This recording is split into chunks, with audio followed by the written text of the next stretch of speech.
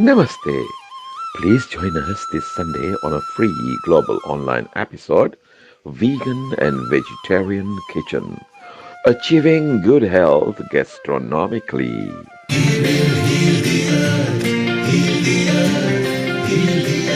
Stars, they can tell you stories which are brighter than yesterday. The streets have never been so quiet. The squirrels found a new hideaway. Tomorrow will never be the same. There is so much hope in our hearts.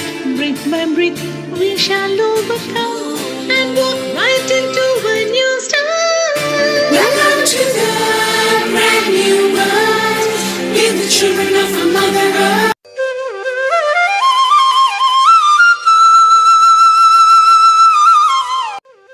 Namaste. Please join us this Sunday on a free global online episode, Vegan and Vegetarian Kitchen, Achieving Good Health Gastronomically.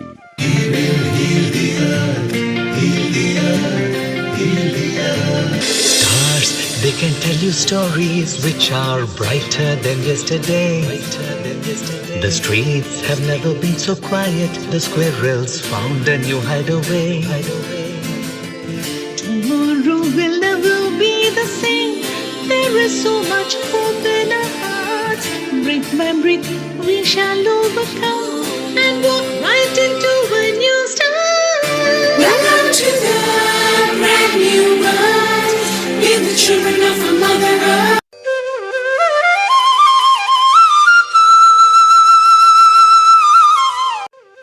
Namaste. Please join us this Sunday on a free global online episode, Vegan and Vegetarian Kitchen, Achieving Good Health Gastronomically.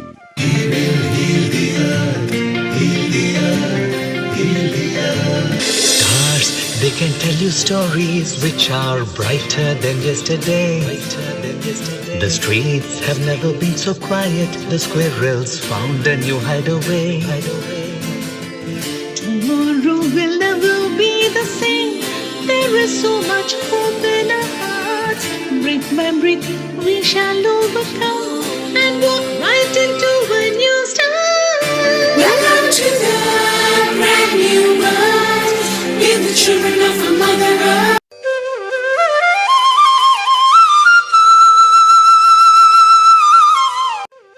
Namaste. Please join us this Sunday on a free global online episode, Vegan and Vegetarian Kitchen, Achieving Good Health Gastronomically.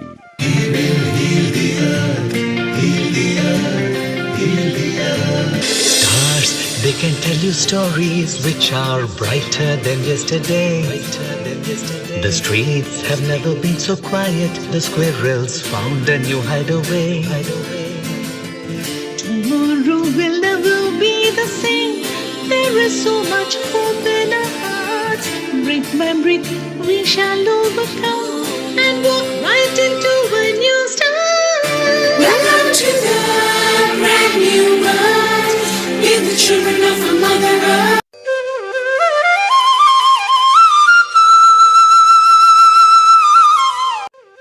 Namaste. Please join us this Sunday on a free global online episode, Vegan and Vegetarian Kitchen, Achieving Good Health Gastronomically.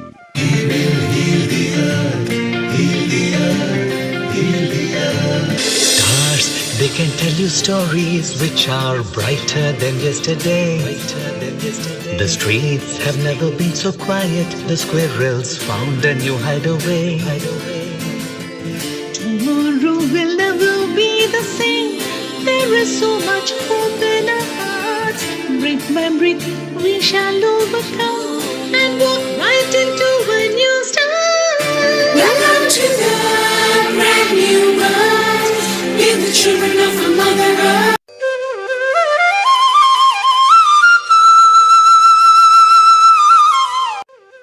Namaste.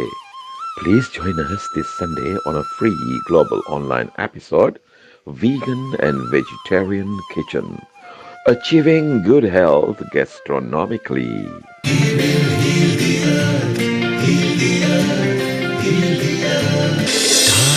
they can tell you stories which are brighter than yesterday. The streets have never been so quiet. The squirrels found a new hideaway. Tomorrow will never be the same.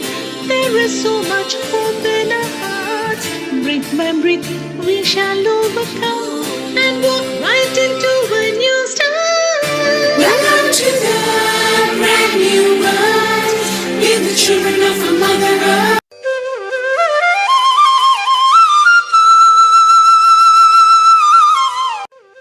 Namaste. Please join us this Sunday on a free global online episode, Vegan and Vegetarian Kitchen, achieving good health gastronomically.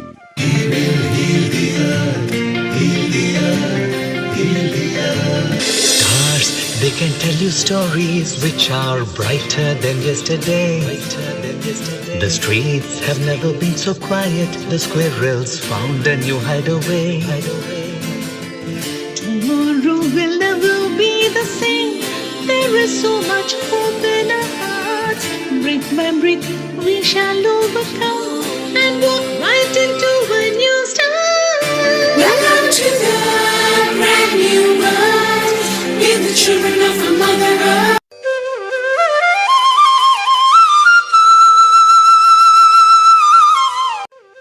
Namaste.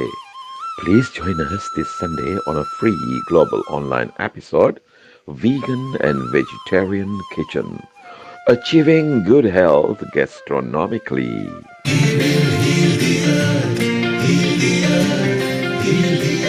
Stars, they can tell you stories which are brighter than yesterday. The streets have never been so quiet. The squirrels found a new hideaway. Tomorrow will never be the same.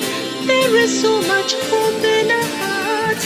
Brick by brick, we shall overcome and right into a new start. Welcome to the brand new world. We're the children of a mother earth.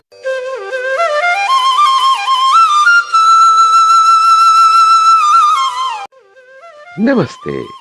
Please join us this Sunday on a free global online episode, Vegan and Vegetarian Kitchen, achieving good health gastronomically.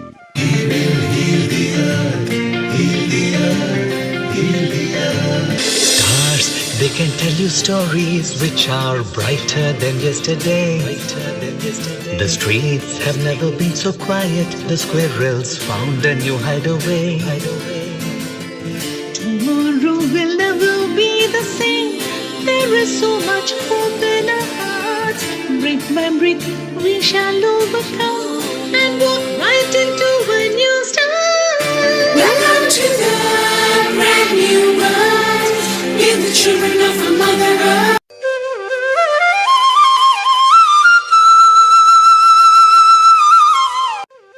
Namaste. Please join us this Sunday on a free global online episode, Vegan and Vegetarian Kitchen, achieving good health gastronomically.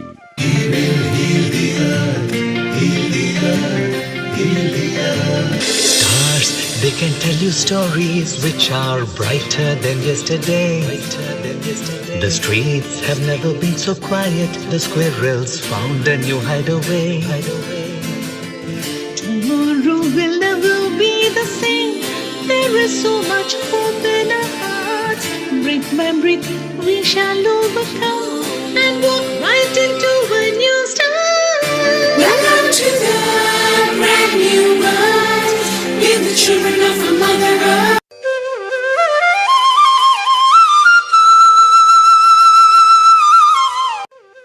Namaste. Please join us this Sunday on a free global online episode, Vegan and Vegetarian Kitchen, achieving good health gastronomically.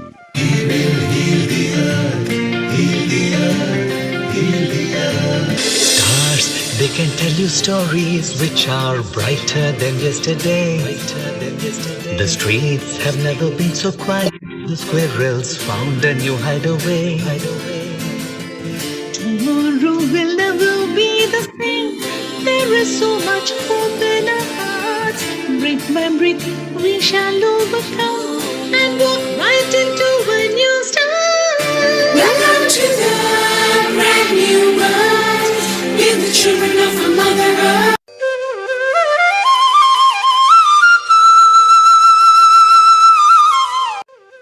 Namaste.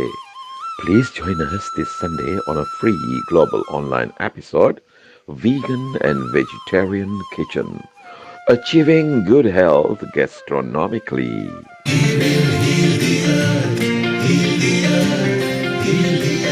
Stars, they can tell you stories which are brighter than yesterday. The streets have never been so quiet. The squirrels found a new hideaway. Tomorrow will never be the same. There is so much hope in our hearts. Brick by brick, we shall overcome and walk right into a new start. Welcome to the brand new world. We're the children of our Mother Earth.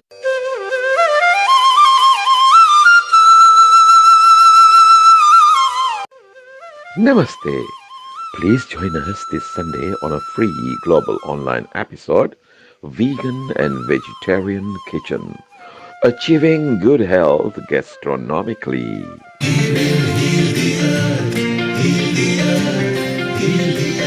Stars, they can tell you stories which are brighter than yesterday.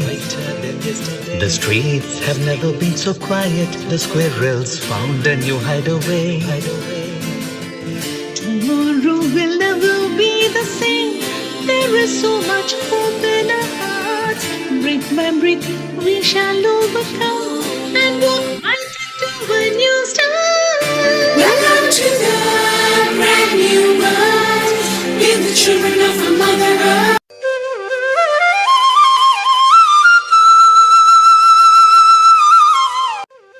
Namaste. Please join us this Sunday on a free global online episode, Vegan and Vegetarian Kitchen, achieving good health gastronomically.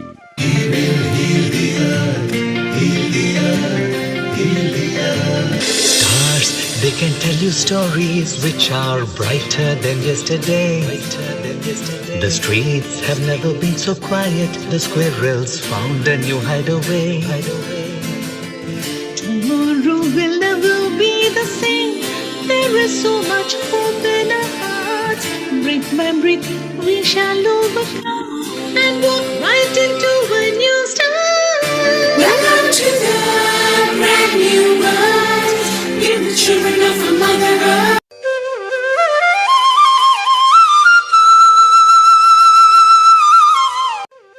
Namaste. Please join us this Sunday on a free global online episode, Vegan and Vegetarian Kitchen, achieving good health gastronomically.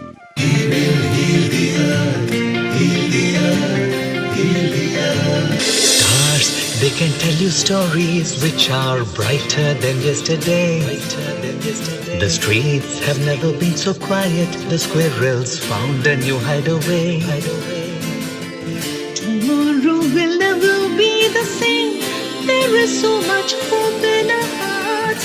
Brick by brick, we shall overcome and walk right into a new start. Welcome to the brand new world. We're the children of our Mother Earth.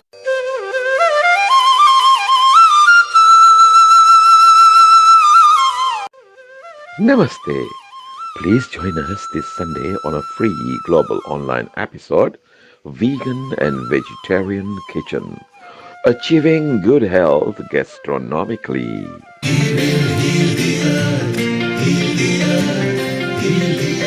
Stars, they can tell you stories which are brighter than yesterday. The streets have never been so quiet. The squirrels found a new hideaway. Tomorrow will never be the same. There is so much hope in our hearts. Brick by brick, we shall overcome and walk right into a new start. Welcome to the brand new world. children of a mother earth.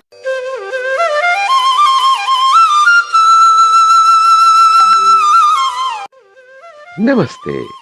Please join us this Sunday on a free global online episode, Vegan and Vegetarian Kitchen, achieving good health gastronomically.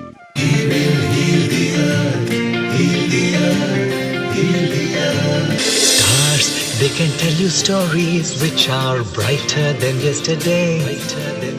The streets have never been so quiet. The squirrels found a new hideaway.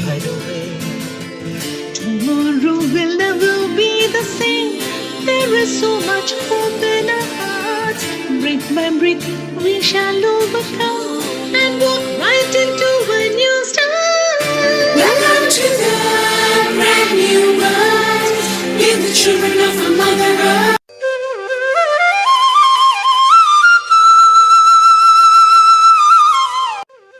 Namaste.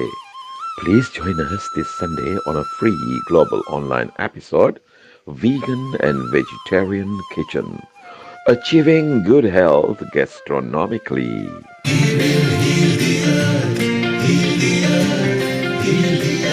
Stars, they can tell you stories which are brighter than yesterday. The streets have never been so quiet. The squirrels found a new hideaway. Tomorrow will never be the same. There is so much hope in our hearts. Brick by brick, we shall overcome and walk right into a new start. Welcome to the brand new world. We're the children of a mother earth.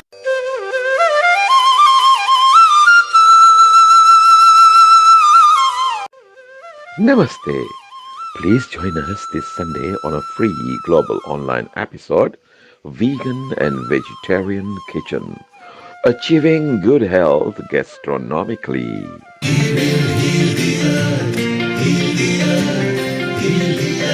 Stars, they can tell you stories which are brighter than yesterday.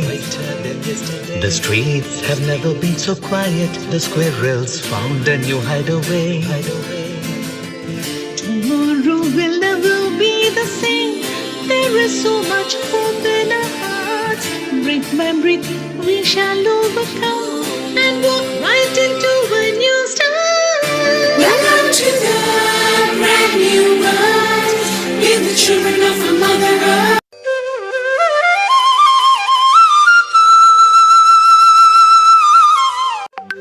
Namaste. Please join us this Sunday on a free global online episode, Vegan and Vegetarian Kitchen, achieving good health gastronomically.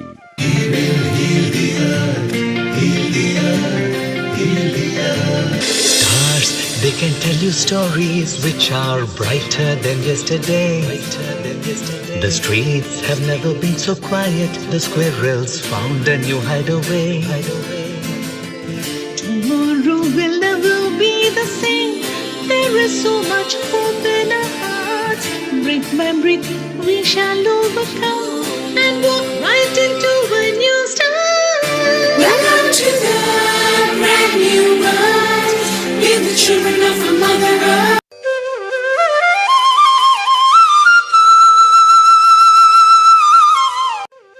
Namaste. Please join us this Sunday on a free global online episode, Vegan and Vegetarian Kitchen, achieving good health gastronomically.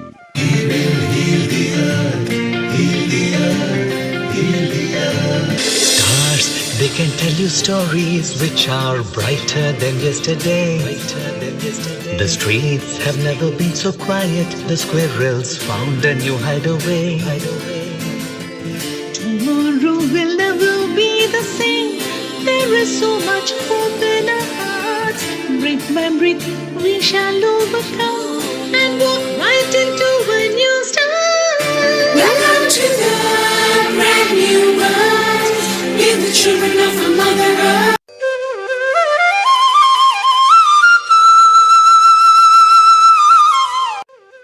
Namaste.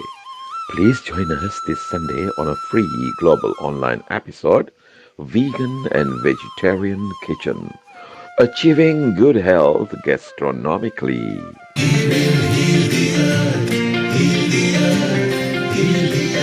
Stars, they can tell you stories which are brighter than yesterday. The streets have never been so quiet. The squirrels found a new hideaway. Tomorrow will never be the same. There is so much hope in our hearts. Brick by brick, we shall overcome and walk right into a new start. Welcome to the brand new world. Give the children of our Mother Earth.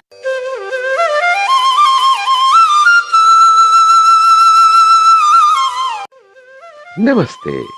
Please join us this Sunday on a free global online episode, Vegan and Vegetarian Kitchen, achieving good health gastronomically.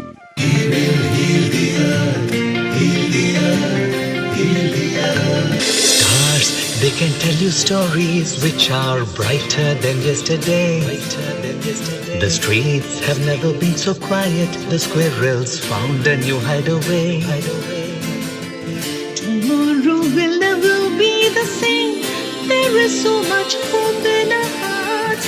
Brick by brick, we shall overcome and walk right into a new start.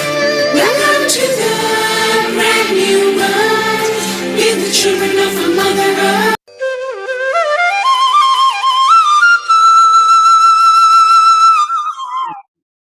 Namaste. Please join us this Sunday on a free global online episode, Vegan and Vegetarian Kitchen, achieving good health gastronomically.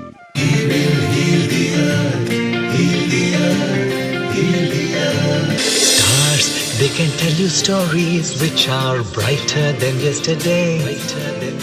The streets have never been so quiet. The squirrels found a new hideaway. Tomorrow will never be the same. There is so much hope in our hearts. Brick by brick, we shall overcome and walk right into a new start. Welcome to the brand new world. Give the children of our Mother Earth.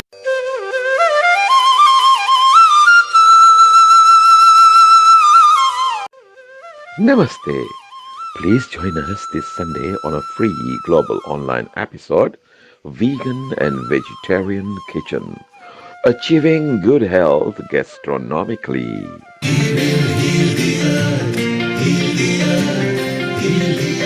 Stars, they can tell you stories which are brighter than yesterday. The streets have never been so quiet. The squirrels found a new hideaway. Tomorrow will never be the same. There is so much hope in our hearts. 10, 9, 8, 7, 6, 5, 4, 3, 2, 1. A very warm global namaste to all our viewers from wherever in the globe you're connecting to us from. Good morning, good afternoon, and good evening from hot, humid Hong Kong. Welcome to Healing Our Earth. We've had several episodes, as you know, and this is our 135th episode. We'd like to welcome you in with lots of positivity for our vegan vegetarian kitchen this evening. Well, it's evening here in Hong Kong. However, in the UK, it's summer and it's the afternoon. And in different parts of the world, it may just be the morning. So as we start this session, let's begin it with a little bit of positivity. I will be saying the Gayatri mantra 3 times, followed by 1 Loka Samasta. You may wish to hold any affirmation or prayer you'd like within your heart. So let's begin. Let's all center ourselves with our eyes closed. Let's take a deep, long breath in. And slowly breathe out.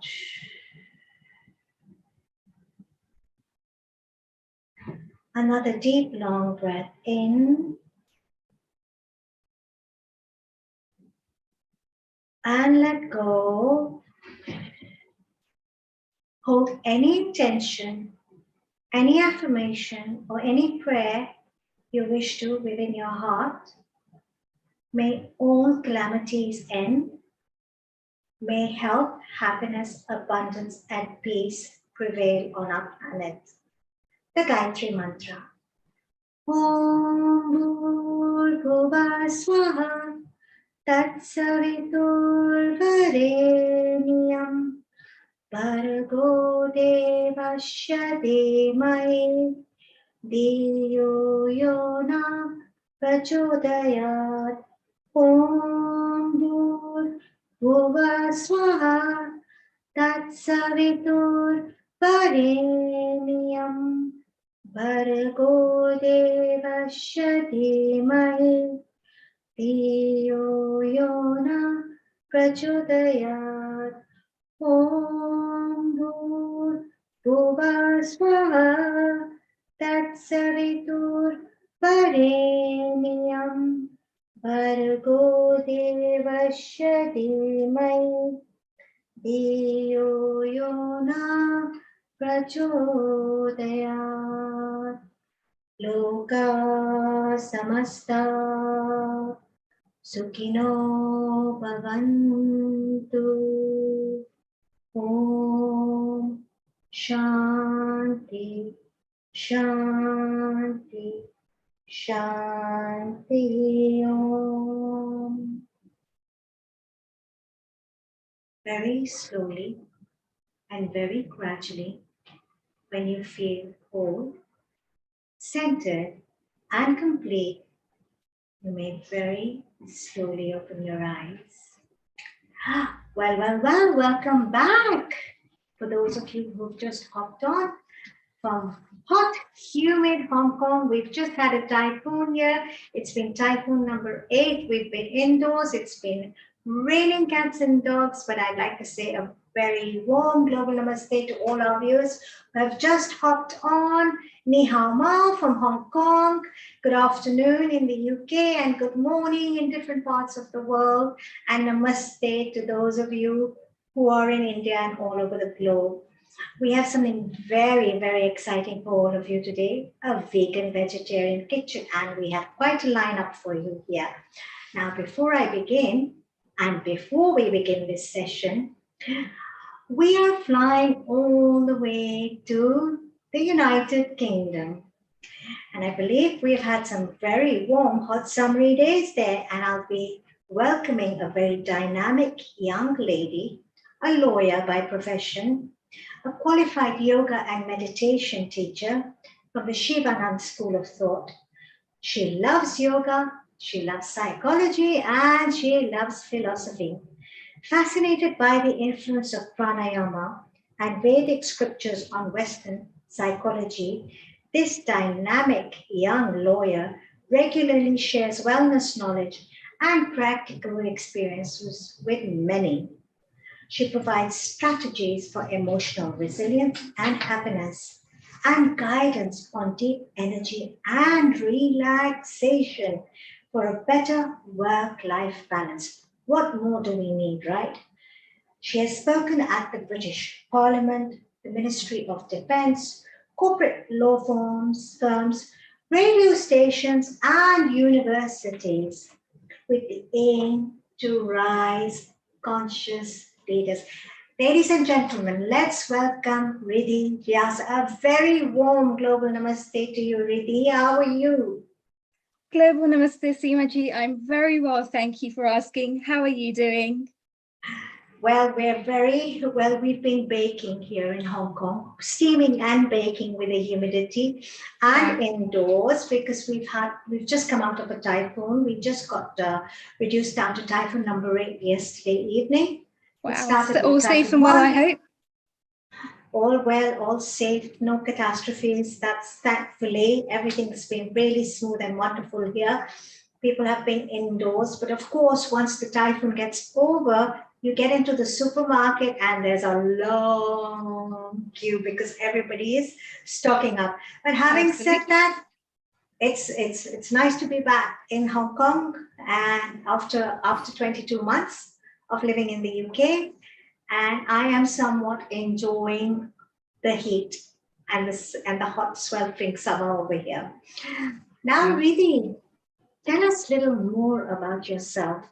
You're a qualified yoga and meditation teacher, and what I'm going to do is I'm going to leave the show to you for the next 5 minutes as I prep my kitchen up for something very exciting. You do know what we're going to be teaching today is a thayir sadam, which is a South Indian rice, and I believe you are very fond of it. So the show is yours for the next 5 minutes, and I'll be back on board to give everyone a nice, exciting session with traditional Indian vegetarian, Southern Indian vegetarian dishes with a vegan twist. So take it over. The show is all yours, Riddhi.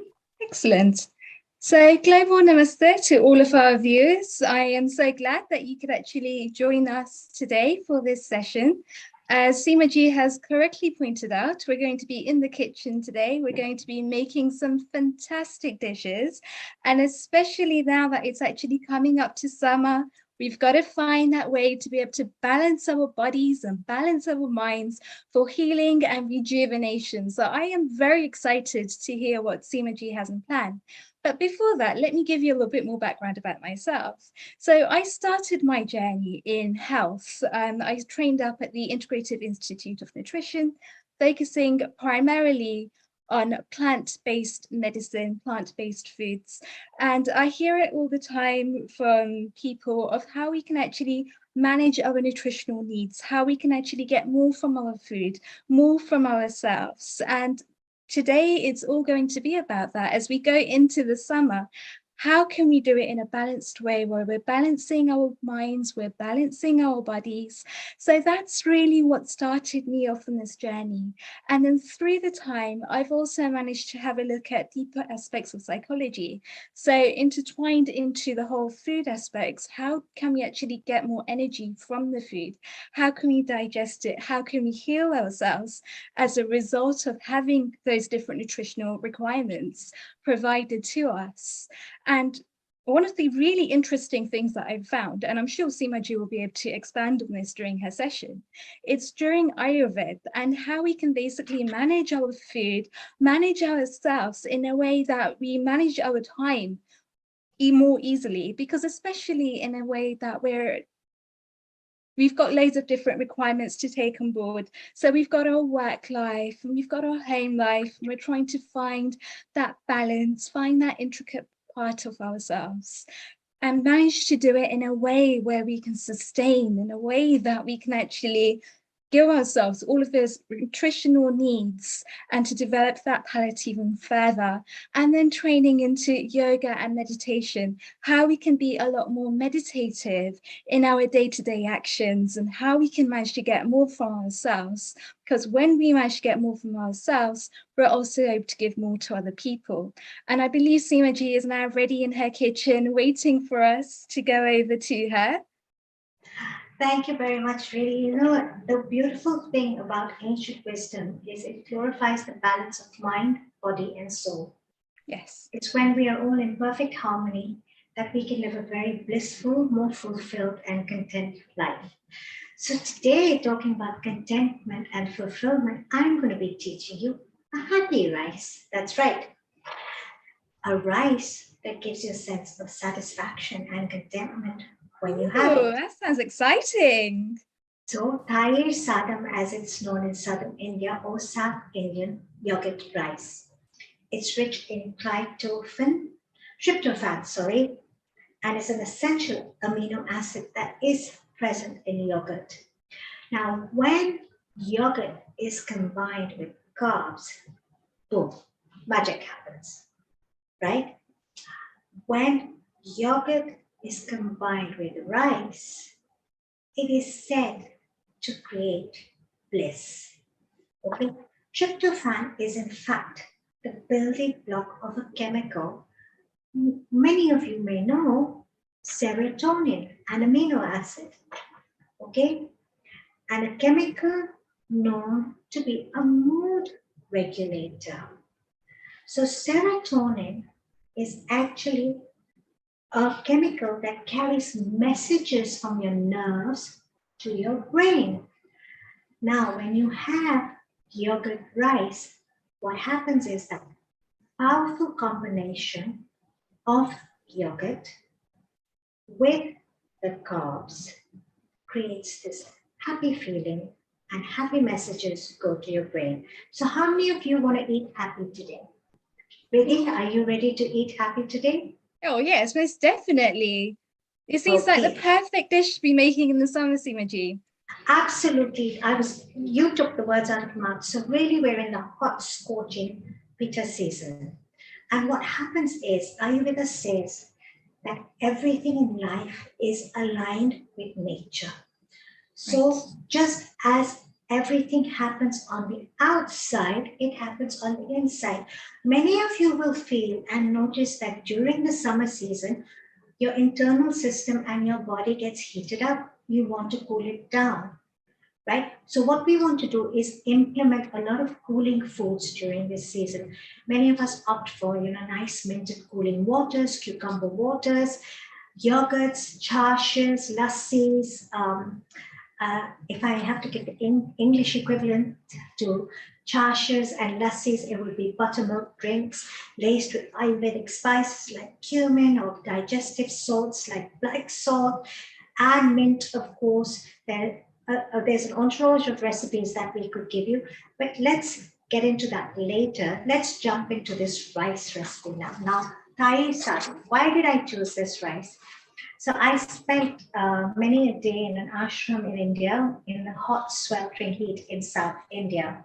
Now, Southern Indian cuisine is delicious. It's famed for this perfect balance of pungent, sweet, sour, salty. It actually can glorify the six tastes of Ayurveda, which I'll be getting into later, in many ways. Now, the perfect way to cool down your system after a nice, spicy Southern Indian meal is to have a small helping of thayir sadam. And ancient wisdom is so intelligent. It has been implementing this in Southern India since time immemorial. So if you typically go into an ashram in India or into a Southern Indian kitchen, of course you would have a lovely steamed, fluffy rice and lentil pancake, really known as an idli, or a paper-thin rice and lentil flatbread, steamed rice and lentil dumpling, I'd call it, or a cake called idli, or a nice, thin pancake made of lentils and rice, which have been fermented just as the dumpling or the rice cake has been, known as a dosa. Now, dosa and idli is generally accompanied with a nice, spicy, hot potato vegetable and a lentil sambar.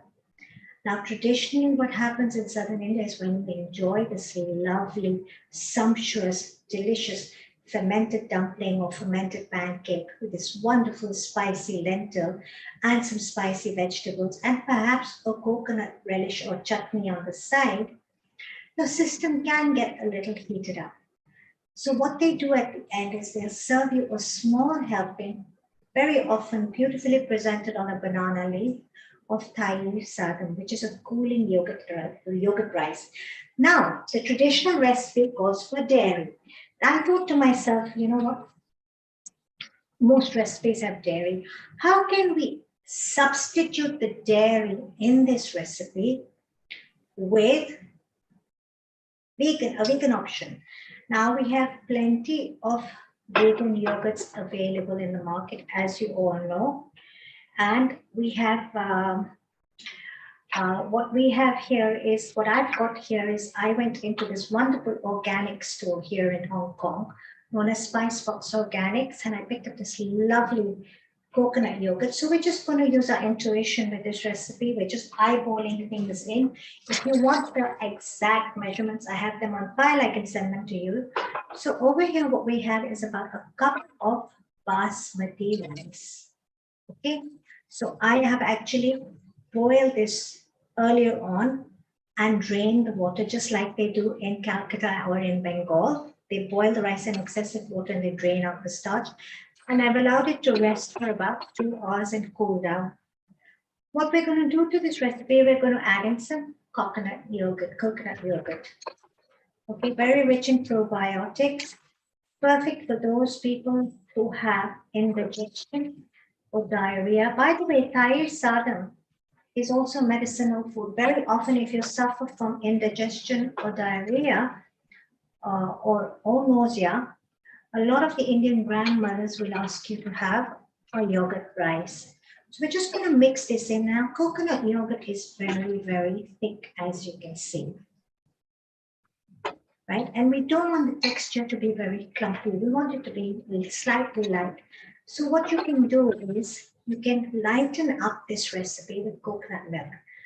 So the original recipe would ask you to add dairy yogurt and you would lighten it up with milk. But today we use coconut yogurt. So I opted for the non-dairy version of coconut milk. You could opt for soy milk, you could opt for oat milk, you could opt for almond milk, it's all oat milk. I said that earlier, I think. So that choice is yours. So we're just going to add in some coconut milk into this rice. Really easy. Just going to get it light, as you can see. Get the texture going light. Okay. Does that make the texture a lot less thicker as well? So is it better for mixing? You don't want it very thin. You don't want it very thick. You want it just right, okay? Somewhere in the middle. Can you see that? Is that clear? Yes, I can. Seema, that is looking very tempting. Seema, we've got another camera set up as well, the gooseneck one. Can you please just switch the video on for it? We seem to have lost the video, so we can show the viewers the top angle. Okay, let me get that. Yeah, maybe if I can prompt the videos. Yes, we've got it. Okay. Fantastic. Oh, thank you. Sorry about that. So there we are. You can see the texture properly now. Yes. We're going to mix this up with a lot of love and affection. And we're going to use Himalayan pink salt. Okay. Himalayan pink salt is very rich in minerals and it's very good for the pH of your body. You know, you're just going to eyeball that in. I use andaza, like my mother used to say, andaze ke saath. You know, whenever my mother used to cook in the kitchen, I used to ask her, I used to say, but how much salt? She used to say, use your imagination, use your intuition, andaza. You know, tumko itna bhi samajh nahi aata. You don't even understand this much, you know how moms are, right? So we're very lovingly mixing this all up. And now we're going to add a little bit of onion. Now, whether you want onion in this rice or not is a matter of choice and preference. We love onions in our house, and onion is very nice summer food, very good for the summer. So traditionally, I spent a lot of my my 20s in Delhi, in India, when my maternal grandmother was alive, and she would tell us during the summer, you must eat onion. And we used to ask her, but oh, then our mouth smells and onion is so smelly, we'd say, and she'd say, no, because pyaz ke saath loo nahi lagti. So loo is this very onion also help to cool down the body as well. Yes, absolutely. Right. Absolutely. And she used to say loo nahi lagti. So, and it cools down the body. So I always use a little bit of onion in this rice because A, it's a summer cooler, and B, onion se loo nahi lagti. The heat doesn't catch you. That's what it traditionally So it's better for translates. digestion. And it's good for your digestion, yes. Yep. Okay. So we have this lovely rice mixed with onion, and I put in a little bit of green chili, as you can see. Again, that's up to you. How much heat you want in this rice. Green chili is fresh. Green chili is very good for cholesterol. So I've added in a little bit of green chili, not too much. You don't want it too heaty. And now we're going to add the Southern Indian touch into this, the real authentic Southern Indian touch. So oh wow, I am so excited to see this part of it. So basically what we're going to do is we're going to give it a tadka, or as we call it in Punjabi, or a tempering. Okay, or a vagar, as you know, Gujarati. So, please excuse me, I have to be a little patient with this stove. Is it about medium heat? I'm going to work on a medium No, low flame. Okay. Okay, and what I'm using here is light olive oil. Yes. You could use ghee if you wanted to, but of course this is a vegan version. So we're going to work without ghee.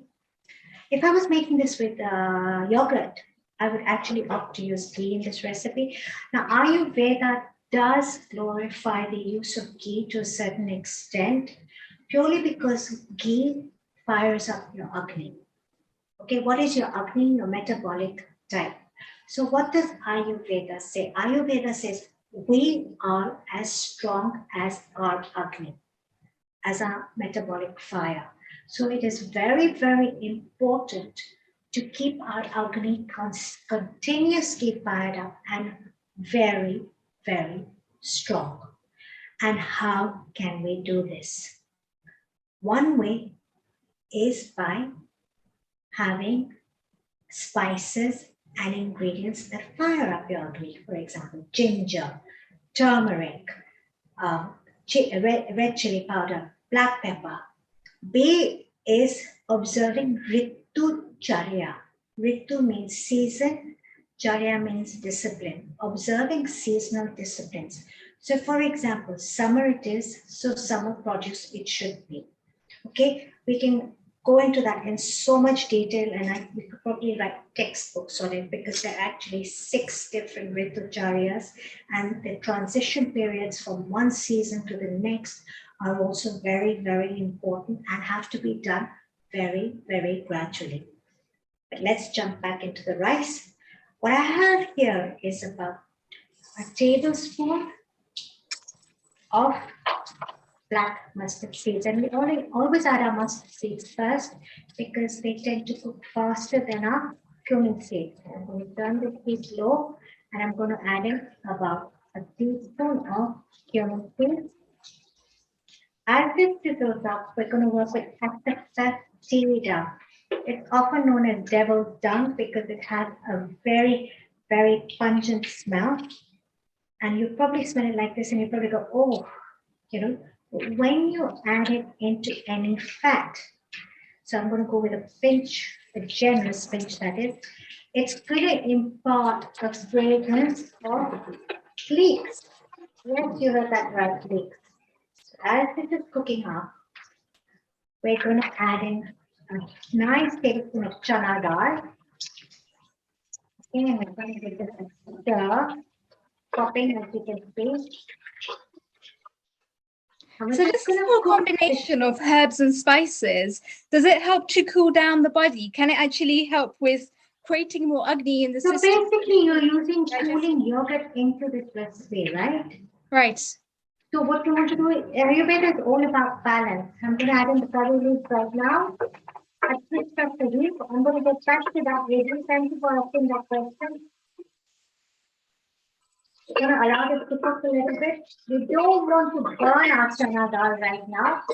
We want to just get it golden so it has a nutty, crisp texture to it. My gas is very, very strong. It's very nice. So let's go low again. I'm going to add in 2 whole dried red chilies. So basically you're asking me, so the yogurt is cooling, right?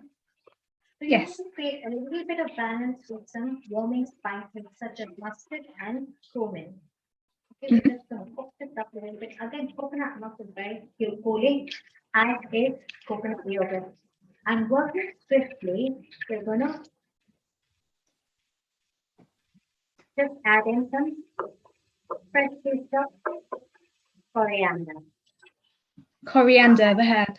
Coriander, yes. I am from Kenya, and in Kenyan cuisine, we love coriander, as does Indian cuisine. So Absolutely. We have this ready. This is the vagar. You've got the nutty, lovely lentils, chana dal. Okay, you've got the spices, you've got the curry leaves, you've got the tafasida, you've got the red chili. Now what are we going to do? I'm going to use my mom's traditional tongs. I'm just going to take the rice up there. And what we're going to do is we're going to give it this lovely, gorgeous bagat. or So you can mix it straight in. you can call it a vagar, you can call it a tadka, you can call it tempering. I'm going to bung that straight into my sink. Yep. Mhm. Looks good. And we're going to just mix this up into the yogurt rice very gently. And It mixes now so well. we give it a lot of love and affection. Now what we're going to do is we're going to replate this up because this is messy. So I'm just going to bung it into another bowl. Mhm. Okay. Now this rice is also very rich in probiotics. That's why it has been celebrated as a digestive aid for those who are suffering from indigestion, flatulence, or an upset tummy. Traditionally in India, if you have an upset tummy, your grandmothers would prescribe either a khichdi, which is a mishmash of lentils and rice, or during the hotter season, a yogurt rice. So if you go out to a restaurant and you had very spicy food and you come back the next day and you say, oh my God, I've got acidity, I've got reflux, I've got heartburn. Perfect rice. Of course, tone down the green chilies. If you're having a lot of heartburn, or omit it completely. Is this thayir sadam? Okay. So now what we're going to do is we're going to add in a bit of texture. I love to use my jugus or peanuts jugus we call them in Swahili or jugas. Okay. And of course, a thayir sadam is never a thayir sadam without these little arrows or garnets, as I call them. You're getting gorgeous pomegranates in Hong Kong right now, really beautiful. Very nice in season food. And season food. Let's go with a little, yes, absolutely in season, slightly astringent as well. And we're going to do that. My curly spring onions, which is something I have inherited. Looks very nice. Asia. And we have this wonderful, gorgeous yogurt rice that's perfect for the summer, cooling to your system, a great mood regulator. One thing you may notice after consuming this yogurt rice is that you feel sleepy. Very often, especially in southern India, I speak of southern India because this is a dish that hails from southern India. It's a dish I've enjoyed many a time in southern India. You'll have it at lunchtime after this sumptuous meal of the steamed dumpling or rice cake, as it's commonly known, the idli, or the flat pancake known as a dosa, again lentils and rice fermented, different strains of probiotics, followed by very often a thayir sadam, and you'll feel sleepy. And you will take an afternoon siesta. Often if you're feeling down and you want something carby, you want some perfect comfort food, what is it you normally reach out when you're feeling down really? What do you like to have when you're feeling a bit low? Do you go for something I like carby? to have the fruits, the chocolates. Chocolates, again, good mood food, chocolates, right? Yep. And do you go for carbs? Yes, indeed. Getting the energy up as well. So the perfect mood regulator is when you're feeling low is just have a bowl of this rice. I promise you, it'll have you feeling calm. It'll have you feeling happy. So it's happy food for a happy mood, right? Oh, I like that. Happy food for happy moods. Happy food for a happy mood. And you know what? It's pretty sattvic. It's pretty pure in energy in many ways because it's made fresh.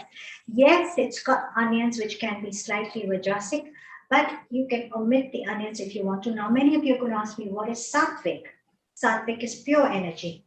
What is rajasic? Rajasic is stimulating energy. And what is tamasic? Tamasic is low energy. It's associated with weakness, inertia, and laziness. So what does Ayurveda say? Ayurveda says that when you consume your food, you must consume your food within 4 hours of production. Right. And why is that? Because it has the highest amount of life force energy, prana, ki, mana, or chi. Okay? That's what Ayurveda says. So Now, when you're after- mixing your sattvic food and you're adding in that love and you're making it with real compassion, it has a positive effect for the 4 hours after you've made it. Is that what we're saying? Thank you. Yeah. Absolutely. Your thoughts are things, and thoughts go everywhere. Vibrations carry everywhere. When you're cooking, we say happy food, happy mood, but happy mood to cook happy food too, Yes. right? So you can really transfer that love, that energy, that positivity into the food so that the person who's eating that food, consuming that food, feels that energy. Absolutely. You know, Yes. and also something very powerful is when we have our food. Now, many cultures, they say grace before they have their food. They give thanks for the food, right? Also, in many parts of India, you'll notice that traditionally, when we consume an Indian meal the olden way, we'd sit on the floor on a patla, right? Absolutely. And then someone would come and serve you, right? Very much like, I'd like to say this, the Gujarati functions I attended in Kenya.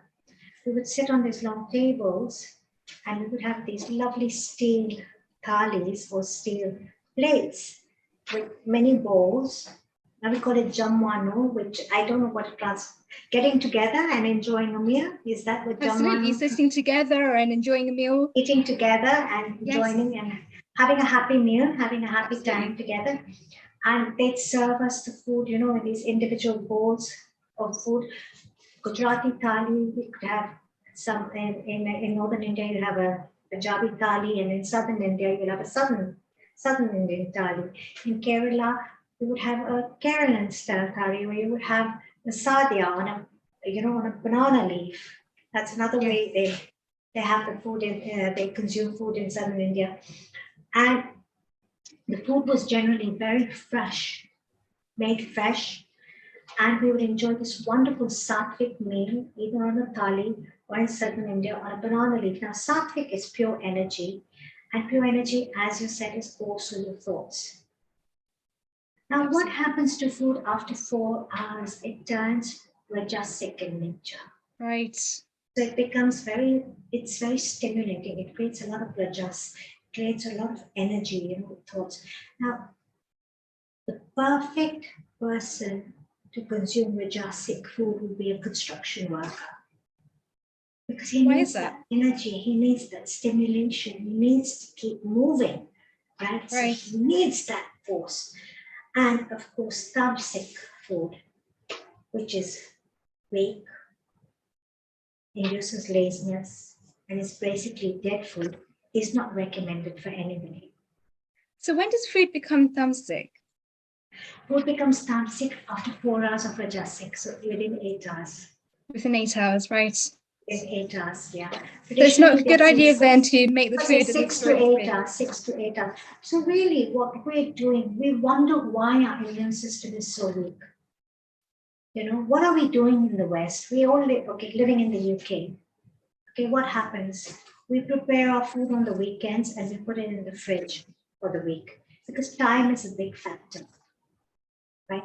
Are you really having prana-rich food? No. Right? Are you having rajasic food? No. Are you having tamasic food? Yes.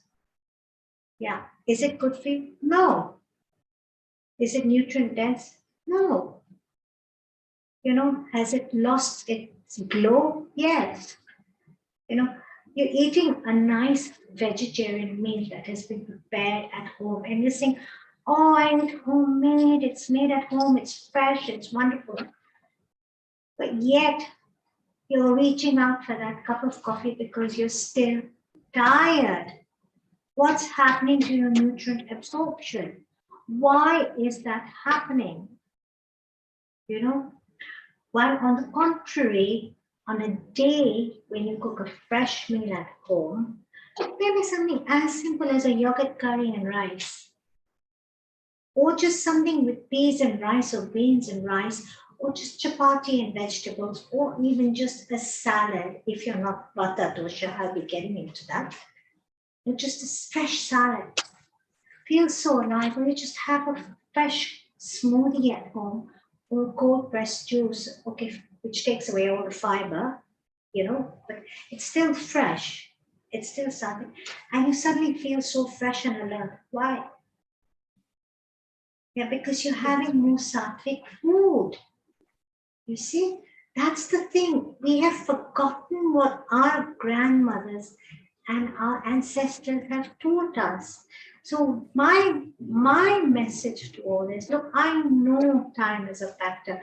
I know we're all in 9-to-5 jobs. I know we're all mothers. I know we're all working fathers. I know life is busy. Simplify. Simplify. How long is it going to take you to soak a rice at night with a lentil and stick it on the stove when you come home at 5 o'clock in the evening? Wash it and stick it on the stove at 5 o'clock in the evening with Ayurvedic spices, yeah, with some tomato, any herbs or any ingredients that you like, and just make a simple steaming bowl. Put pumpkin into it. We call it kaddu in Punjab, red pumpkin. It's so high in prana. It's so high on the prana index, And use green mung dal. Even split green mung dal is fine. Soak it, stick it on the stove, stick your vegetables into it, give it a small temperature, and have a bowl of that with your family. It's not going to take you long. It's fresh, it's fast, it's simple, right? And your lentils and your legumes can be soaked anything from 4 hours to up to 12 hours. So even if you get up in the morning, soak your lentils in the morning, and they're ready to roll in the evening. Now, many people ask me, why do we soak our lentils? Why is it important to soak your lentils? This is a very good question. So what happens is when lentils and legumes are growing, nature naturally has them produce phytic acids, which prevent them from sprouting during the growth process, right? Now, phytic acid is an ACE inhibitor. It will not allow your body to absorb the nutrients of the lentils. So what you do by soaking the lentils, you are enhancing the nutritional value of the lentil, and you are enhancing the digestive process. Hence, it's very well to say, oh, it's okay. I come home, I wash my lentils in hot water and I stick them into a pressure cooker and they cook. They do cook. But what about the digestive element? What about the nutrient absorption? Have you thought about that? How long does it take you to actually take half a cup of lentils and soak it in water? 2 minutes? Sorry, I'm being very critical. I'm just trying to bring a new ray of light. I'm really big on this. I'm big on this, and there are nights in the middle of the night, where I have to cook something in the morning. I actually scuttle out of bed at about 11 o'clock at night, and when my husband would say, what are you doing now? And I'd say, I forgot to soak the dal for your khichdi for your lunch in the morning. And he's like, oh, you can just stick it into the pressure cooker. And I'm like, no, it's not done. Because my mom was like that. She would soak all her lentils. So please, please, please, those of you who are watching, soak your lentils. Those of you who are heated up in summertime, make a thayir sadam, okay? Those of you who have digestive issues, this is the perfect formula. It's a perfect dish to make you feel happy. It's a perfect dish that's rich in probiotics, very gut friendly to cool down your system, which you can enjoy and you can make it in no time. Now, lots of you would say, oh, what a perfect way to use leftover rice. Yes and no. Because what's happened to your leftover rice that's in the fridge? It's gone tamasic. It's lost its prana. Every food has prana. Every food has chi. Why do you eat? You eat for sustenance. You eat for energy. You eat for prana. Your body is the temple of the soul. You eat to keep this temple nourished, well, and alive. Yes. Right? So try and make your rice 2 hours in advance. So many of you will ask me, what do I do with the leftover rice? Good question. Don't make that much. Yeah. Don't make that much. You know, every family has a formula. I learned something in, I don't know, in Kenya, that we take, my mom would say per person, you take 1 muthi of rice. And if the person has a big appetite, then you take 2. And if the person is a rice lover, then you take 3 muthis per person. And that's how it works. And if you're making only a rice dish, then go with 3 per person. That should be enough. You know, and that's a formula I follow. And really, we don't have much leftover rice in my house. And if you do have leftover rice, because I practice farm to table beauty, I have to share this. I'm so enthusiastic about it. Blitz it up with some coconut oil, if you like, or with some olive oil, or with some turmeric and yogurt, and just apply it on your skin. Let it dry. It's great. It's a Korean beauty secret. It'll keep your skin soft, nourished. It'll exfoliate your skin. It'll give you smooth skin. So that's a way of using up your leftover rice. Or last but not least, compost it. Give it back to nature. So Seema, you've actually raised a number of really important points there. Thank you so much for sharing from the bottom of your heart. It's been a pleasure to listen to. I wanted to ask a question coming back to something that you mentioned about lentils, and that was about soaking the lentils and giving it that time to actually just absorb. What would happen if it was something like sprouted beans? Would it still be the same process? Very good question, right? So sprouts are living foods. Right? And sprouts are, what are you doing to the lentil? You're bringing it back to life. And how are you bringing it back to life? You're soaking it and then you're leaving it to sprout. Right? Sprouts are very high on the prana index. They're high pranic foods, and as many sprouts as you can eat, at least a tablespoon of sprouts a day is very, very important. You know, stick it into your salads. What you can do with your sprouts, I'm going to give you a couple of ideas because my creative juices are friend. Okay, stick it into your salads. Lightly steam them. Just have them with salt and some lemon juice if you like it. You can have some cumin powder or some black salt, which we call kala namak. Another thing you can do is you can make it into a coconut curry, as they do. The Saraswat Brahmins in Goa, on the Konkan coast of India, make this beautiful, beautiful usad bhaji. They make it with sprouts and coconut milk. Delicious to die for. You can actually substitute sprouted lentils into your lentil pancakes or your chillas. We call them chilas in northern India. So what we do is we soak our lentils and then we grind them and we add in some spices and we make some pancakes. We do add a little bit of rice to them to get them crispy. You could use sprouts instead. You could actually use sprouts in so many forms. You could actually add them into your, and this is cheating and this is not good for your health. Indian cuisine loves to snack. Especially at 4 o'clock, and we love to have our samosas and our bhajiyas. You can stick them into your bhajiyas if you want to. Nice way to use sprouts, just a few, and hide them and be the devious mother that you want to be, like I am, is in your falafels. Nice. Seema, Yes. Seema, you mentioned salads, and I think you've got exciting Kosambari salad rainbow one planned for us. Could you please show us what you mean by that? Yes. Okay. So Kosambari is a southern. I can go on and on about this. So Kosambari is a southern Indian salad. Again, very easy to make. And what I wanted to give you today is this yin and yang of cooked and raw food. Okay. Now, generally, I do want to jump onto this, and I have to say this is Ayurveda. As I get my dish. That we are all composed of the 5 elements of earth, air, water, fire, and space. These 5 elements manifest within our body as the 3 metabolic types. Vata, which is air and ether. Pitta, which is fire and water, and kapha, which is earth and water. So if you're a vata dosha, best thing for you is not to consume many salads, but opt for very sweet, sour, salty tastes. I'll be going into that a bit later if we have time, because I'm so enthusiastic. But let's get into the Kosambari salad. Again, we're using the Indian technique of tempering, vagar, or tadka. So we're going to eat our rainbow so that we can get as much nutrients as we can. Many people are saying, what is the benefit of eating our rainbow? The benefit of eating a rainbow is to get as much nutrients as you can. So I've got half a carrot, a nice big Hong Kong style carrot. And I use a papaya peeler here. I'll see if I can find it.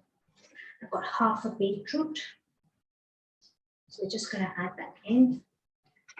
I've got half a cabbage. So we're going to add that in. Now, a Kosambari salad is normally accompanied with soaked lentils. And I generally like to use yellow moong dal, which is generally used with a carrot Kosambari salad or a cucumber Kosambari. So we have soaked this for about 8 hours. Washed and soaked it. It's raw. But believe you me, the raw tastes delicious. Now we're going to just mix this all up. We've got lovely pale jade. We've got antioxidant rich peppers. We've got red peppers and yellow peppers here, as you can see. I'm going to just toss this up. Okay. You could add in some baby spinach if you wanted to. You could add in mint leaves. You could add in kale. You could add in whatever green tickles your fancy. So here you have this mixed up salad. And now what we're going to do is we're going to make a very light dressing. Now what I like to do is I like to slice my lemons in half. And I just like to give them a squeeze. So we'll just put that out of the way. Take this up here so you can all see. I'm just going to squeeze the juice of one lemon. So this keeps the seeds out. So if you have a soup bag, just cut your lemons up and put them into a soup bag. It smells lovely as well. So that's half a lemon. I'm not using limes in this recipe, I'm using lemons. And we have another lemon. It's good, gets your biceps going, this. So does the lemon also help the digestive process? Yes, lemon can help, but lemon can also give you in excess heartburn. Okay, so you have to really be cautious with, like when I have lemon, I get acid reflux. So how much would you recommend to use? That's a good question. It depends on your body type. Each body is different. Some people can have loads of lemon. Some people can't take any lemon at all. And some people can take it in very small quantities. For me, if you give me anything acidic, apple cider, lemon, I get acid reflux. My daughter would happily drink a glass of warm water with lemon first thing in the morning, one whole squeezed lemon, very soft. She loves it.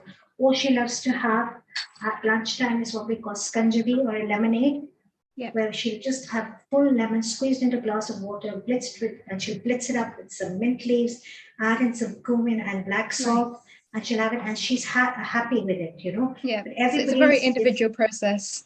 It's an individual process.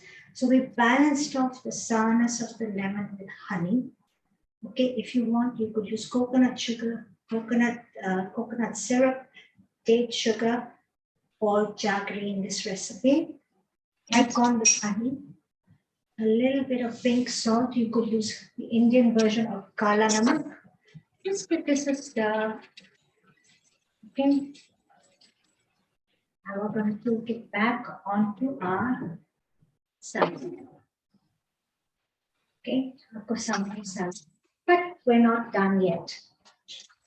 We're going to close this up. So that lemon, the loving tanginess of the lemon and the sweetness of the honey infuses into this. So how do we make this in a way where we still keep the crispiness of the vegetables, and the lemon doesn't infiltrate that too much in order to make it soggy. How do we keep it crispy? The lemon will marinate the salad. Right. It will start softening. So the key is to do it fresh. Generally, what do you do when you have a salad? You put your dressing on top of it, dry. Yes. At that time, because your salad goes lemon. It's the same principle. It doesn't change. Okay. So what I'm going to do is I'm just going to walk you through these ingredients while I put this away on the side. So again, we're going to use the technique of tempering with some warming spices. We have cooling salad here. So we're going to use mustard seeds. Again, we're going to use the chana dal. We're going to use curry leaves. We're going to use dry red chilies. And we're going to use a saffetida. So let's get going with this. Heat up our pan. What heat are you setting that to? Good question. I always play around with my heat. Right. But if you really want to be particular, just work on a low flame. That's what I recommend. Is that the safest option? I'd say that's the safest option because you don't want to burn your spices. No, exactly. Okay, so just a little bit of oil. We're going to add in our mustard seed once it is hot. My mom would work on a high flame and she would be able to do everything really fast. It would be like electric. I couldn't keep up with her, But then if you burn the spices, then that would be too as well, right? So it's better to even burn the spices, but I found that if I put the heat up really high, I can burn the spices. I would too. Yeah. So I'd like to be cautious and work on a small flame. But what you can do is you can test it by just throwing in one mustard seed. See, it's not popping yet, right? Right. So let it heat through. It requires a bit of patience, but it's better to be safe than sorry. Okay. Yeah. So I was talking about the salad. I was telling you what ingredients you could add to this. You could add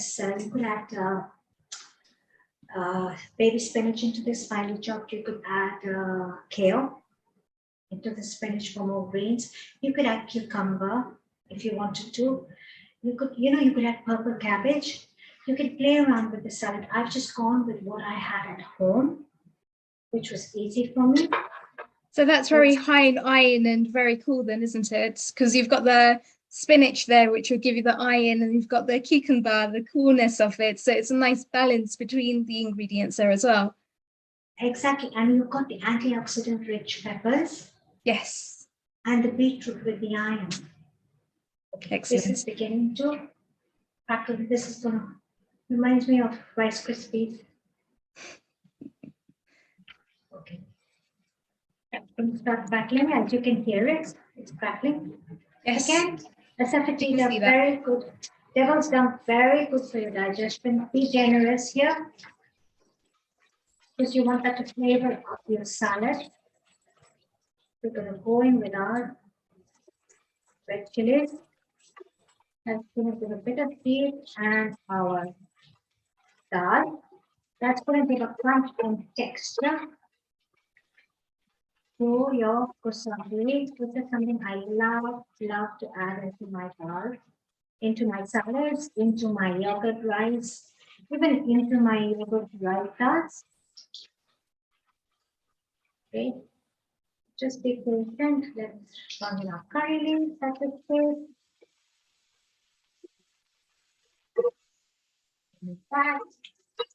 Okay. This is where you really have to be alert because you do not want the lentils to burn. No, exactly. You want it to just turn this deep, nutty, golden brown. You have to be very aware when working with this recipe. Yes. If you wanted to, because the oil is still hot, just switch it up. Because the lentils is still, cook in the pan. I'm telling you, heavenly fragrances are filling the air right now. Looks very good.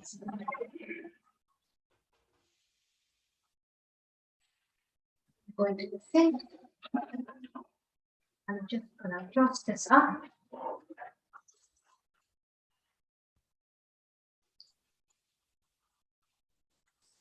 All spices have gone into the salad. You can see because we dressed the salad already with the lemon, it's already leaving a little bit of liquid. Okay. Right. Add a bit of pink salt if you want to. More if you want to. I like to go low on salt. Okay. And now what we can do is we can serve this. I'm gonna try and do this present in a unique way. So let's see if we can get this going. By now your rice would have set a little bit. The rice would have absorbed some of the yogurt. Let's see if we can get this going the way I want it to. So these are very quick recipes. The key to efficient cooking is to have everything ready, mise en place in advance. I like to have everything chopped ready and ready to go. You know, then I can just go boom, boom, boom and get it done. And it's also a really good way to get all of your nutrients as well. It's a very balanced meal. Absolutely. You want a balanced meal. You want to eat your rainbow. A meal that is appropriate for summer. Of course, now a very good thing, question you haven't asked me is, should we have yogurt at night? Yes, when is the best time for it? Before sunset. As per Ayurveda, because your body starts cooling down, right? And you're coming into kapha time. Yes. You're getting ready for sleep, your body's cooling down, your body's getting ready to rest. So you want to actually avoid cooling foods towards the night. So what you would want to do is have your meal, have your yogurt rice before that. And we're just going to set this up and pour it up in a nice way. It's going.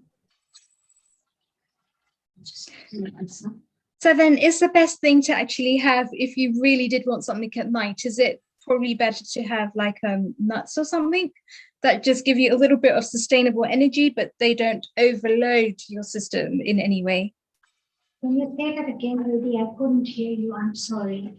That's okay. So I was asking, what is actually the best thing to have if you're hungry, you're a little bit peckish, you want something later on in the evening? Is it better something very nice to have and very healthy to have if you're peckish is a handful of nuts. Right. Healthy fats. You could opt for some flaxseed crackers with guacamole. Yeah, for your healthy fats. Again, depending on your body type. Macana or fox nuts are being celebrated very much so. Now look, what I like to do is add a little bit of walnuts into this Kosambari salad. And I would just present it like this. I'd go in with more pomegranate.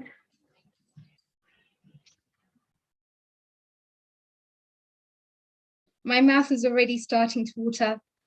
Just this is giving you the yin and yang of cooked and raw. And there we are. You can have your yogurt rice. It's colorful. It's pretty. It's, I think, good enough for 2 people. And a perfect, actually, I would say, lunchtime dish during the summer. Okay, now, any questions? Seema, thank you so much for showing us those dishes and just showing us how easy it is to be able to prepare those meals. And given any time of the day, it's just fantastic to be able to create those fresh meals rather than to actually have anything that's store-bought or ready-made meals. And you've beautifully explained the benefits to the health there for the mind and the body and how to balance. One of the questions I actually had is, what would you say to somebody that tends to feel like a slump in the afternoon? So they've had their energy when the sun's been at its highest, where their energy is actually being at its highest, and now all of a sudden they're feeling a bit of a slump. The first thing I'd say is go for a Prakriti analysis. Right. Going for a dosha check. because that would determine whether you're eating as per your body type. Generally, Ayurveda believes in bringing your body into balance. It's all about balance, right? So your Prakriti is actually what your dosha was at the time of conception.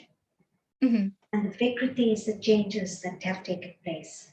Yes. So basically, they want to bring you back to your natural state and back into balance. If So that's a really good point. Why are you feeling tired? There's a number of reasons. Is your food nutrient dense? If you've had a meal at lunchtime, has it been cooked within 4 hours of consumption? Are you eating as per your body type? Are you observing Rittucharya, eating seasonal produce and aligning yourselves with the rhythms of nature? Fall it is, fall produce it should be. Summer it is, summer produce it should be. Winter it is, winter produce it should be. During the transition period, there is also a diet prescription that you should take very slowly as per Ayurveda to transition from one season to the other. You know, are you observing, are you waking up before sunrise? Just before sunrise? Are you observing Dinacharya? Are you oil pulling? Are you tongue scraping? Are you using nasal drops? Nasya? Are you going for Abhyanga massages or are you doing an Abhyanga on yourself? Are you dry brushing? Let me tell you something, lady. The Ayurvedic Dinacharya prescription itself is very long. If you look at it, there are a number of things you can do, and it's not practical in today's modern living. It worked for our grandmothers and our ancestors. But if you even implement 2 or 3 of these into your daily routine, you will notice incredible changes in your mind, in your body and your soul, because Ayurveda also talks about breathwork and meditation, which you're very aware of, I'm sure. Yes, so that's actually a fantastic point because there are so many different benefits of actually following Ayurveda. There's so many different things that somebody can do to try to test it, to see what works for them, to find the perfect balance for them. What would you say to somebody that wanted to look for superfoods in order to get a boost of protein or to get a boost of iron? Because we live in an information superfoods. Okay, so moringa, for example. Give me a second. I'll just get that for you. I have some in my fridge. So yeah, so superfoods, people, for those of you that may not know, are foods that are pretty high in a particular nutrient. They give you a certain level of energy. I won't go and get them. I've got moringa drumsticks in my fridge somewhere. Right. Moringa is a superfood. Moringa leaves are a superfood. They've been glorified by ancient wisdom for so many qualities. Curry leaves are also a superfood in many ways. They're really good for cholesterol. Okay, then we come into the Latin American superfoods. Quinoa, so high in protein. Quinoa, now the Latin Americans speak of kiwicha as a superfood. In Hindi, we call it rajkira or amaranth. Again, very protein dense. Then, of course, you're going to go into different forms of superfoods like maca, which is a root. Then the acai berry, which is so high in antioxidants. Chia, which is so great for gut health. Yeah, flax seeds, which are fabulous. In fact, I have some here, I think. So that's fabulous because we've got all of these different superfoods that we can play with, that we can experiment with. Seema ji, would you actually say that the best way to be able to get nutrients from this is to mix different kinds of foods together, to have different combinations? And a great way of doing that, I'll give you one example, is amaranth, quinoa, and rice khichdi. Right. You've got that there, yeah? You can add moringa leaves into it. Right? So the other day, I was thinking to myself, oatmeal is really good for you. You know, they say having a bowl of oatmeal every day is really good for cholesterol. And I've actually gone off dairy, so I'm doing a plant-based diet. I could still have oatmeal. And I thought to myself, okay, fine. I'm having this oatmeal and I'm a kapha dosha. So how could I add more astringent earthy elements into my oatmeal? Yeah. So we added some beetroot juice. Nice, simple So but we had effective. pink oatmeal. And the thing is, when you add cinnamon into it, which is really great for your blood sugars as well, you're actually masking the flavor of the beetroot. And you can add the beetroot into it because you're not adding dairy, you're using almond or oat milk. So it's all plant-based. Yes. And you actually get this lovely blushing oatmeal. And what you can do, if you don't want to use nuts, go for seeds. Mm-hmm. I was talking to a friend of mine who was telling me about seed cycling. He said, you should cycle your seeds. I don't know why. He said, but don't have all the seeds in one go like I do. I have sesame, flax, pumpkin, sunflower, everything. He said, cycle your seeds. Mm-hmm. And that's how you can absorb more nutrition from your seeds. But That's fantastic, because as vegans and as vegetarians, some of the elements, some of the nutrients that we find the hardest to get are the iron and the B6 and the B12. Yes, and lots of very people much so. tend to be very deficient in that. Is there anything that you could recommend around that? There's so much you can do. One thing, you can have a lot of nuts. Another thing is you don't get magnesium. Magnesium is a hard find. Now, I do recommend you have magnesium supplements. Okay, because there's never enough magnesium in food. Right. Okay, then you go for your B6. Now, B6 is actually not really produced in the body. You have to opt for it from outside, externally in your diet. Yes. And another thing you need to incorporate is your omegas with flax seeds. Yes, things like but the thing is just to be more aware of what you eat. Sure. But more than that, because I practice Ayurvedic nutrition, I would say eat as per your body type. Why were our grandmothers and grandfathers so healthy? And why were there less complications in their life as there are now? Because they ate as per their body type. So I'm coming back to Vata, Pitta, and Kapha. Vata, yes. I really, really emphasize on this. Now, I want to give you my experience, okay? I'm generally Kapha by dosha, earth and water, so I'm overweight and a bit hefty. So I implemented a Kapha-friendly diet of Kapha balancing spices. So I favored out of the 6 tastes of Ayurveda, the bitter, astringent, and pungent tastes. Right. Okay. I have started to shed body fat naturally. Amazing. And slowly. So this is what I want to come to. What I've done here, I have prepared something special for everybody. A lot of people ask me about plant medicine or spice medicine. So they say, I'm a Vata dosha. What spice blend can I have to pacify the air and ether element in my body? So we're going to tell you to have the sweet, sour, and salty tastes first. Okay, and the perfect spice blend would be cinnamon, cloves. This is what I do. Of course, there are different spices, and pepper. Pitta, which is the fire and water element. Mint leaves, cooling. Coriander seeds, cardamom, and fennel. And then kapha for the pungent, astringent, and bitter tastes.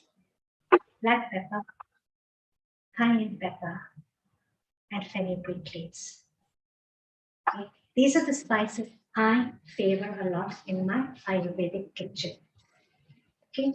Now, many of you will ask me, tell me more about, give me examples of the taste, the 6 tastes of Ayurveda. So let's talk about the 6 tastes of Ayurveda.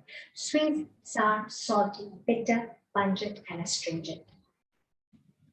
So what is salty? Give me examples of salty. Salt, seaweed, celery, sour, yogurt, cheese, limes and lemons, bitter, Brussels sprouts, zucchini, fenugreek, and dill, pungent, garlic, ginger, and chilies, sweet, beets, carrots, sweet potatoes, astringent, apples, cauliflower, lemon, lettuce, and pomegranate. This is just to name a few of the Ayurvedic tastes that you can add into your daily diet. Seema, this was so educational, so wonderful. We are ready to shift to India just in a moment. Before we do, that Kosambari rainbow salad of yours looks so colorful. Can you bring it right next to the camera? We just let people see it for a minute or so. If you bring it up, if you can bring it up to the camera, please. And just say, yes, slightly up and into the middle. If you go middle, yes. And that's beautiful. Can you remind what the ingredients are to us, please? So the ingredients predominantly used in the rice is coconut yogurt, coconut milk, warming spices such as mustard and cumin, asafoetida to enhance your digestion, and of course a little bit of onion because it's summer and I like onion and it's good for your digestion, as Reddy said. And of course this rice is high in probiotic content, very gut friendly, good for upset stomachs, and very cooling to the system, especially on a hot summer's day. The kosambari is a rainbow kosambari. I was just using my imagination here. Kosambari is traditionally made with yellow lentils, mung dal. So we soak the mung dal. We have juliennes of carrots. We have juliennes of beetroot, juliennes of yellow and red peppers. And we have cabbage for the jade green color. We've adorned everything with pomegranates. We've used generally the same tempering as we did earlier on with mustard seeds, no cumin. We used asafoetida, dry red chilies, curry leaves, and we gave it a nice tempering. We've given a little bit of texture to the kosambari with walnuts. We've given texture to the dal with peanuts, to the rice with peanuts. And we also have texture coming in, that crunch from the chana dal or the split pigeon peas. Thank you, Seema. That was wonderful. And really, how well you interacted with Seema. Please hang around because now, all the way from London to Hong Kong, we are flying all the way to India, where the Michelin star chef Nishant Choubey is ready. Seema, go ahead and introduce and welcome Nishant, and please interact. Over. Thank you very much. So we are flying all the way to India with Chef Nishant Choubey, a true culinary expert with over 20 years in the industry. He's the co-founder of Street Stories and the Vegetarian Craft Kitchen in my favorite city, Bangalore. He's a renowned TV host and instrumental in the opening of the Roseate Hotels. Nishant Ji believes in sustainable practical practices and has trained at the John Paul's Culinary Institute in Louisiana, America. He's a chef consultant for the Michelin-plated Indus in Bangkok. He's the corporate chef for the Senian Group. He's the winner of the Iron Chef 2018 Bangkok, and he's the gold medalist at Ahar. He loves to share his passion for Indian cuisine and has also impressed the president of Montenegro immensely. I'd like to say a very warm global namaste to you, Nishant Ji. Welcome to Healing Our Earth. It's so nice to have you here with us. Thank you very much. Likewise, actually, likewise. Thank you. And I believe you're in a very special place in India, in a very special part of India. Tell us more about where you are. So I'm in, this beautiful organic city of India, Shimla, very close to Shimla, actually. And the kind of, because I have taken this view, I've done this beautiful setup where I can show you how beautiful this place looks like. It's like heaven. And it's so sustainable, it's so green, it's so eco, it's so bio. that I'm just cherishing every moment that I am here. And in fact, I'm staying in a place called as Satvik, which is which is purely vegetarian, and that's the move, that's the way forward. And as you mentioned before, that I have I'm co-founder of a beautiful restaurant in Bangalore called as Street Stories, which is on vegetarian concept, and that's the way forward. And there are so many things which is very, very amazing here in Himachal Pradesh. It is western part of India. It is absolutely phenomenal. If you look at the dham, they call it dham, which is a ritual food for them. It has got it is a soul food, and it is cooked at almost every household. Plus, it is also if you go to temples here, you find different kinds of dham, and I'm lucky to try that. And then this is how I take inspiration. I mean, go out and I meet different people. So I have a beautiful woman with me. Her name is Prema Thakur, and she has actually has done something. So I thought, why don't we collaborate and do something very interesting where I can go back. In fact, the dish that I'm showing today is the one that I cooked in Bangkok, Indus, Indus is right here, by the way. So it is beautiful, and then when I came here, I happened to try, and then it is absolutely amazing. So I thought, why don't I show it to you with the lady? I mean, that's absolutely. But I'm bringing a little bit of twist, as I always do. So I have picked up some beautiful fruits of the season. It's plum. So you find very amazing plum, peach, apricot. These are the fruits. Apple, it's beautiful. I mean, green apple, red apple, absolutely organic here, that you find in the streets. In fact, pomegranate. So I'm gonna make a chutney or a very, very nice dip, and then I'm gonna serve that with this beautiful siddu. This is called siddu. It's a steamed bread. Also, it's quite healthy.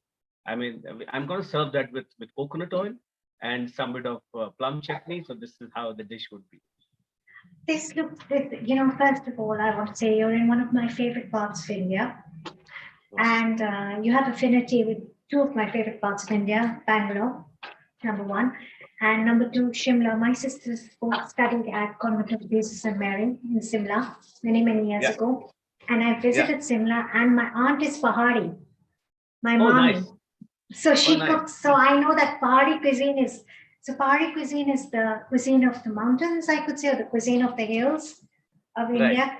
For the people of Bihar, which is the people of the Himachal, or of course we have the other hills, where Nainital and all, Kumaon hills in India as well.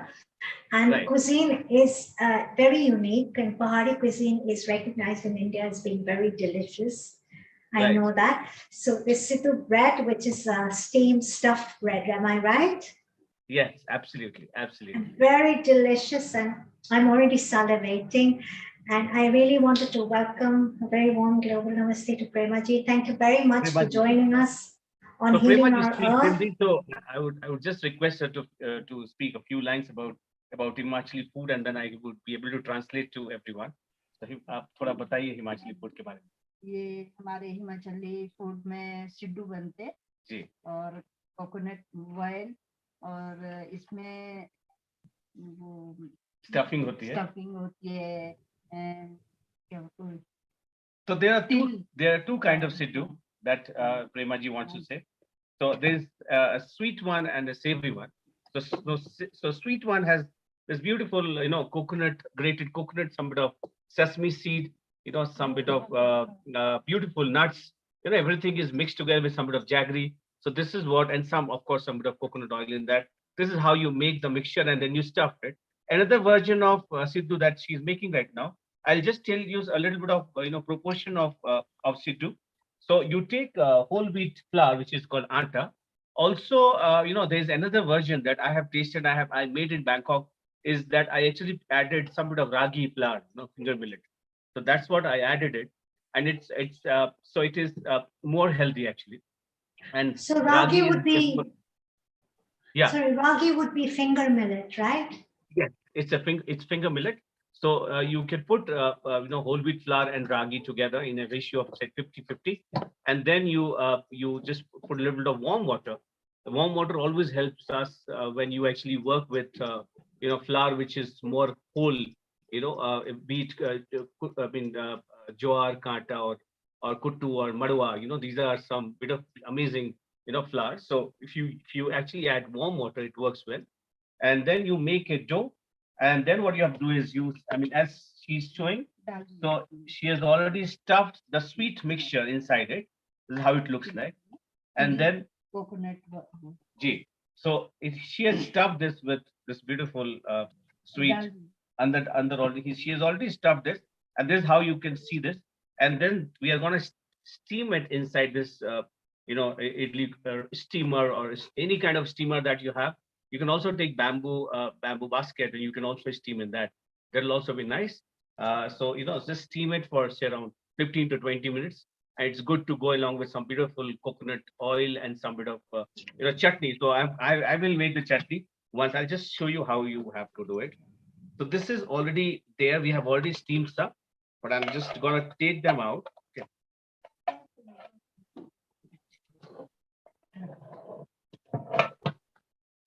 So let me just show you how it looks like. Okay, this is how it actually looks like. And then what you have to do is you have to just cover it, and then just switch it on around 10 to 15 minutes. It's good to go. So this is how it will actually steam up, and this is how the bread will look like. Okay, so this is very, very healthy, organic, steamed, clean. Okay, very fresh. And also, what you can do is just to if you don't have time, you can always steam it in prior, and then you can keep it. And then when you want to eat it, you can always steam it again and then eat it. So no issues with that. So what I'm going to do now, I'm going to put everything on the side, and then I'm going to make the chutney.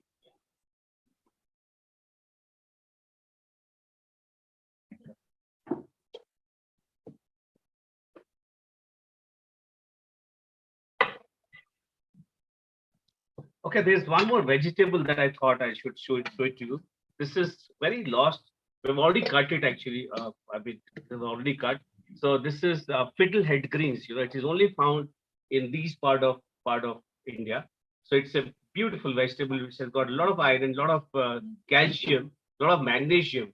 So you just cut it and temper it with some bit of spices, and then it's good to go. It doesn't need to be cooked for long hours. So if I just show it to you. Okay, so this is how Fiddlehead Greens look like. Okay. Oh, Fiddlehead Greens. Yes, yes, yes, of course. They're seasonal greens, right? And what I really love about this recipe is you're using coconut and jaggery. Yes. And it is summertime, although you're in the mountains, you're in the cool mountains of India, enjoying the lovely cool summer breezes there, I would say. It synergizes a lot with the pita time of the year, which is summer, which is the hot time of the year. And of course, as we know, coconut is very cooling, and pita actually can be balanced off with the sweeter taste. So you've got the jaggery and you've got the coconut. So it's creating that balance and flavor. And lovely, I would say, in a whole wheat flour dumpling. Could we call it that? Yes, absolutely. In fact, there's one more recipe which we go to Bengal, you find there's something called pati shapta, which is a rice flour pancake. Okay, there also you'll find stuffing, same in that order, jaggery, coconut, some bit of nuts. So this is a very, very amazing, beautiful, rich combination. So it works very well, and it is actually used in different part of India. So it is quite traditional in terms of its entire aura. So right now, what I'm doing is I'm actually cutting this beautiful plum that I actually found it on the roadside, and very, very fresh. And I can't tell you how juicy they are. And I think I would request all of you to please use fruits of the season when they are working on it. I think let's move away from our cold storage as much as possible. And in fact, right now we have fabulous mango as well. This is a basic recipe, so you can substitute your fruit according to the seasonal availability, and then you can take this forward. So yeah, I'm just cutting them into rough shape, and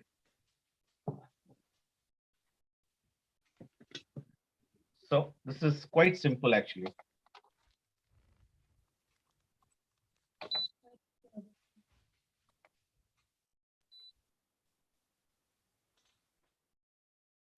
So I'm adding a little bit of coconut oil.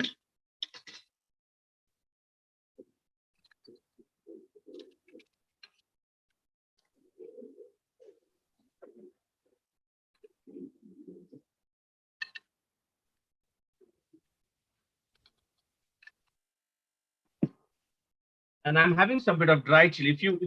If you want the recipe to be repeated, I mean, I would always repeat it. So as the oil heats up, what I'm gonna do is I'm gonna add this beautiful dry red chili.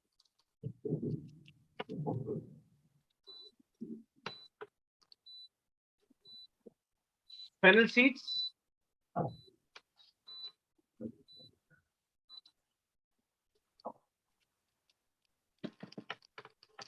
Some bit of mustard.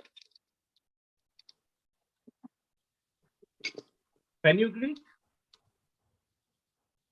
Already smelling heaven here, by the way. Some bit of cumin seed.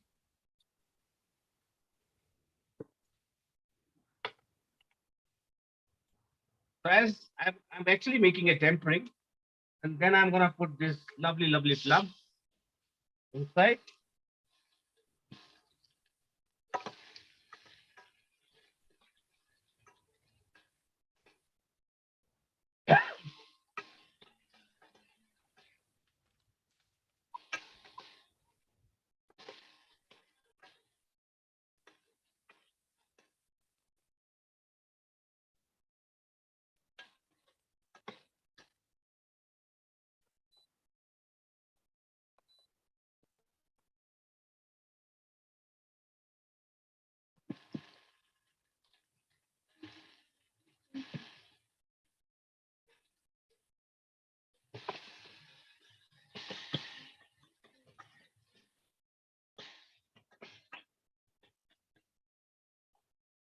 So I'm gonna just slow up the heat.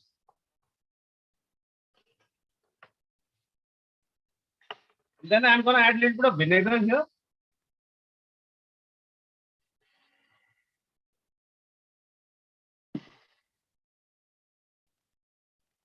And some sugar.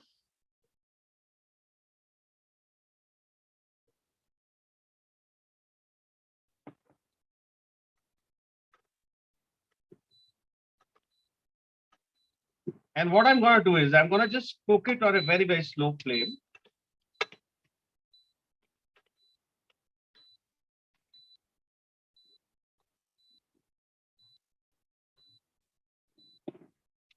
That looks really wonderful. Thank you. So it has all the, all the taste senses, when sweet, sour, salt, spicy, all those typical senses this chutney all has. So this is how you should actually do your food when you are making any kind of sauce and all. You should always take care of those five senses. It should be sweet, it should be sour, it should have salt, it should have stringent, it should have bitterness. No, these textures are important when you're actually cooking. So you're looking at that perfect balance of flavor. The question I have is, are these indigenous plums to the Himalayan region? Sorry, I didn't get you, sorry. The fruit that you're using, you were using plums, right? Yes, yes. So are these indigenous to the Himalayan region? I mean, are they only from, the Pahari region, not the Himalayan, sorry, forgive me. Are these plums indigenous to the hills and they only grow there? It is more found, towards the hill station of India. Okay, and then towards the Himalayan range, yes, it's very much there. But not towards the other part of India. It is mostly in north that you find plums. Okay, yes, you get lovely. I remember when I visited Delhi, because my mother's family lives in and around Delhi. They would get us these lovely plums from the hill areas. and also cherries from Kashmir. Cherries just got over, by the way, here. I mean, I thought that I'll taste some, but those amazing black cherries have just got out. So Oh, yum. probably next time. Delicious. So what I'm gonna do is I'm gonna do the best thing in this world, taste. That's quite important. In fact, you can actually do away with salt.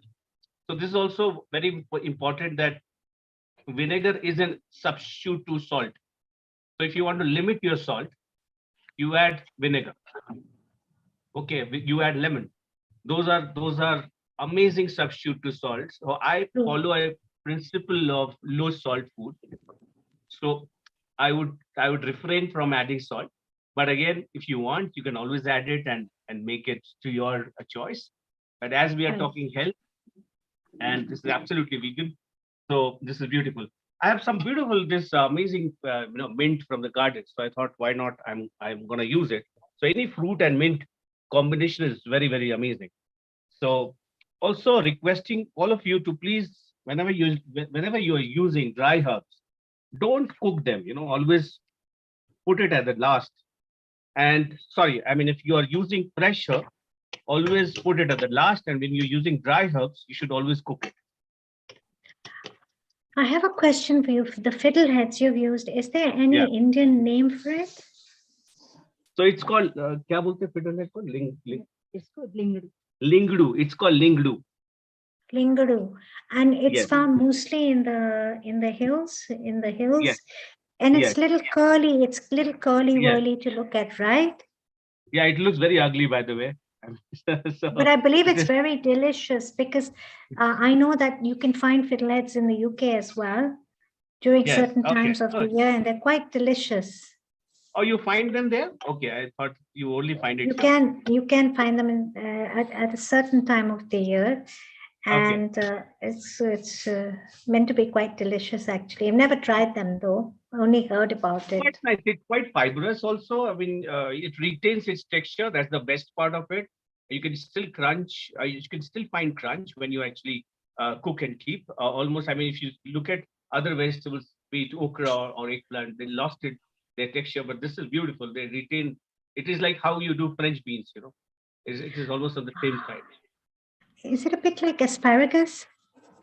Yeah, I mean, close to that. But this is more fibrous than asparagus, because nice. This is more fibrous. And we all look at fiber basically to enjoy our food. So to enjoy health, so this is absolutely wonderful.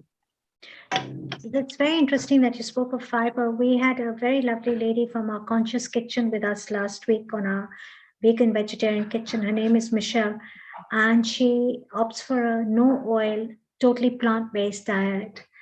And we were asking her about what she how she measures her food. So she said, what, I don't measure calories. I don't measure, I measure plants. Oh, how many plants have I eaten today? Which was very, very interesting. It was very nice. She had a very nice way of putting it. And she spoke about fiber. So she said, when you juice, she said, a lot of people like to juice. She says, but you're killing all the fiber because you're taking the fiber out of the fruit or the vegetable. She said, you want to retain the fiber. So it's nice to have the meal in its wholest natural form. And it was great insight for someone like me who loves to juice. I love to juice. I love my pineapple and mint. And I love my apple and carrot and beet. Oh, nice. Beautiful. In fact, if I look at the vegetables which are found in India, the more I travel, the more I see them, and the more I see variety of it. And it is so amazing. I mean, there's no limit to vegetables. You always find a new herb, a new spice, a new vegetables to work with. So this is quite nice too, And you get everything in India. We put so much emphasis on morel mushrooms, right? Yeah.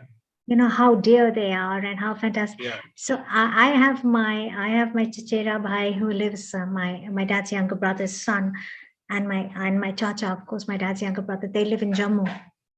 Okay. And he got me morel mushrooms.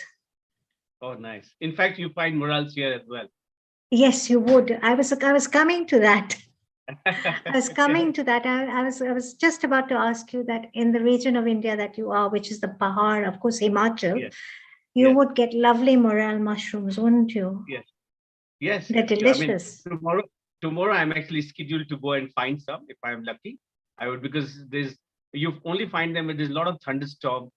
There's a lot of lightning. Then you find those mushroom, and there's a particular way to find them, and they are absolutely white in color. And there are people who actually know how to find them. In fact, the place where I come from, I come from Jharkhand, so which is again, I mean, more tribal centric food. So there also we have a different kind of mushroom, okay, and that mushroom, it's called kukri and ruguda, and it has almost 80% water content. It is absolutely anti-cancerous. I mean, it is so good. So I'm trying to understand that how do we source it to get it to different part of India. But again, That coming would to Mural, yeah, it's quite nice, and it's that quite, would be again, the texture is very good. Mural. very good and very dear. And speaking of morel mushrooms, and you were speaking about Jharkhand. India has such a vast array of vegetables. Many people in the world won't even have heard of, really. Yeah, yeah, yeah. In fact, It's when I was researching on Jharkhand or tribal food of India, I have found almost, I think, not less than 200 varieties of greens in Jharkhand itself. Those being a chef for almost 20 years in this trade, it was new to me. So can you imagine the kind of, I think in one life you can't summarize. In one life you can't see India. I mean, it's you can't. insane. So that when you speak of greens, that brings me to pathua ka saag. Yeah, yeah. So Pathua ka- delicious. Oh yeah, yeah. Of course. So So people take different delicious. combinations. Different Pathua ka combination. saag. In fact, Arabi, if is also Arbi ke Jerusalem pan. artichoke. Yeah. The pator thing that is pator that Patir. they make into. Pator. Yeah. And in Gujarat, they call them patras. So I'm from Kenya, I'm from Nairobi, but I have very Oh, nice. strong ties in India. And my mother wrote a cookbook in the late 80s, India, the Excellent. Cuisine of the Kings. And she was from Rampur. She grew up in Rampur. Oh wow. And, The heritage or the rich, Indian cuisine come from Rampur. Beautiful. Absolutely. So Raza Ali Khan was my grandfather's very good friend, and they learned a lot of the dishes in the royal cuisine. Let's put it that way. And of course, she studied in Nainital, which was in the Pahar region of India, the Kamau Hills, really, I would say. So we got exposed to all this lovely, delicious Pahari cuisine at a very young age. And it gives me great pride to say this, that I do believe that my mom was one of the very few who was able to bring this cuisine onto the Kenyan table. Nice. I mean, And talking about then Kenya, I remembered my sting when I was at Dusit, Nairobi, and I did a 2 weeks, festival there. I was with a Thai chef, and I made Indian food with Thai flavors, and he made Thai flavors, Thai food with Indian flavors. It was a collaboration, and how beautiful! I mean, Kenya has got a lot of Indian, inspiration. In fact, the railways it does. made by It does. And you're so inspiring, chef, to have done the Thai flavors with Indian cuisine and Indian cuisine with Thai. How unique, and yet what a beautiful marriage made in heaven. Yes. I mean, I remember all those, days were sold out, and we were like, wow, what is this gonna happen? What is this going on? And then, I mean, but good. I mean, this is important that you make concept. That's quite important. And then that's very, very important to understand, and like vegan or vegetarian is a beautiful concept to talk and to cherish and to share, because there's so much to look at it, and there's so much that we all can talk about. There is, and of course, it's gaining a lot of the plant-based and the vegan diet, and I would just say generally shifting to vegetarianism is on the rise worldwide. Yeah. And it's amazing how many innovative ideas are coming through with that. I was just watching something recently on on lentils and the plant-based diet, and how now people are making different types of tofu from Oh, nice. not Yeah, yeah. only Makes sense. soya beans, but from Yeah, yeah. mung bean lentils and Yes, masoor dal, red lentils. yes. You know, and to be honest, I did give it a try. I gave it a try with the green mung beans, and I made the green mung bean tofu, and it's absolutely delicious. Oh, I'm sure. I mean, again, look, if you look at the protein content of the mung bean, it's absolutely wonderful. In fact, I have a dish that I have curated at Street Stories Bangalore. It is tofu skin. It's not even tofu. I mean, I did Oh, yes. a beautiful dish. I mean, with when you actually boil tofu, the thing which comes on top, you keep Right. drying them. I think it takes a lot of time, but then it's very amazing. And then I've stuffed that with some bit of spinach and some corn and some bit of cheese, and then and it was a vegan cheese, and then stuff and then deep fry and then cut them. It's nice and crispy. The texture, oh my god, outstanding. And serve that with Yum. some of the sriracha sauce. Beautiful it is actually. We need to get to Chef Nishant to the UK very soon to cook for us, and to Hong Kong to cook for us. I'm currently in Hong Kong right now. I actually moved to the UK 22 months ago, but I'm just back Oh, home nice. in Hong Kong for a small I'm talking to stay. Neil, and then we are definitely coming. I'm definitely coming to UK. That's again one of the places where you should we can show so much we can actually showcase. I'm So- sorry I missed you in Dubai. We just missed you by a few days, I believe. I just launched a restaurant there called as Orange Cafe. So this is a beautiful restaurant that I've created for Lulus. So this was the thing that I did. So this came out really nice, and I'm so very happy. Was that in Abu Dhabi or was it in That is in Dubai? Abu Dhabi. Yes, Abu that is in Dhabi. Abu Dhabi. So next one is in Dubai. So I'm actually setting up restaurants for that. Dubai is a food lover's paradise. Yeah, I yeah. thought Hong Kong was, but when I went to Dubai, I was amazed, you know.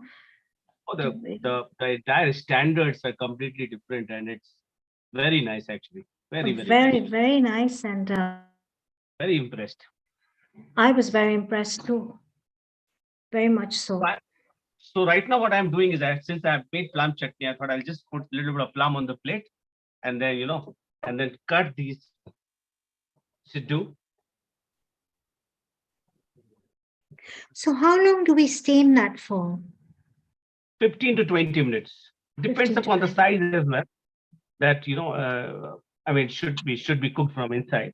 So And the atta base that you have, that you steam it with, did you put oil into the flour, into the atta, into the dough?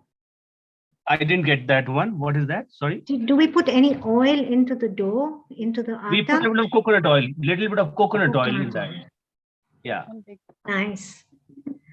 And Now, of course, you you know- have to aerate that with baking powder and baking soda, which is, Yes. you have to do some of. So in half kilo, you put a half teaspoon of baking powder. That's the ratio. So it's a little bit of a concept like a dokra in a way, in a Yes. dokla. Yeah, You yeah, could say. something like that only. Yes. But at the same time, it's got a stuffing that synergizes with the Southern Indian sweet that they make that's steamed in the rice flour. You know, they take Yeah, yeah. rice. I mean, you said about the rice flour, the steaming rice flour dumpling, right? Yes. Yeah, yeah. It is Yeah, almost on which the is- same track. Instead which of is- rice flour, we are using whole wheat. And Whole that wheat I flour. suggested that you can also put a little bit of finger millet or ragi and kuttu madava. In fact, you can do your own combination that you like, and then do your own ratio, and then make it more dark, and then it's more healthy. So you can always do that. See, India is so interesting. The food culture in India is so interesting. In the north, we love to have wheat, gehu. But Alright. as we go down south, they have more rice. Yes. Yes. Now, In if fact, you have a East also people eat a lot of rice. East is a lot of rice, yes.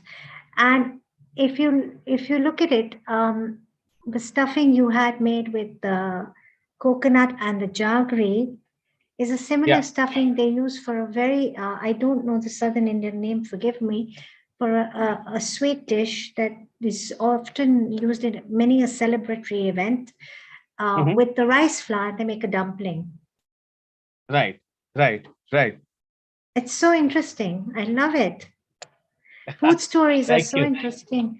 And then, of course, because I practice Ayurveda to a certain extent, I love Right. the way you use the cooling elements of coconut with the jaggery and the sweet for the pita season. Wonderful. You bring in these lovely Thank you. ingredients at that perfect time. And those Thank plum, like Chef Nishant, I want to dive out of my screen and eat that right now. It looks so No, so delicious. Yum. this is how it looks like. The simple, yet you can always, create some kind of repertoire by plating it well. So since I've used plum, I've just, done, I mean, like a rough carpaccio, you can say. So this is what I've done, vegetable carpaccio, and some bit of fresh mint, some plum jam or chutney or dip. And then, Beautiful. and then you can put this bread on top. I mean, bread is here, and just enjoy. I mean, that's what What a it is required perfect to enjoy. yin and yang of textures and flavors. Thank you. Thank you very much for Beautiful.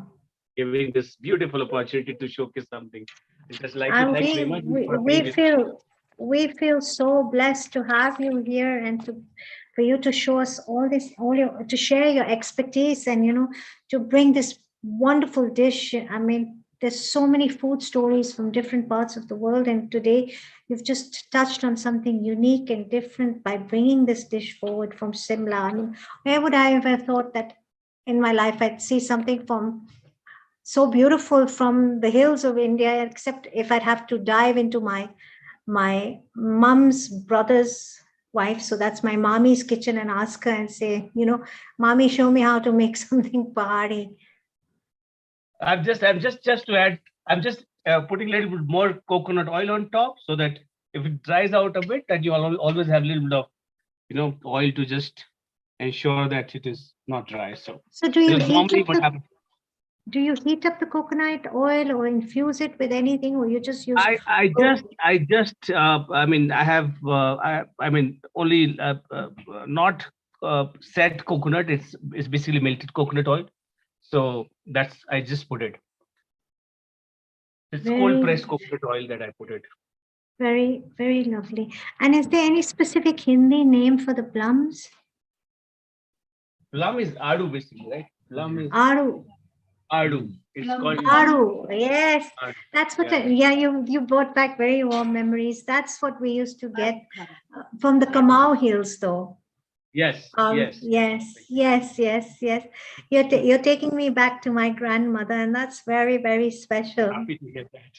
Now we should Yeah, come to India and then explore some bit of for sure. I do, Like going to, I do come to India. I go to Bangalore a lot. I nice. go a lot to the Art of Living ashram, and Great. I have our roots are in Punjab, of course, and my paternal roots and my maternal roots are in Rampur, which is not far from the Kamau Hills. So it You synergizes are with the the best of Pahari the places. cuisine. You are the best of the eateries of India, like Punjab, Rampur, Bangalore. So you have Pahari actually, cuisine. yeah, like almost And everything. my mommy is such a great cook, and she's Pahari, and she brings all these lovely recipes. In fact, I first tried batwa ka saag in her house, and I was sold, and she Patwa, sarso, bichu ka saag. so is very Punjabi. Sarso is very Punjabi. In fact, Except one more thing that I would like to just add here, when I go to Jharkhand, when I talk to these tribal people, they say, you know, uh, uh, I said, why you eat so much of vegetables? They said, this is how we cure ourselves. So can you imagine? Every saag or every green has some connection with health. Say if you have fever, then you eat this kind of saag. You don't eat medicine. So they in fact called Bain ka saag, and I was like asking that, I asked that, what is good about it? I said that if you suffer from, say, diabetes, okay, and if you have this, that will be cured. In fact, there is one more saag, it's called Koila Kada. And this will actually, I mean, if you have any kind of blood issue, that will actually, it will actually complete, or it will actually fulfill that blood issue in you. So So everything it's has got certain medicinal value. so it's plant medicine or food as medicine, Yeah, which is such a powerful concept that is rebirthing itself now. yeah, It yeah, yeah. really is. So how can you bring this forward to the world? This is my question to you, because you're so well exposed to this, you're so well traveled, and you're so deep rooted in this wisdom and knowledge. How can you bring this forward? I Because think this it is this. can't be happen. I think it can't be happen with one person. We all have to come together. Like what you Yes. guys are doing is absolutely phenomenal. I mean, we both are expressing our views. We both are cooking that kind of thing. We both are talking, things practically, showcasing it to everyone. So I think this is the seeing is believing. That's what I believe in. So when you cook, when you show, and then when the result you find that result, I think everyone will automatically believe in that. And if you look at the fiasco which was created or which was happened in the form of COVID, I think we are only responsible for that because we have lost our immunity, and because we are not eating right. Absolutely. We are not. Why are we are talking about kuttu, malwa, ragi? Rather if you look at our Indus Valley civilization, which is around 5,000 years old, we always used to eat it. In between, Yes. we forgot about it. Now we are coming back. I think we are getting back to our track, I would say. So I think sensible food. It's quite important for us to understand. It is very important to eat sensibly, eat mindful. Spread awareness. It is important to spread awareness as much as possible. What Neil and what all of you are doing is actually spreading awareness.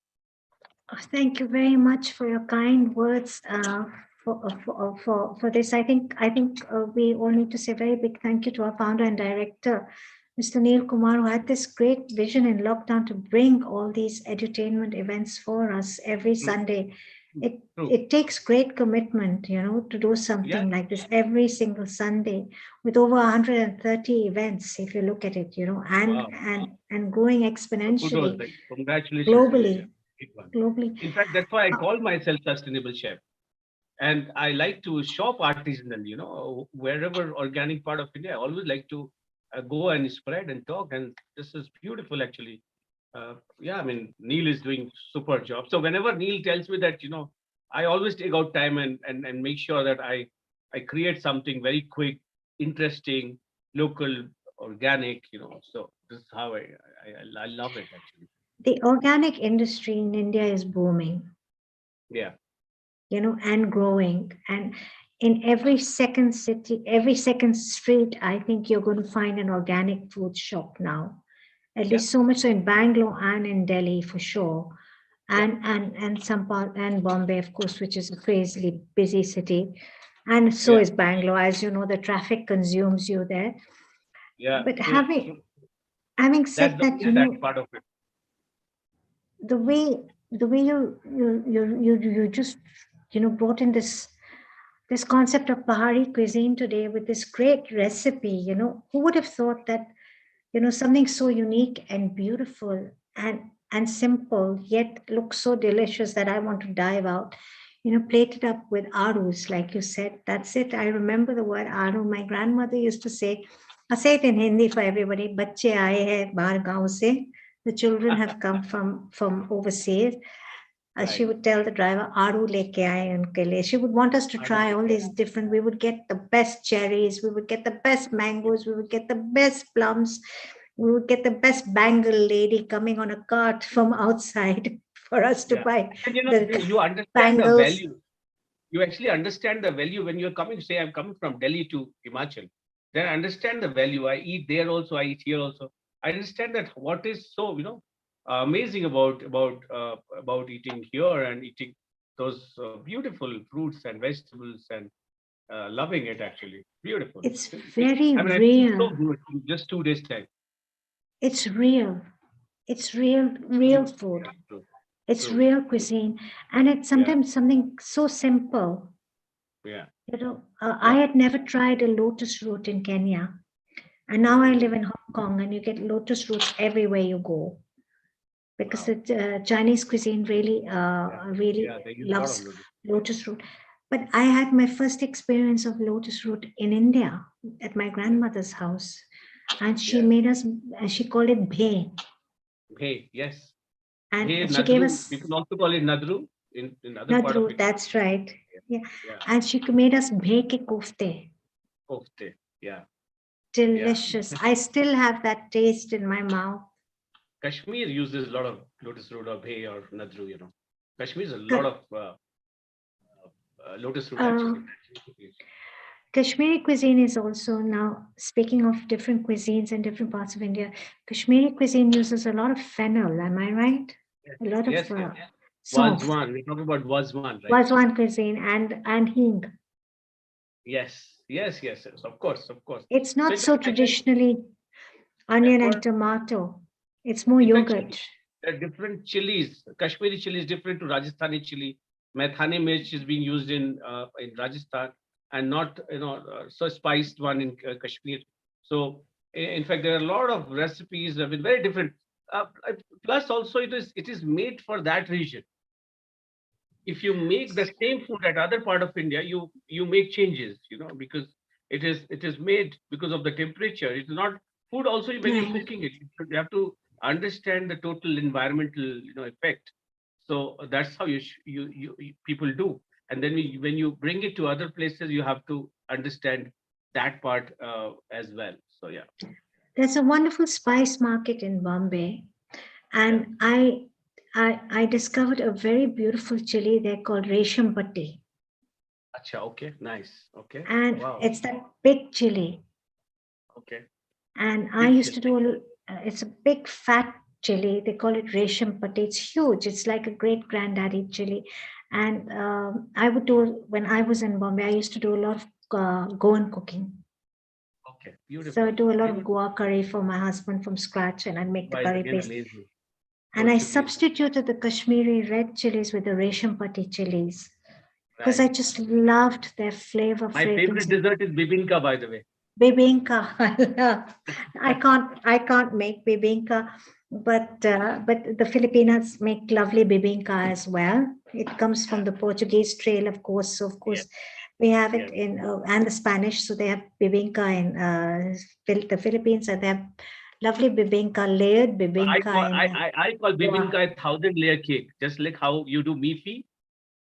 It is same like how you do mifi, right? So it's layer, different layers. Layers, absolutely. The layers are beautiful and thin, beautiful layers. It's and rich and dense.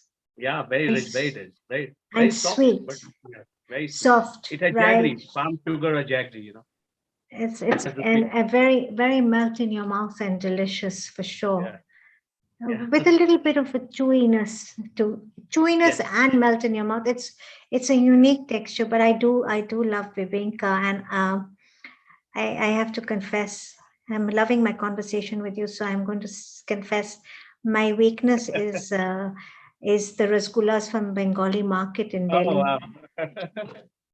So who discovered rasgulla? That's the biggest debate right now, Odisha or Bengal. We're such a foodie family. Orissa cuisine, now that's very interesting. Yeah. The cuisine of Orissa. And does it synergize a lot with Bengali cuisine? Yeah, I mean almost, but neither Oriya people nor Bengali people actually accept this. They all say, no, we have got a lot of, but quite similar actually. I haven't had Oriya cuisine, or maybe I have and I haven't known it. But do they use panch foran as well? Yes, a lot of panch foran, a lot of posto. Then of course dal that they cook is very amazing dal. A lot of mustard oil. Okay, they use prominently mustard oil in their cooking technique. Yeah. Beautiful, healthy food actually. They use this, banana wrapped stuff, so that's also quite popular in both the places. Of do course, they use the banana fruit? Do they use the fruit of the banana tree? Yes, plantain. They use plantain. They use banana leaf as well to to stuff inside and then steam. So in fact, there's a dessert in Oriya called as chena polo. Okay, chena polo, which is like a cheesecake. So it was kind of a little bit burnt from the base. That's how it is. It's purely chena. And it's again, when you go, you should discover that dessert for sure. Well, of course, that part of India is famed for I mean, it's shondesh and it's chena, right? Yeah, dalma. Yeah. So it's a You know, dal is quite nice. okay. And is it a panchphoran chonka dal, a tempered dal with Panchphoran the is five normal. Yes, spice? every household they use panchphoran as the spicing for their dal or for their veg. Delicious. I love panchphoran. It's so fragrant. So Panchphoran, I call it Indian five spice. That's how It is the Indian five spice. It is. It is the beautiful. Indian five Kalonji spice. is outstanding. Kalonji is my I love. favorite spice. Mine too. I love that sweetening fennel. That sweetener. I mean, beautiful. It's a great amalgamation of spices actually. And it's very fragrant. Yeah, very flavored. Very flavored. Very fragrant. You know, when the moment you put it into hot oil, you get this whiff of beautiful fragrance coming through it. Very delicious. That's when you are doing dal, you should use hing and panchphoran. It's beautiful actually. Hing and panchphoran goes well. I'll keep that in mind. I haven't tried that. In fact, I have used, dal dhokli in Sindhi food in Gujarat. So that hing is the chamatkari spice, the magical spice in dal dhokli. It's beautiful. Actually. I think hing is a very magical spice in a lot of my cooking. I'm being a North Indian by roots, Punjabi. Our cuisine is so hardcore on onions and tomatoes and ginger and garlic. One thing. When I went to give lecture at on food at Michigan in US, they were not knowing about hing. Do you think that people are not very aware about what is hing or asafoetida? I mean, yeah. I'm so glad you've asked me this question. I'm so glad you've asked me this. And I used to give cookery classes here in Hong Kong at a boutique food store, which had utensils and Le Creuset and everything, all the high-end pots and pans and crockery and cutlery. And I used to use a lot of hing. And they used to always ask me, what is it? What is hing? So I used to tell them it's asafoetida, and it's a latex. It's like a gum resin in a way. And it's commonly, so I did some deep research, and then I learned that it's referred to as devil's dung by some of the Western countries because they don't like the smell. Yeah. Because raw hing, uncooked, unclean, can be, excuse my French, a little stinky, as people say. But when you put hing into a fat like ghee or oil or coconut oil, it smells like leeks, I feel. Yeah, actually very close to that. Very close to that. It smells very close. And the flavor, I mean, a lot of the Southern Indian dishes, I love Southern Indian cuisine. And I love Bisi Bili Baat. I go to Bangalore and I love it. Yeah, and Bangalore. A lot of the Southern Indian foods use a lot of hing. Yeah, of course. I think all over India, I believe. All over India, they use North, south. All over people use hing actually. North, they use hing as well. Even in sambar, if you say, people use hing. And drumstick. Again, drumstick is something moringa, is again a moringa, yes.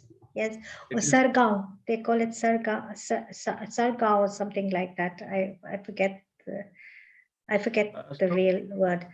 But but having said that, in our home, in our India home, which is a proper hardcore Punjabi, aloo paranthe, pyaz tomato masala, rajma, curry chawal. Basically, a simple dish is jeere ke chonk wale matar. Yeah. In fact, tell you about kheru. There's something called kheru which is made here in it's more like a raita. But that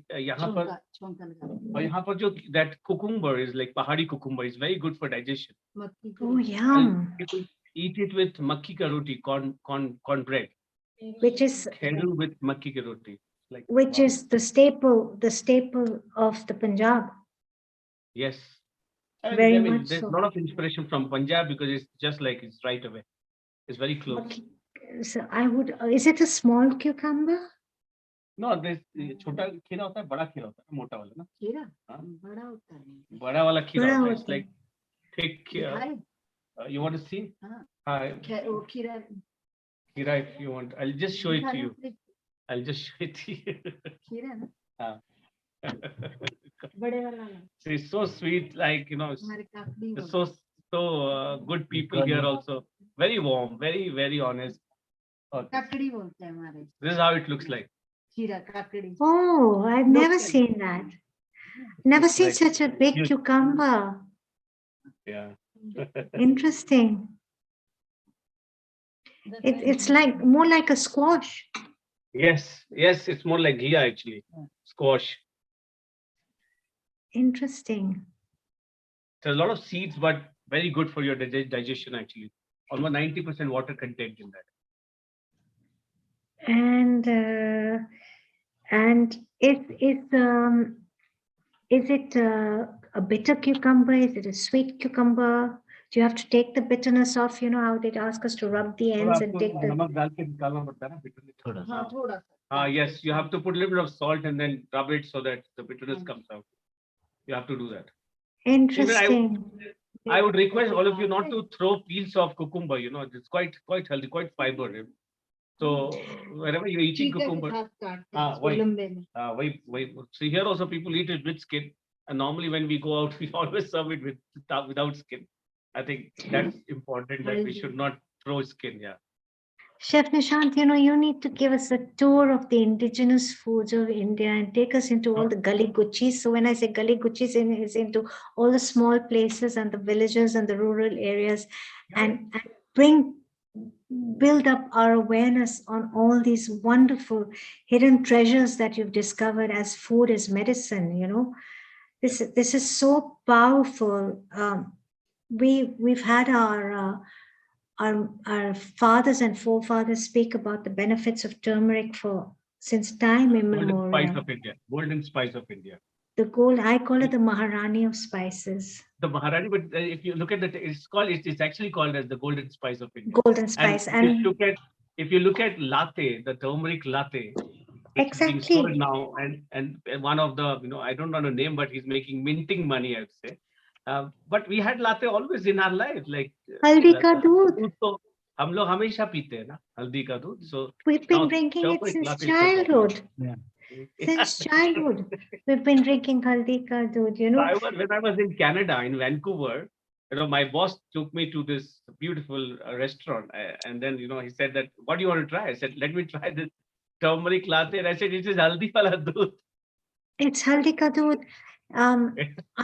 I of course grew up in Nairobi, and very often after dinner in the evenings, my dad would say, "Chalo, the weather is really lovely in Nairobi, as you know, and we don't have an early dinner." And he'd say, "Chalo, drive pe chalte, let's go for a drive." Going for a drive was a big thing, and get the children an ice cream or something, and we would be like, "Yay, ice cream!"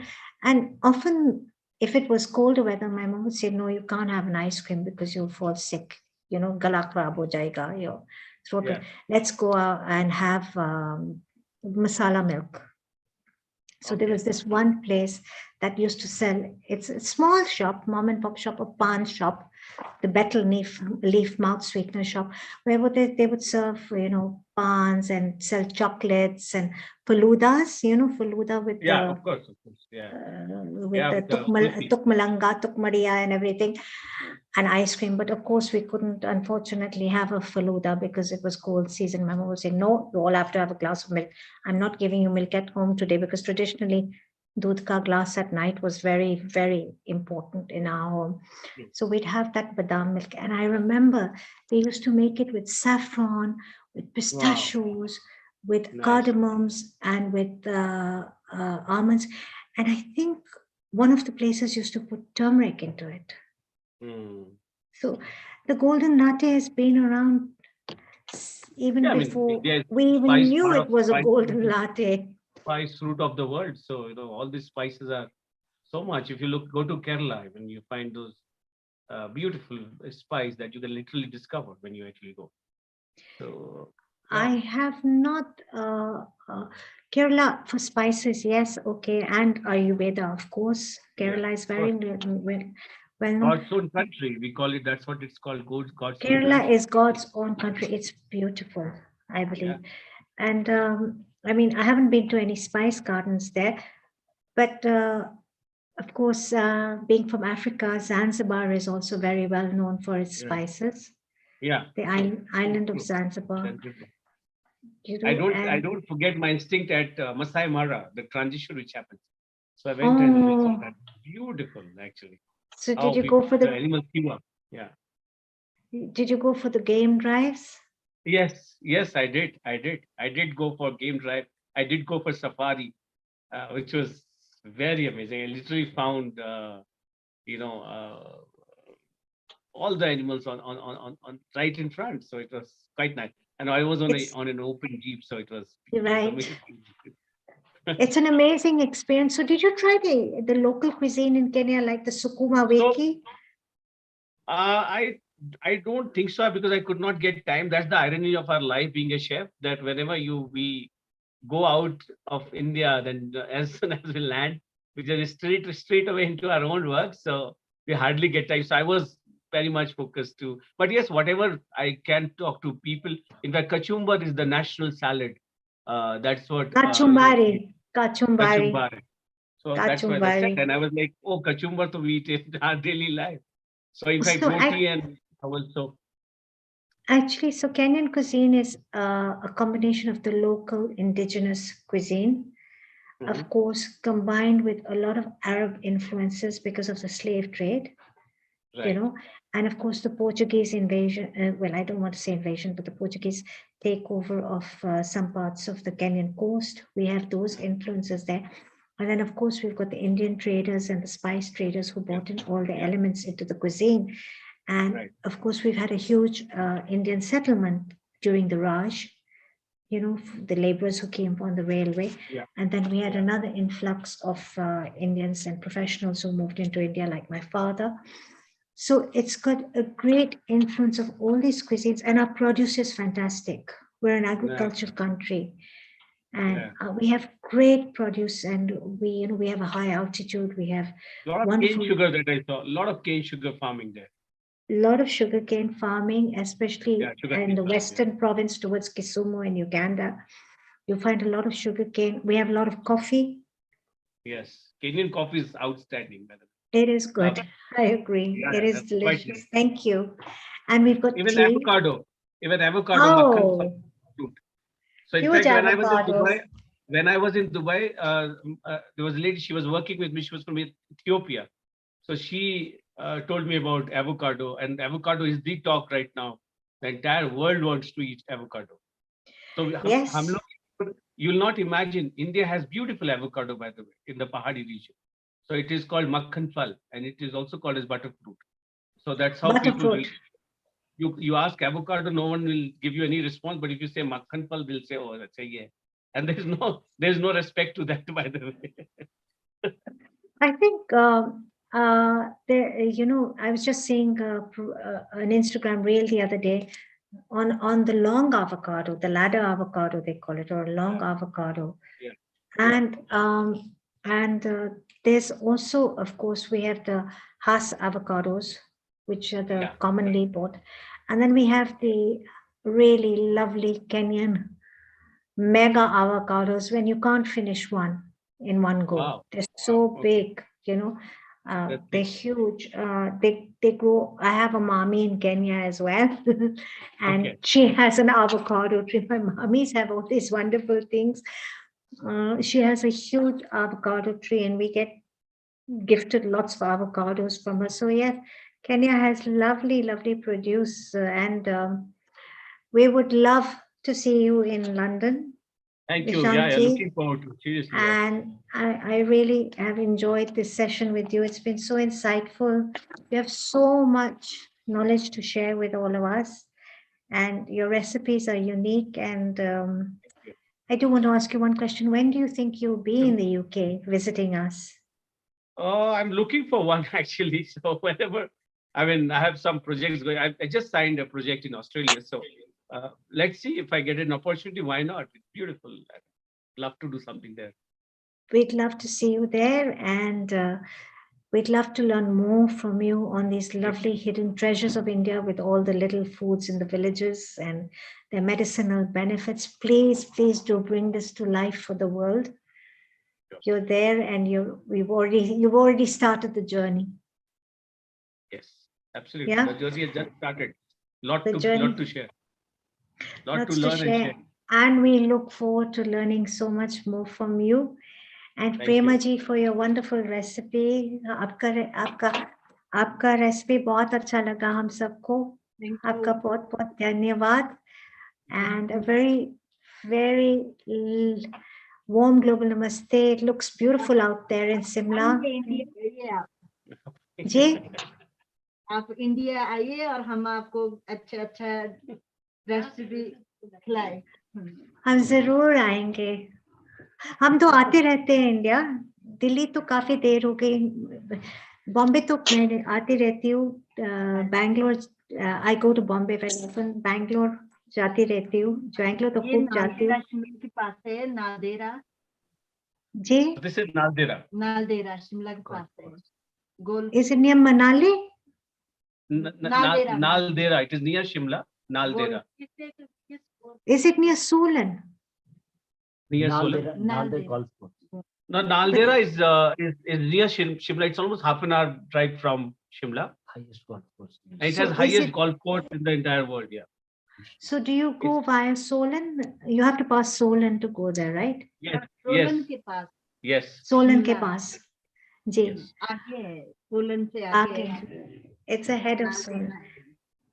Lovely. Thank you so much. A very Thank you warm very much. namaste. Really. Thank you Such a for nice being with word. us. Great session.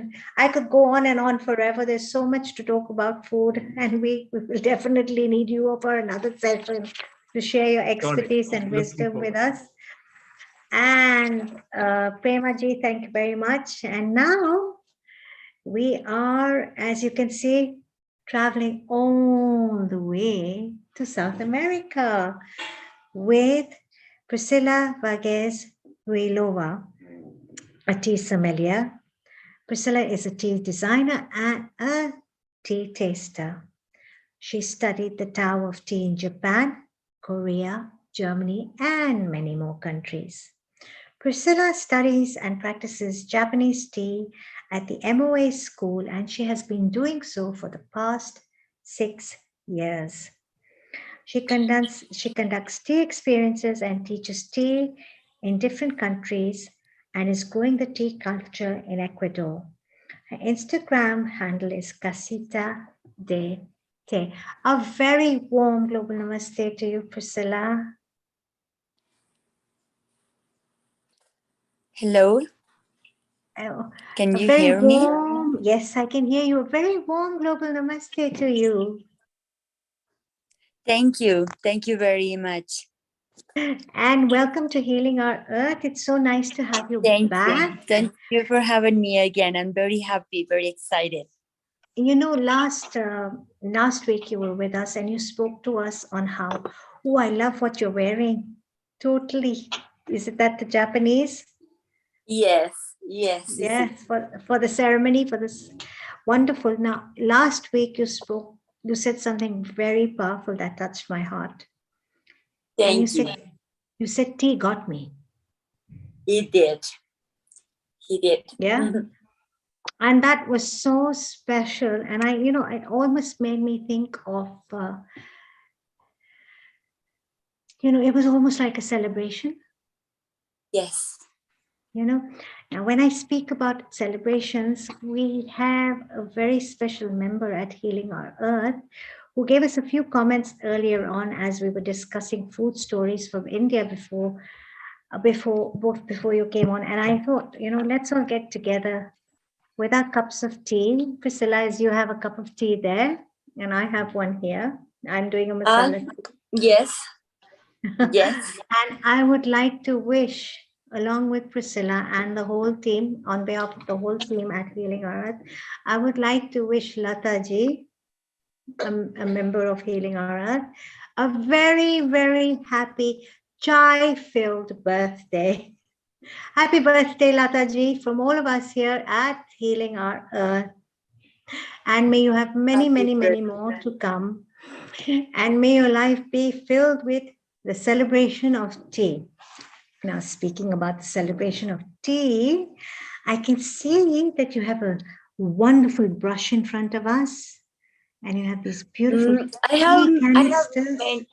I have many things in front of me. My in my house, that is your house, my casita, that is your casita, and I would like to do something that might sound really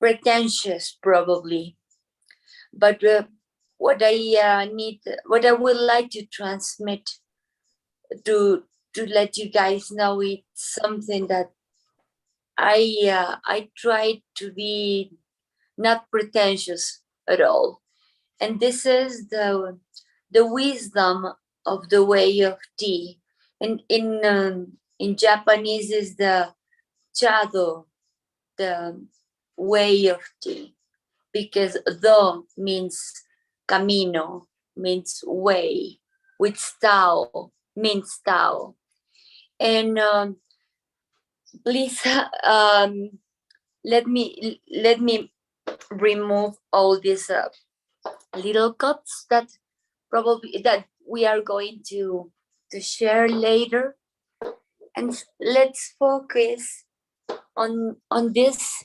instruments. And why am I show you these instruments by now? It's because those are the principal instruments, utensils, and this one beautiful too, are the basic utensils that can be used in the practice of Japanese way of tea, and in China, the Japanese tea ceremony. And let's start with 4 basic principles that they are wa, j, I'm sorry, wa, se, je, se, jaku. See, wa, ka, se, jaku. And those principles mean harmony, respect, purity, and silence. And those principles will be repeating and forbidden saying, making its appearance in different parts of the Japanese tea ceremony. Of course, here is not easy to present one, but I think I will be able to share with you guys some of these steps. See, yes, when we start Japanese ceremony, sometimes we position this beautiful instrument that is called hishaku. It's a big for saying for practical saying, it's a big spoon, and we use it to collect water from a big pot called kama, and maybe put it in a chawan. I have here a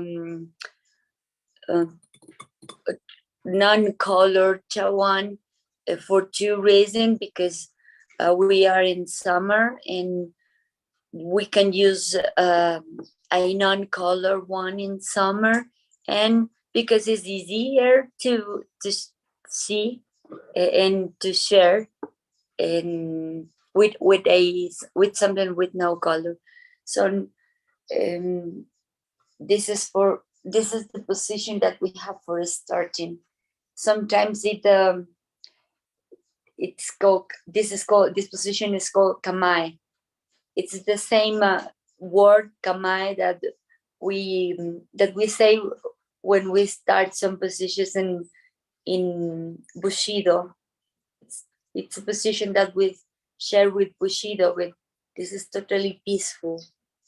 And when before start to serving tea to someone else, we'd use this beautiful piece of fabric that is called fukusa, and we move in a very precise form, and this is the way of move it. And this is the way they will end. This is the shape. This is a natsume. It's a tea container, a ceremonial tea container, and we use this movement to purify it.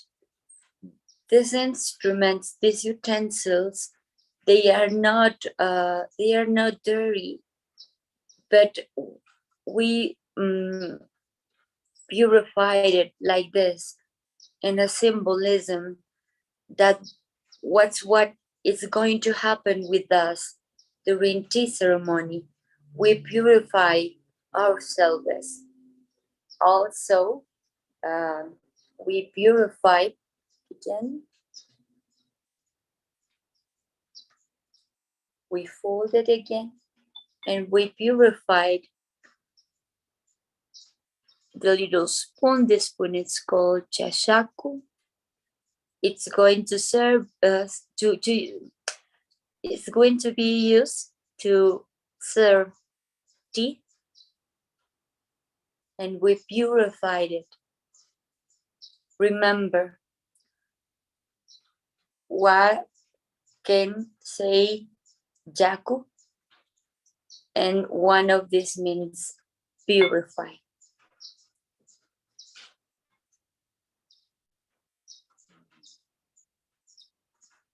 We also purify the tea bowl, and by purifying tea bowl, also purify jasen.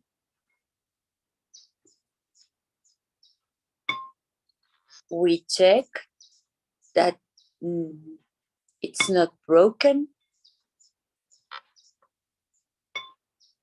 And this is part of the respect for our guests. So in perfect conditions.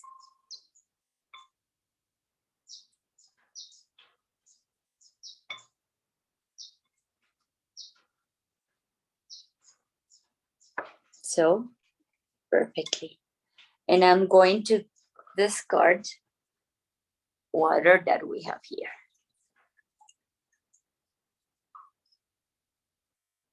Another step, very important, and a very important utensil that we have is this little handkerchief. It's called chakin, and it will be useful to clean inside chawan. And even this one has a little special place in our table. Of course, this is not a table or the floor of the tatami to celebrate, to prepare tea ceremonially, but I'm trying to show you the principles, how wa, ke, say, jaku, it's present in every movement. If I will be doing the Japanese tea ceremony, I want to be explaining step by step, but what I'm trying to do, it's letting you know how can we observe the principles. So silence is not happening here, but while we are doing all these steps, we are totally in silence. So this is it's symbol of respect from the person who is preparing tea to our guests, and respect from the guest to the person who is preparing, and to the mates around. If you allow me, I would like to prepare some matcha in a traditional way, so you guys can observe. Of course, we make sure that we have the best matcha. I'm going to prepare a little extra matcha. In tea ceremony, we use 2 spoons of a chashaku. I'm going to prepare 4, so we can have it.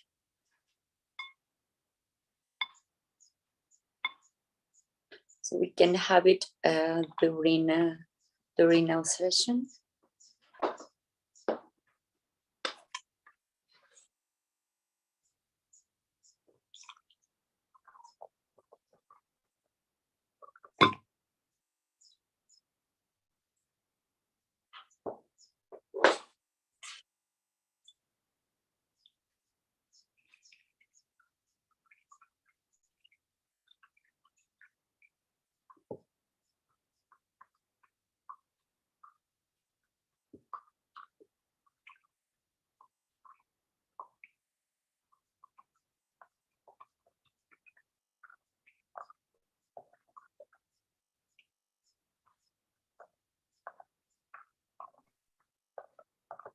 So are you mixing it to take out the lumps from the matcha?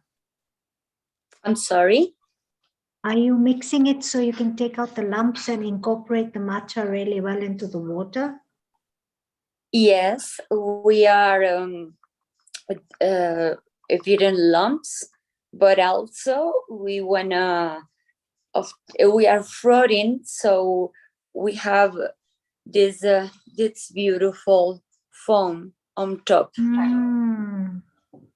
It takes some practice to get this froth. Right. To foam. To foam. To foam. To get foam. So I thought to use this crystal bowl, so it can be easier. Probably it wasn't that much, but gorgeous. So matcha is a green tea?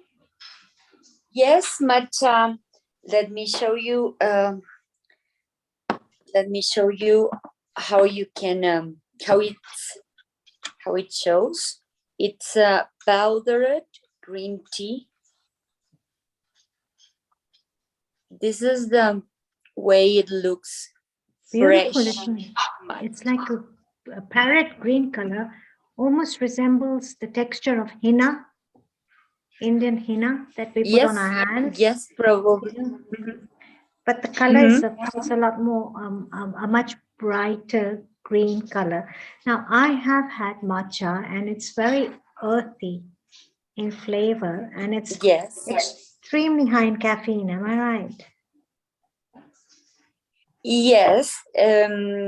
Like I was telling you guys last week. Oh, did I lose you? I'm sorry. No, you're there. Like I was saying last session, matcha and yokuro are called shadow teas.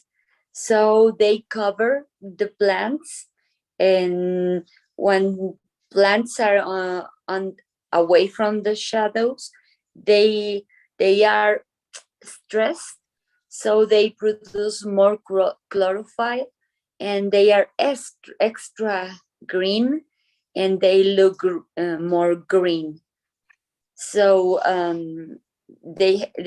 it's not any green tea that they ground to make matcha. It's an extra green tea, stronger. So it's high in caffeine, but let's remember that tea has a amino acid called L-theanine, so that you won't be extra awake or nervous. Like this can be happen with coffee or something like Coca-Cola or something like that. They won't happen during the AT session with matcha or any tea. They are high in caffeine, but they have L-theanine in their composition. I love what you said about harmony, respect, purity, and silence in the way of tea. And the folding of the napkin, it almost reminded me of the Japanese art origami. You know, when they work with paper and they do all these different shapes and animal shapes. I loved it. And you spoke of Natsume and the ceremonial tea container. Beautiful. It's like, you know, you could give so much respect to the tea itself and to each and every utensil with the symbolism of purifying. And I think it might, correct me if I'm wrong, as we purify externally and we're going to ingest it, we're going to purify internally. So it's almost spiritual. Yes, indeed.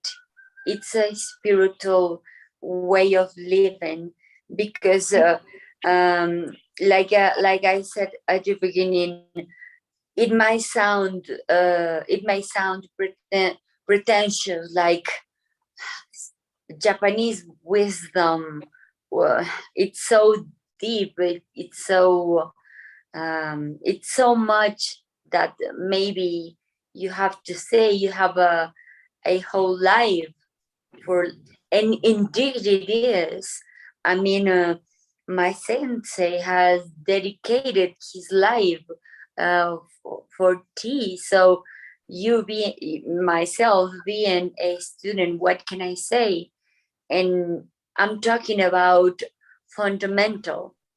If we don't give ourselves the opportunity of knowing Wake Sei Jaku and incorporate these principles to our life, ceremony, respect, silence, and purity to our life, we are losing a great opportunity.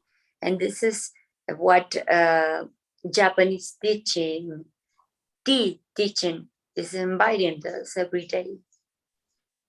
What a beautiful teaching and what a beautiful journey you had with tea. And on that note, I'd like to wish you a beautiful journey, BEAUTEAFUL journey ahead. Priscila, silence is necessary. It's symbolic of respect from person to person, to and fro. Thank you so much for your deep-rooted wisdom in tea and the way of tea, or the Tao of tea.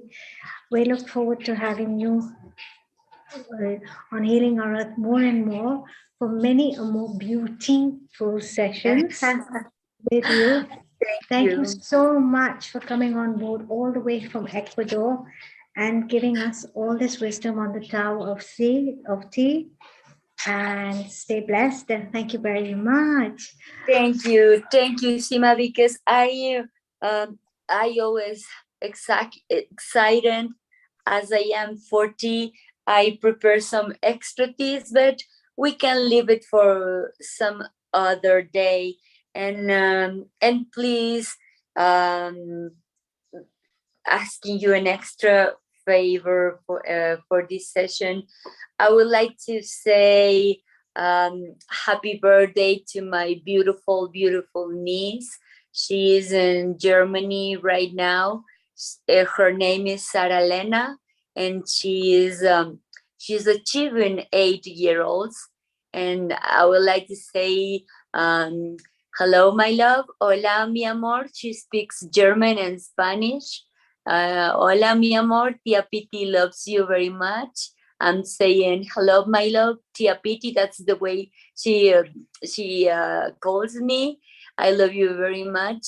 Muchas bendiciones, many blessings to you. I love you so much. Te amo mucho. I'm very proud of you. Estoy muy orgullosa de ti. Te amo muchísimo. Happy birthday, my love. Hey, buena, how lovely. And on behalf of our whole team at Healing Our Earth, we would like to wish your lovely niece a very, very happy birthday with lots of blessings and many, many more to come. Priscilla, thank you so much for your wonderful session. Thank you. And your lovely wishes for your niece. May she be blessed always. And we'll see you again, where you will be telling us more about the Tao of Tea. Thank you so much. And look at that. We've been all the way in Ecuador. Look at us. We started in Hong Kong. We went to the UK. We traveled all the way to India. We went to Ecuador. And now we're going back to the UK with a wonderful, multi-talented, British-born foodie, Chef Daksha Parekh.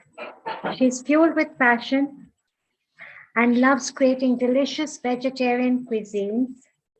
She has grown from strength to strength with a catering company, snack shop, and a restaurant. She's a self-taught expert in vegan and vegetarian food. A pioneer in excellence, she has cooked for thousands. Her new journey as an educator, that's what her new journey is, and a chef trainer, a business consultant, and a mentor. How wonderful is that? She's passionate about the art of healthy cooking, and this came forward when she lost a loved one. She loves to explore food as medicine and has workshops and conducts them here in the UK and beyond. She can be found at www.certifiedbycheftea.com. A very, very warm global namaste to you, Chef Daksha. Welcome to Healing Our Earth. It is so nice to have you with us today. Finally. It's wonderful to see you, and I'm looking forward to getting certified today. Thank you, Nan. A global namaste to everybody watching, and thank you to having me on this beautiful platform, this global platform. And it's just amazing how we've reached so many people today, and how fabulous it is. And Seema, your cooking event was fabulous too. Chef Nishant Choubey, it was absolutely amazing to see you cooking as well. What wonderful ingredients. God, I feel so jealous here in the UK. We don't have those gorgeous ingredients to work with. It's Can you hear me? You've come off. I can hear you. Those plums got me. I know. It was just amazing. And then he may be able to forage all those mushrooms as well. You know, we've always heard about the magic mushroom, and listening to him is just wow. That's the beauty of being in that part of India, actually, in the hills. There's so much that nature has to give us. Absolutely. And we always say how we promote seasonal foods, but you know what? When we live in the UK, our seasonal foods are quite boring, I'm afraid, and we don't have the best what everybody has in the eastern side of the world. And that's what I want to do now. Very, very near in the future now, I want to explore the eastern beautiful ingredients and start cooking over there. And I feel so deprived here in the UK sometimes with what we have, the lack of what we have. But it's amazing to see all these beautiful ingredients.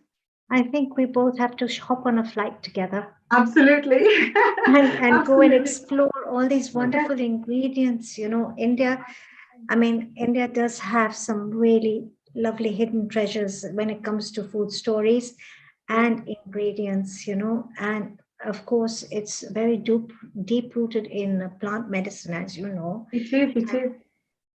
And I think every plant tells a story, and every plant has a vibration. Absolutely. Hence where has Ayurveda stemmed from? It just all makes sense, doesn't it? And your knowledge in Ayurveda is phenomenal. I was just like, taken back as well. Seema, I'm going to be listening to you a lot. So there's so much to learn from you. It's phenomenal. Well, it's a journey, right? And you have to keep turning each page of each chapter because there's so much. There's so much in Ayurveda that if you bring it all upon yourself in one go, you can actually get confused. So I like to I've been taking it in bits and pieces, but I have to say something. It's created great shifts in my life. One of I was always into healthy eating, and I always celebrated the superfoods and the indigenous foods that we have in India, being, of course, first generation East African Indian, and of course the local cuisine and indigenous foods we have in Africa. I mean, there are some very interesting foods we have in Kenya and Tanzania and Uganda and Ethiopia and different parts of Africa, Ghana and Nigeria, and of course South Africa, different root vegetables, etc. But it's only when I started exploring, actually when I had my first Panchakarma treatment many years ago, and they put me on this diet, and I noticed a change, an immediate change in my system. And I said, okay, I had more mental clarity, I felt lighter, I had a spring in my step. And I said to myself, okay, there is something here. Absolutely, absolutely. The power because it's worked for me. So it's a journey. You have to, my late dad was a doctor of medicine, and he told me, he said, I'll say it in Hindi, he said, doctor mein you have to keep learning. He says, when you're a doctor, you have to keep learning. Your education never ends. And I think also with Ayurveda, it's so broad and so vast. It's with nutrition as well, isn't it? It's like food. We think we know a lot, but when you dive into it, you think, oh my God, there's hardly anything we know. And you've got to keep learning, because different countries, like we just said, different countries have different ingredients that they supersede what we've just learned. And you think, my God, those ingredients have so much power and they can do so much. But then Ayurveda also teaches us that many countries in the climate we live, certain things don't suit us. So there is so much to learn. There is so much to constantly learn and apply into our lives. But yes, it's wonderful. Chef Daksha, before I employed Ayurveda, something as simple as yogurt. I would have it in my evening meal. And it's only when I really delved into the world of Ayurveda that I realized you have to have it before sunset, because after sunset is when you're coming closer to kapha time. Your body is naturally, we're aligned with nature. We're naturally aligning to slow down and get ready for bed. So we don't want to cool ourselves down so much, because body is going to go into that mode anyway. And that's why, my grandmother would say, dahi raat nu nahi khana, don't have yogurt at night. I would say, why? But she just would say don't have it because probably her mother told her not to have it. And I've just recently learned that you're not supposed to have cucumber at night either. No, because it's cooling. Again, it's another cooling element. So there's so many things that, once you dive into the world of nutrition, and I found that a lot of the correct teachings of nutrition stems from Ayurveda, even if it's been, the books have been written in the Western world. I've noticed that it stems from Ayurveda. So there is just so much to learn. And this new journey that I'm on, it's like there is foods that I've started adding in, foods that I'm taking out, ingredients that I'm taking out, ingredients that I find a lot of people saying to me, but some of the ingredients are quite expensive.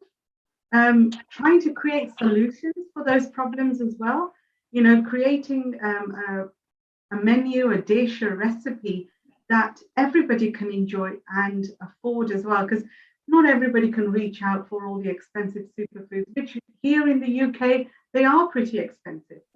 So they are indeed, they are expensive, without doubt.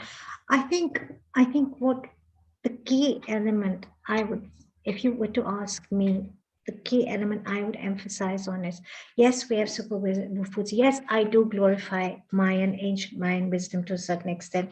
I love quinoa, I love amaranth, I love all these ingredients, I love acai, but they are expensive. And you can't have them in your daily diet every day. No. You can't. Because they do cost you an arm and a leg, and they're available in specialty stores in the UK. Yeah. Okay, we do get quinoa in the supermarkets now. But having said that, I would say my message to everyone would be, A, eat seasonal. Eat local, eat seasonal. B, if you can, eat as per your body type. That's right. Yeah. And last but not least, but most importantly, eat your food within 4 hours of production. This is something I've lived in Kenya, so I was blessed enough to have a fresh meal on my table every day at lunchtime and dinner time. Yeah, this was before I got married and when I go back home, because the lifestyle is slower. I lived in India, so I was blessed to have that fresh meal on the table. In Asia, it's the same. And, Hong Kong is all about joy and very fresh stir-fried vegetables and steamed foods. And they're really big on going to the wet market and buying things fresh, and the traditional Hong Kong home shops daily. They're in the market daily for the next meal, for lunch and dinner. Yeah, so they buy small quantities every day. But in the UK, I was taken aback. Now, it's not practical, I know, because and having said this, I know that people have to do bulk cooking. So I would say, if you do your bulk cooking, like I said earlier, simplify. That's the first formula. Yeah. And if you do bulk cooking, then if you made a dal and you've frozen it, a lentil soup, which is a dal or lentil curry, and you bring it out of the freezer and you're going to reheat it, please throw in some freshly chopped spinach. Give it some prana, give it some chia. Absolutely.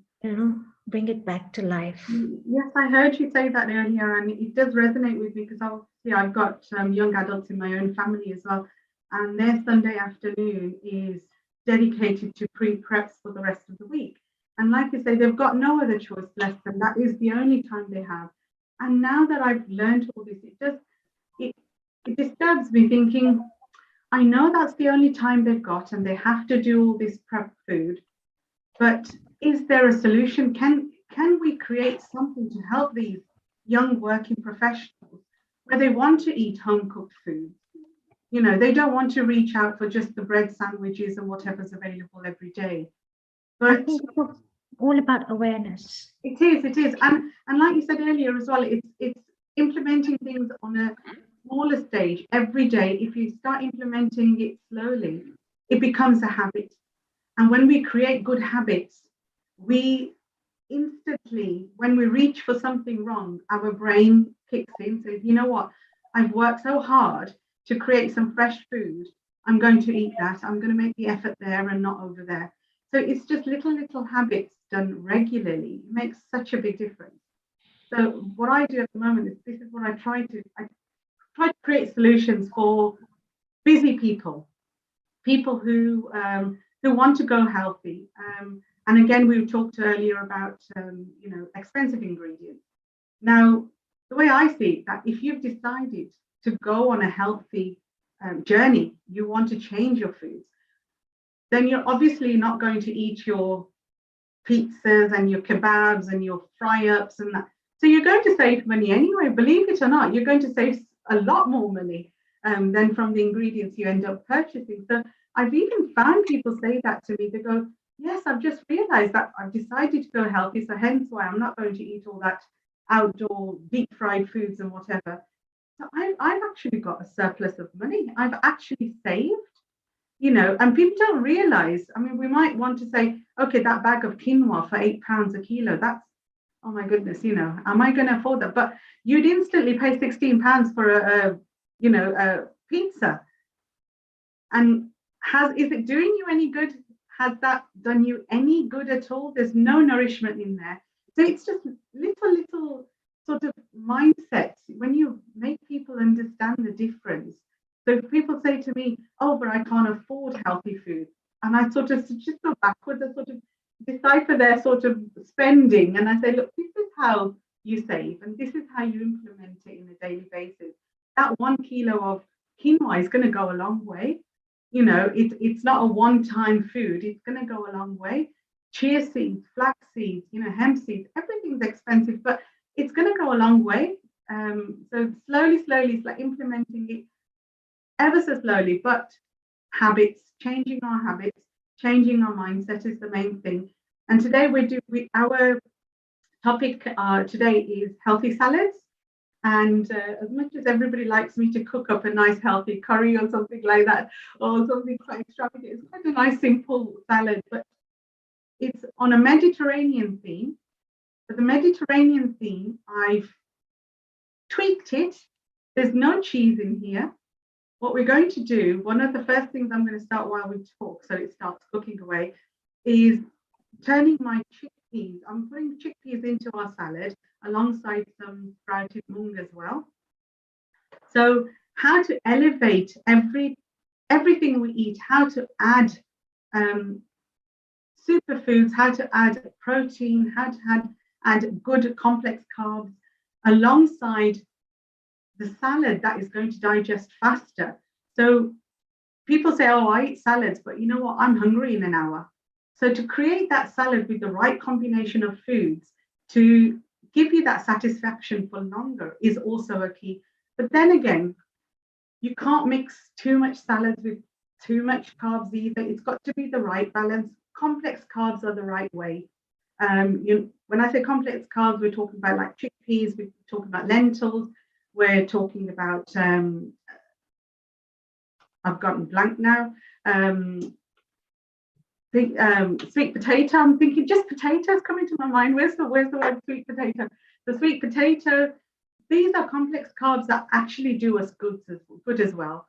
It takes us, it makes us satisfied longer and stops us reaching for junk food, basically. In between meals where we're hungry, it stops us reaching for bags of crisps or biscuits or whatever.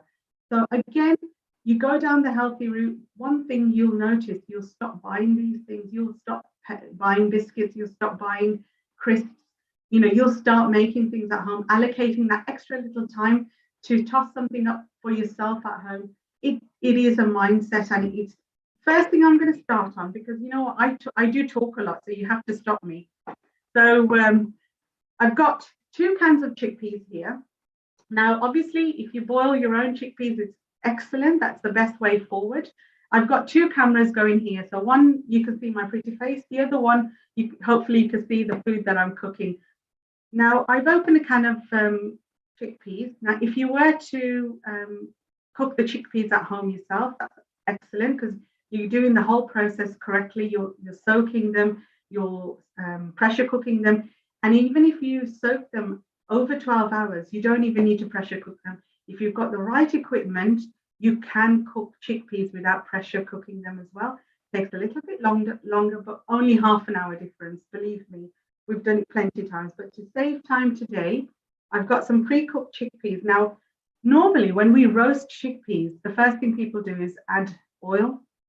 One of the things that I stop from all the food that I make is adding unnecessary oil at unnecessary stages of the food, especially heated oil.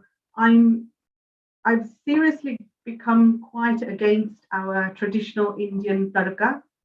I feel we work so hard to create a healthy dish, and then we laden it with trans fats.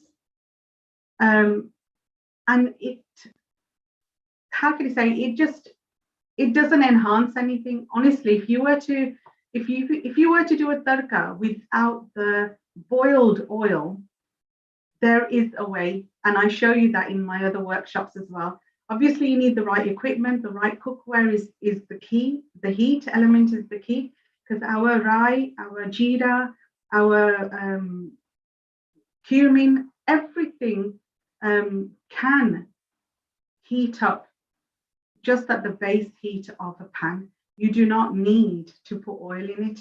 A lot of people say, but we have ghee and we have coconut oil, but still that can be added at another later time in your cooking to give you more benefit.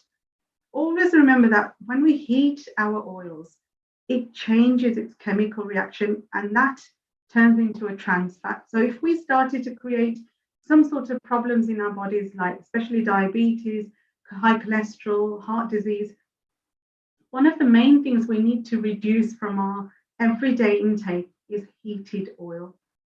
Try to avoid that as much as possible. Now, the cans of chickpeas I've got, now if I dried them completely, automatically for my masala and everything to coat it, we think we need oil.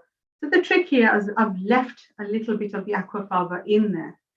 So it's still pretty damp. The chickpea isn't completely dry. What I'm going to add today, because this chickpea, when I add it to the actual salad, it's going to mimic the flavors of a Mediterranean cheese, the spice, and it's going to give us that bite that we want in a salad that satiates us and makes us feel as if we're eating something other than just, like wet and cold salads. So this is something I find that tastes lovely and just makes our salads a lot more crunchier. What I've got here, if anybody doesn't know what nutritional yeast is, nutritional yeast is a product. It's not an elevating yeast. It's not an yeast that we put in our breads that rise our breads. It's a completely different form of yeast, very similar to how how asafoetida is made on the sap of a bark. So this is basically a type of fungi that's grown on a bark, and then it's dried into little flakes. So I've added, well, the flavors of nutritional yeast sort of mimics cheese. It's got umami, cheesy flavor, and you can make loads of different cheesy, delicious soups and vegetables with this, and you don't need to use dairy cheese. So anybody who's following a vegan diet, plant-based diet, or taking dairy out of their diets, this is an amazing ingredient. To this, I've added some dry parsley, and I've added some peri-peri mix. Now, a peri-peri mix, I'll make my own. It's a little bit of red chili powder. God, I've got the list somewhere anyway. But it's a lovely little mix I've got. I should have had the list in front of me to go down the whole list with you. But there's no salt added to this. I've not added any salt. There's lemon powder. And when I say lemon powder, it's not citric acid. I dry my lemons and I grind them. So I've got this lovely acidic powder. I don't use citric acid in any of my food. If I need something to go a little bit more pungent, a little bit more sour, then I will add amla powder, which is also, in our superfoods list. Amla powder's got this beautiful undertone of sourness, but that doesn't hit you too hard, but also it brings with it all its properties. So I'm going to add this powder in here. It's just going to cover this, 3 tablespoons. And like I said, I've not added any oil to this. For the moisture in the chickpeas, it's going to give it that coating. This is going to go straight under a grill, just to give it, and just dry it up a little bit. And again, there's no need for oil at all. All the herbs and the spices will crispy up on top, and it will give it that beautiful taste, but not a burnt taste. And it will be lovely with the salad. So I'm just going to get my tray. Going to pop it on the tray, layer it out. You can put a grease paper down if you want to, but I'm not cooking it for too long, so it doesn't matter. Right, I'm just going to step aside and pop this into my grill. You can oven it, but I'm one of those people who, I've got a smaller grill, so I don't want to use the whole oven for just one tray of food. We all have to make sure we save where we can as well. So just bear with me a second.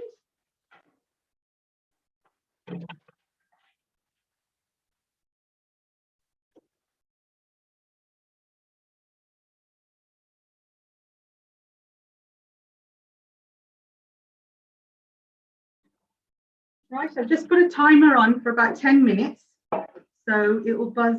And what I'm going to do in the meantime, we're going to do the preps for the actual salad itself. Now, it's a Mediterranean-based salad, so obviously it's going to have its olives, but I've also added some cabbage. Now, people say, oh, but we don't like cabbage. This is red cabbage. Now, red cabbage is a diuretic. It's got lots and lots of vitamins, minerals, but also at the same time, it's a diuretic. And when I say diuretic, it's alongside it filling us up, it will take away excess water that a lot of people find they can retain. People who suffer from a lot of inflammation, a lot of swelling of ankles. If you eat at least a quarter of a cabbage, I like to have a lot of red cabbage. It brings with it all its carotenoids as well. So if you eat at least a quarter cabbage a day, especially with people with a lot of water retention, it really helps. You just flush out the toxins from your bodies, and it really does help. So what I'm going to do now, I'm just going to use this little machine I've got. I don't know whether you can see it properly, and it just helps with the shredding. You can shred it however you want with your food processor or your chopping board. So I'm just going to pop it straight in here. So it gives me my little bit of exercise in my hands. I'm not using any electricity.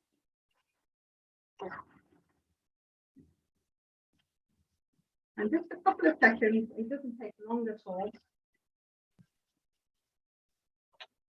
Right, depending on the size of your salad and how much you're going to make today, I'm using 1/2 of a cabbage, because like I said, I love my red cabbage.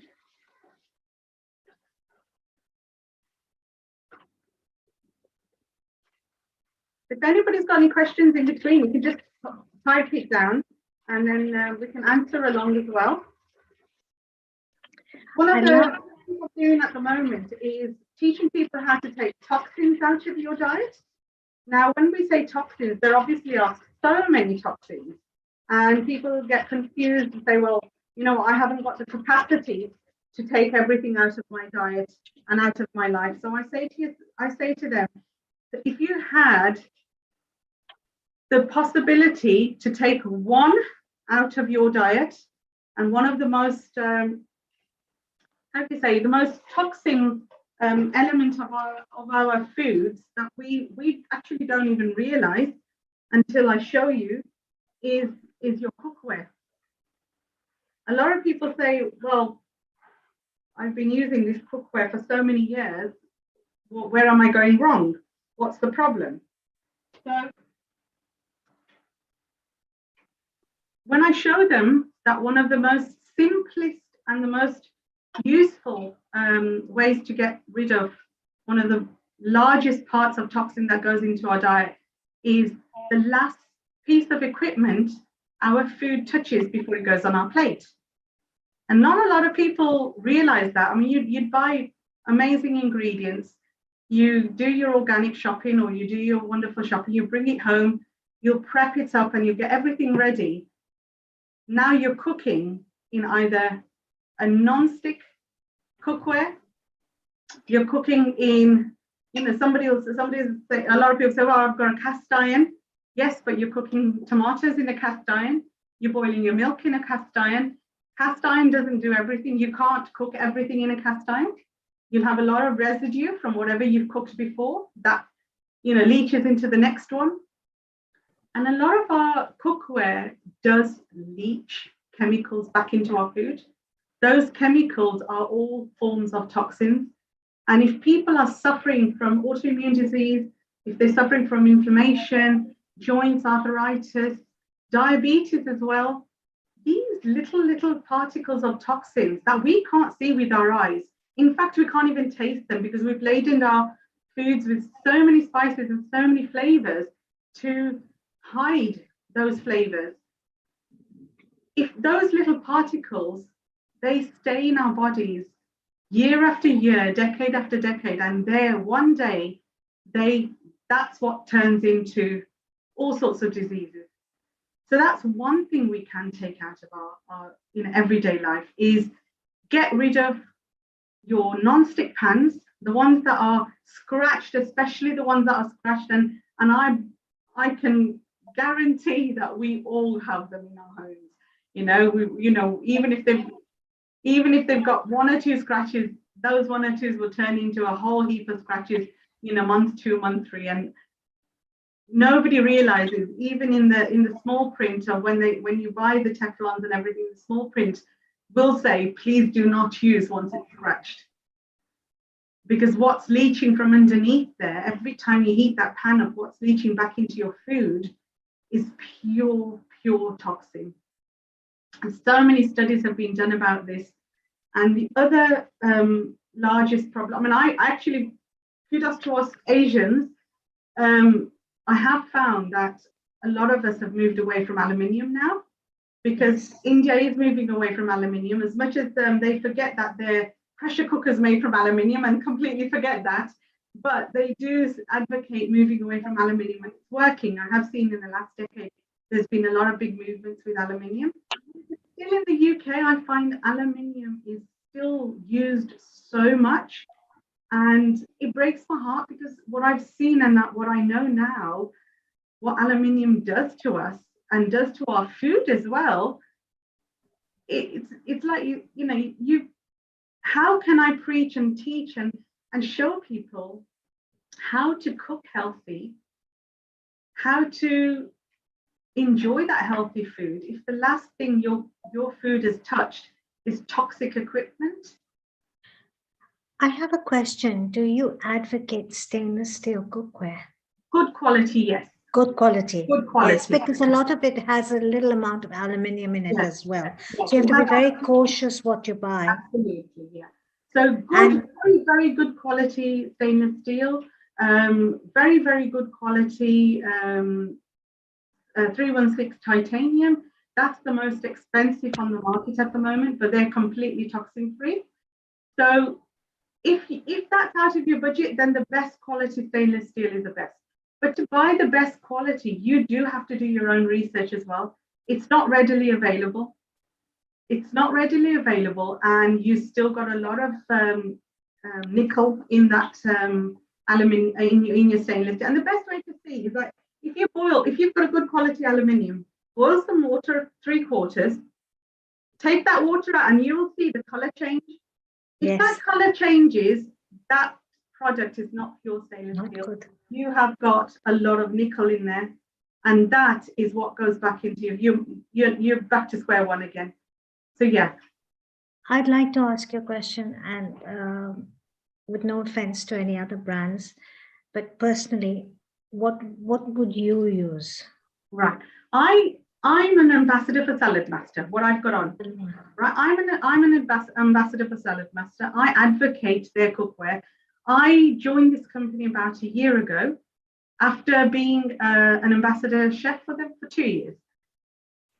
Whilst on my journey for healthy cooking and that, and I basically stumbled across these people and this company just through, they didn't know, I mean, the kind of food I cooked, they wanted me to show in their cookware.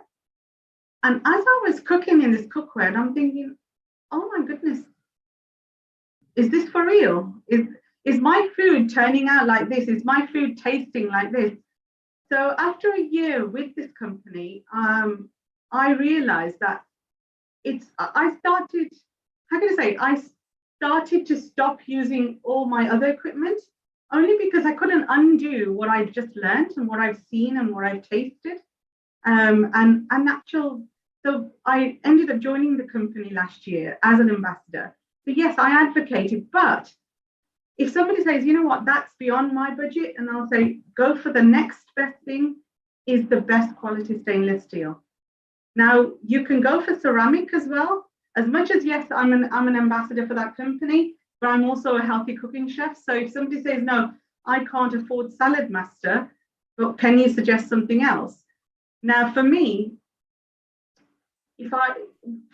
as the healthy cooking ambassador, the next best thing would be good quality stainless steel. Aside from that, the one after that would be pure ceramic. Now, pure ceramic does not come cheap either. That's extremely, extremely expensive. So pure ceramic is obviously a natural, right? My chickpeas are cooking away. Pure ceramic is obviously just a natural sandstone. It's made from sandstone. So it doesn't really have much of a lifespan either. I was speaking to a young gentleman a couple of weeks ago. Now he's bought some terracotta pots all the way from India. He's brought them over. But lo and behold, he didn't realize that it's actually coated inside with some sort of varnish. So bless him, although he purchased it thinking he's going, all in with the, earthen pots and the going back to original way of cooking, the commercial side of whoever created those pots put this awful varnish in there that every time he cooked, he would be tasting something. He couldn't understand it. So I did a little chemical test with him. And when we did the chemical test, when I say chemical, it's just a bicarbonate soda test. And instantly he realized that there's this coating inside. So I was like, bless him, he's like, he bought these things and carefully packaged them and brought them to the UK, didn't want them to break. And, so even, it's like going back to where we talked about ingredients. If you live in a country where you can get handmade, good quality earthen pots, you're lucky. Use them. There's nothing better than that. Original clay, original minerals. My grandmother used to cook in that. Yes. She used to cook her dal and slow cook her dal in a clay pot, and she used to make her yogurt in the clay pot. Exactly. And the yogurt made in a clay pot is so delicious. It's amazing. Absolutely. And she used to slow cook on a low heat and stir and stir and stir. And the temperature these equipment is cooks on is the right temperature for all your nutrition to be held inside your food. In some of the villages in Kerala and the rural parts of Goa, you'll still find, a lot of the local communities actually have a charcoal fire, which is not so climate friendly. Let's be realistic, but they cook on clay. Yeah, they cook on real clay matkas. Absolutely.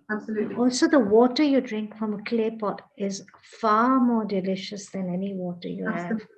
It's because you're adding that extra mineral into your water. Yes. You're adding stuff. So you're adding that mineral into your body. And the other thing is, my grandmom used to throw in a copper ring. We call them challas, thin challas. We used to peep into it, and we always wanted to fish them out when we were children. We said, Nani, we want to take them. And she used to say, don't touch them. She used to throw in a copper ring, a silver ring, and a gold ring. I'm still listening to you. I'm just going to check on my chickpeas. Sure. It's really interesting. As Chef Daksha checks on her chickpeas, I've loved this session because it takes me back, Chef Daksha, to India.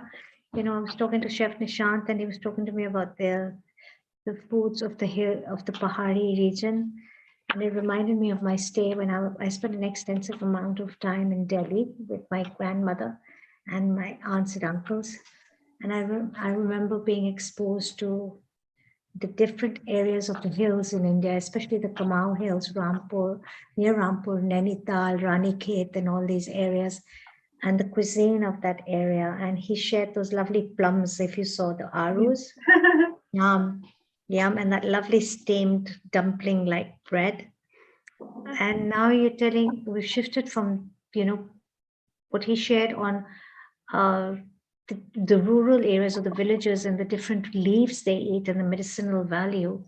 You've come to this lovely alkanizing purple cabbage, which you shared with us. And of course, we've got this lovely big bed of purple cabbage, and you're going to add those lovely amla infused chickpeas. And I'm so amazed that you used amla because it has such a high vitamin C content. Absolutely. And it's been celebrated by Ayurveda since time immemorial. And Always also use it on your hair. It's really good for your hair as well. Right. With this salad today, now a lot of people know that Mediterranean salad had two most important ingredients. That's cucumber and tomatoes. Now, cucumber and tomatoes, we're saying, Ayurveda says we're not supposed to mix both them together. Now, I made a choice today. I thought, well, I wanted to make something with sun-dried tomatoes. So I'm sticking to a tomato Mediterranean salad today. We're not going to go for the cucumber, only because, like you said, if you've learned something, why go against it? There has to be a reason why they say don't put the two together. The reason is they both digest in a different manner in our stomachs, and they don't provide the correct nutrition once they are together. So you've negated why you're using it. So why put the two together? If Ayurveda science says don't put it together right now, I've learned that 2-3 weeks ago, and I've stopped adding both of them together in anything. But to add that value of, cucumber has its own value and a crunch and its own coolness. So today, what I'm doing, I've changed the recipe a bit, and I'm adding a courgette. So I'm adding a proper courgette with the skin on. It's washed, and we're going to go straight in here. I'll put a larger bowl down, so that's going to be what we're going to serve in as well. And this, again, it's going straight into my machine. And if I bring this closer, it's shredding it like, I'll show it here, shredding that like little buttons. So this will give us that cucumber crunch and the wetness that feels nice in our mouth as well, but without the cucumber. So let's hope that this salad turns into a delicious one tonight. I wish you guys can taste it all. But yes. That's a very smart choice. This getting a zucchini or a courgette. And zucchini has become quite a staple for me lately. It's been about 2 years now. I've taken wheat out of my diet, and I find I reach for zucchini in so many of my foods now, and it's so good on my stomach, and it's just one of those things that I just love eating now. And my husband goes and he goes to me, he goes, if there's anything on your shopping list, zucchini has to be there first on the top. It is on mine too, I have to be honest. And my husband loves, my family, we do eat a lot of Indian food, and we do a lot of khichdi, and we do a lot of chana. So the traditional Indian is chana dal with lauki. Yeah. So lauki is, of course, a gourd, and I have substituted that with zucchini, and I think it works so much better. I love the flavor. Also, in our, I love to add vegetables into my khichdi's. We do a lot of green mung bean khichdi's because green mung bean is very high in prana. Yeah. And I toss in a lot of zucchini. I, add in a melange of vegetables. And it's yum. It's yum. Okay. It really is. But I love that. I do it in raita, in yogurt raitas. Yeah.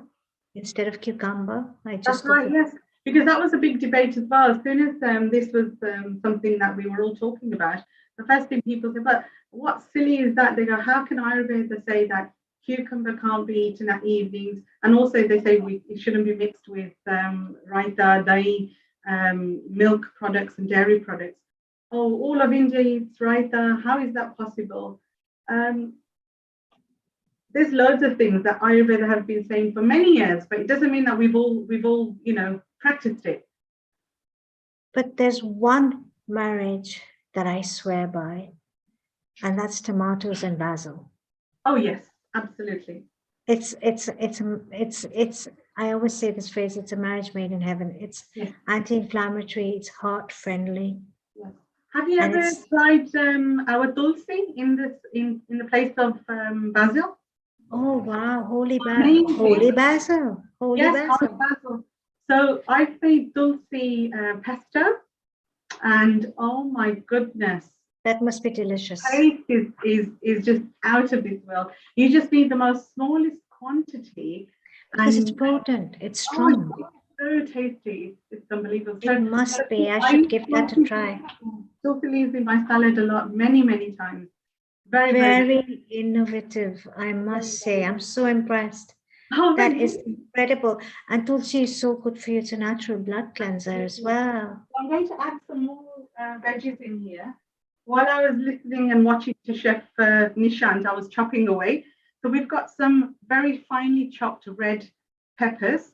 Obviously, the red peppers goes, directly with Mediterranean salads and with lots of salads.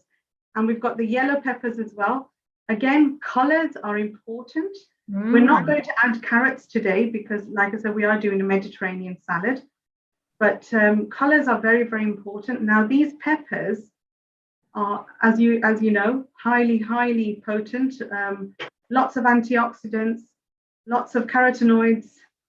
And all I say, one thing I've learned recently regarding peppers, especially the red peppers, when you're taking nightshade foods out of your diet for some sort of health problem and reason, and you're taking nightshades, then yes, purple cabbage, red peppers, aubergines, these are all goes into that nightshade category.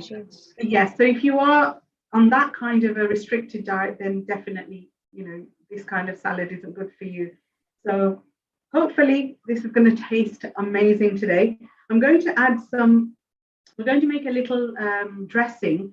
Now the dressing I'm doing today is a tahini dressing. So again, with the tahini, with the sesame, we're adding all the beauty of all the sesame in here. The value of sesame in something like this will elevate it to such a level that you've got the heat element from sesame, you've got all the vitamins, you've got high amount of iron. And if you were just to sprinkle some sesame seeds, it wouldn't do the same justice as tahini, because obviously everybody knows any ingredient that's ground, same as our turmeric as well. When you take powders and the juice of something, you have more of a concentrated amount. Obviously makes it a lot different than just eating a couple of seeds. So today the dressing is going to be a tahini dressing with a little bit of apple cider vinegar. Now I've already got a bit of apple cider vinegar here, and it's something you were saying earlier, Seema. Some people don't like apple cider vinegar. Just some people can drink it by the glassful, and some people. I'm one of them actually. I'm not an apple cider vinegar person. I can't take it, but I know it's got great anti-inflammatory benefits. Yes, I'm going to put a tiny little bit just for that acidic flavor. But believe me, a normal recipe for this size, you're looking at about a lot of apple cider vinegar. I'm just going to cut up some fresh garlic, and then I've just crushed under my knife. Now, a lot of people say, "Oh, that's fine, but why do you have to crush it?" You'll notice that when you crush garlic first, you're releasing a lot of its high potency and a lot of its flavors that just a regular cut garlic will not give you that flavor. Even if you were to just, how you got those garlic presses where you just press, I've actually got one, should have showed you. Those garlic presses, the garlic that comes out of there will taste so different to the garlic that you've just cut up in your food processor or you've just cut up by hand, because crushing it just gives such an immense flavor. And even every time I do this, everybody sees the difference instantly. I just want this a little bit smaller, but try to go for fresh. Try not to reach for the garlic that you've got ready for your everyday masala or something. It will taste different to fresh. And when you've got a salad, that fresh garlic taste is amazing. So I'm going to put this straight into our mixing jar. Now, I've just used a normal glass jar, which we're going to use. What I've loved is that you've actually cut up your garlic fresh and you're using it fresh. Yes. What a lot of us tend to do is tend to buy frozen cubes of garlic that we get in the UK because they're easy, or the bottles, which are laced with preservatives, or we make it at home and we put a layer of oil on top to prevent it from oxidizing, which is something our mothers did. My mom actually used to make crushed garlic because she wasn't so aware in those days. And she used to put a layer of oil, and she actually used to throw in an aspirin into it. Oh, wow. Never heard of that. Yes, an Italian friend of hers told her about that. Because the What does that Italians do? use a lot of garlic. Stops it from oxidizing. Oh, right. What I find to do, if I'm doing a big batch of fresh garlic, I won't put it in a plastic container or anything. I will put it in a food bag instantly. No oil, nothing. You put it straight in a food bag, flatten it, pop it in on a chopping board or something flat, and stick it straight into your freezer. So time is the element. So you don't let that oxygen touch it. Right. It comes straight out of your mincer and goes Makes straight into your sense. bag to seal it and put it away. Because the more obviously you scrape it out of your containers and you put it into your plastic container or turn it into the cubes, the ice cubes, you're just adding all that oxygen to it. And that's where you need the oil. So to prevent it from oxidizing, it's just got to be a very quick process. Yes. And it works. And my garlic won't go green. It'll stay beautifully white all the way through. It's frozen. When I need it, I'll just crack the bag a little bit and take a bit out, and it goes straight back. Nice. I like that. Flatten it as thin as possible. I love and just that. put them on top of each other, and it's so easy. So you don't need the oil, you don't need the aspirin. And we don't want it. We don't want the Exactly. oil, and we don't want the aspirin. I'm just telling you the olden way of cooking. Although our moms cooked fresh, I mean, they would cook a lot of fresh food. They would use fresh tomatoes. They wouldn't use tomato paste or passata or anything like. Generally, if someone's making a traditional curry, of course, I like to use fresh tomatoes, but a lot of people would add in a little bit of passata or tomato puree for color. And really, there are a lot of hidden sugars, etc., in all these ingredients. And one thing we did have in our home was a lot of ginger and garlic. It's a North Indian home.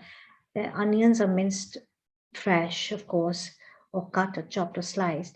But ginger and garlic was used in such huge amounts that it was frozen or put in the fridge with oil and aspirin. And can you imagine, God save us, if anybody came in to our house and they had an aspirin allergy, what would have happened? Exactly. Thankfully that never happened.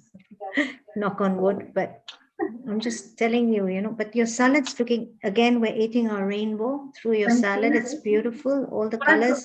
What I've got here, I've got a tablespoon of chia seeds and a tablespoon of flax seeds. This I'm adding to my mix as well. So we're just popping that straight into our jar. And to this, we're going to add some extra virgin olive oil. This is the Tuscan extra virgin olive oil I'm using. Now, again, extra virgin olive oil only for dressings, only for topical use. We do not cook with extra virgin olive oil. So we're looking at 4 tablespoons, that's about half a cup of extra virgin olive oil. In this, we're adding our salt, Himalayan pink salt, not a lot. I'm doing about 5 shakes. Now to this, we had, our main ingredient, super ingredient today is tahini. Now today I've got store-bought tahini. I do make tahini at home quite often. Chef Daksha, when you make your tahini, do you roast your sesame seeds first? Yes. And then you grind them with an oil, with sesame oil? I first grind, once they've cooled down, I first grind them. My blender is quite nice. It actually creates a little bit of heat inside. So, it starts crushing it first. My blender doesn't have a blade in it. It doesn't cut things. And it's an amazing piece of equipment. The way they've created it, it crushes things rather than cutting it. Right. So I find tahini, it'll start crushing it. And once it crushes, I'll press down the sides, go for it again. Once I know that majority of the sesame is broken down, that's when I'll add the little bit more. And I'll use sesame oil, not extra virgin olive oil. Right. Sesame oil. You don't need it.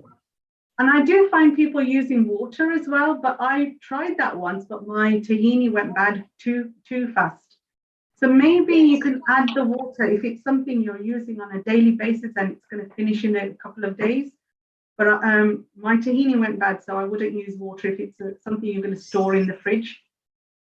So I make mine in small quantities, very much the same method that you use. And I use cold pressed sesame oil and I use a little bit of water. Absolutely. Okay. But like you said, you use it, you use it quite often. So yeah, but if it's somebody who's going to just put it in the fridge for a couple of weeks, then it's no good. So I'm putting in 3 tablespoons of tahini. Yummy. I absolutely love tahini. Has anybody had tahini with dates? No, I haven't had it with yogurt, but I love it in my hummus. I can't do hummus without dates. Seema, you've got to try it. It's really, I got to try that. That sounds very exciting. I'm just mixing it with the spoon that I've just used for taking the tahini out. So because obviously tahini is thick, so even if I shake it, it's not going to emulsify properly. So I'm just giving it a bit of a mix first. You know what tahini goes really well with? Soy sauce or tamari and orange. Oh yes, absolutely, absolutely.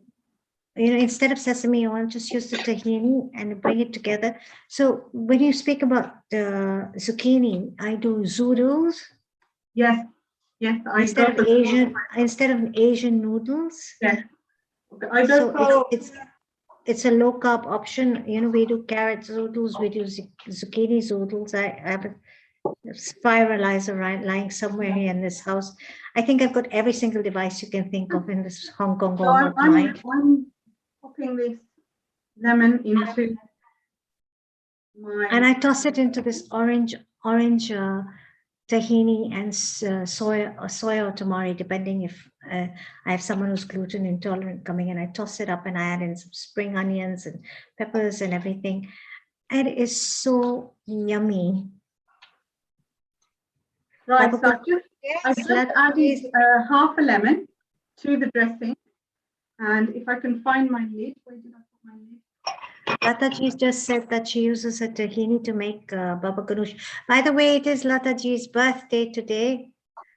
So I'll just say very happy birthday from all of us here at Healing Our Earth. Lataji, once again, happy birthday to you, Lataji. It's a very special day. Many, many happy returns of the day from all of us here at Healing Our Earth. Oh, thank you.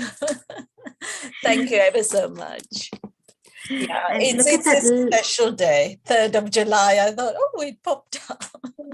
Lovely day and lovely. I don't know if it's actually my birthday because Mom told me it's my birthday.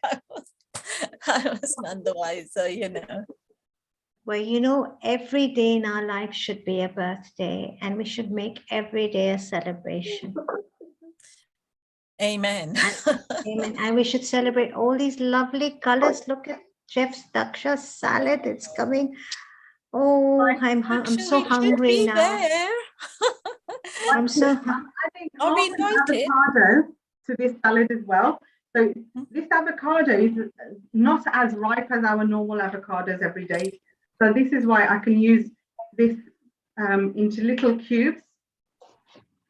Very nice. So we're getting all our B6 and our healthy fats. Right. I was just about to say to somebody, I'm going to have a competition who can find my lid, but I've just found it there. Right. So yes, again, healthy fats. And again, because we're not using cheese today in our Mediterranean salad, all these additions will add that, it'll mimic that cheese flavor and the textures in our mouth. So it will taste really nice.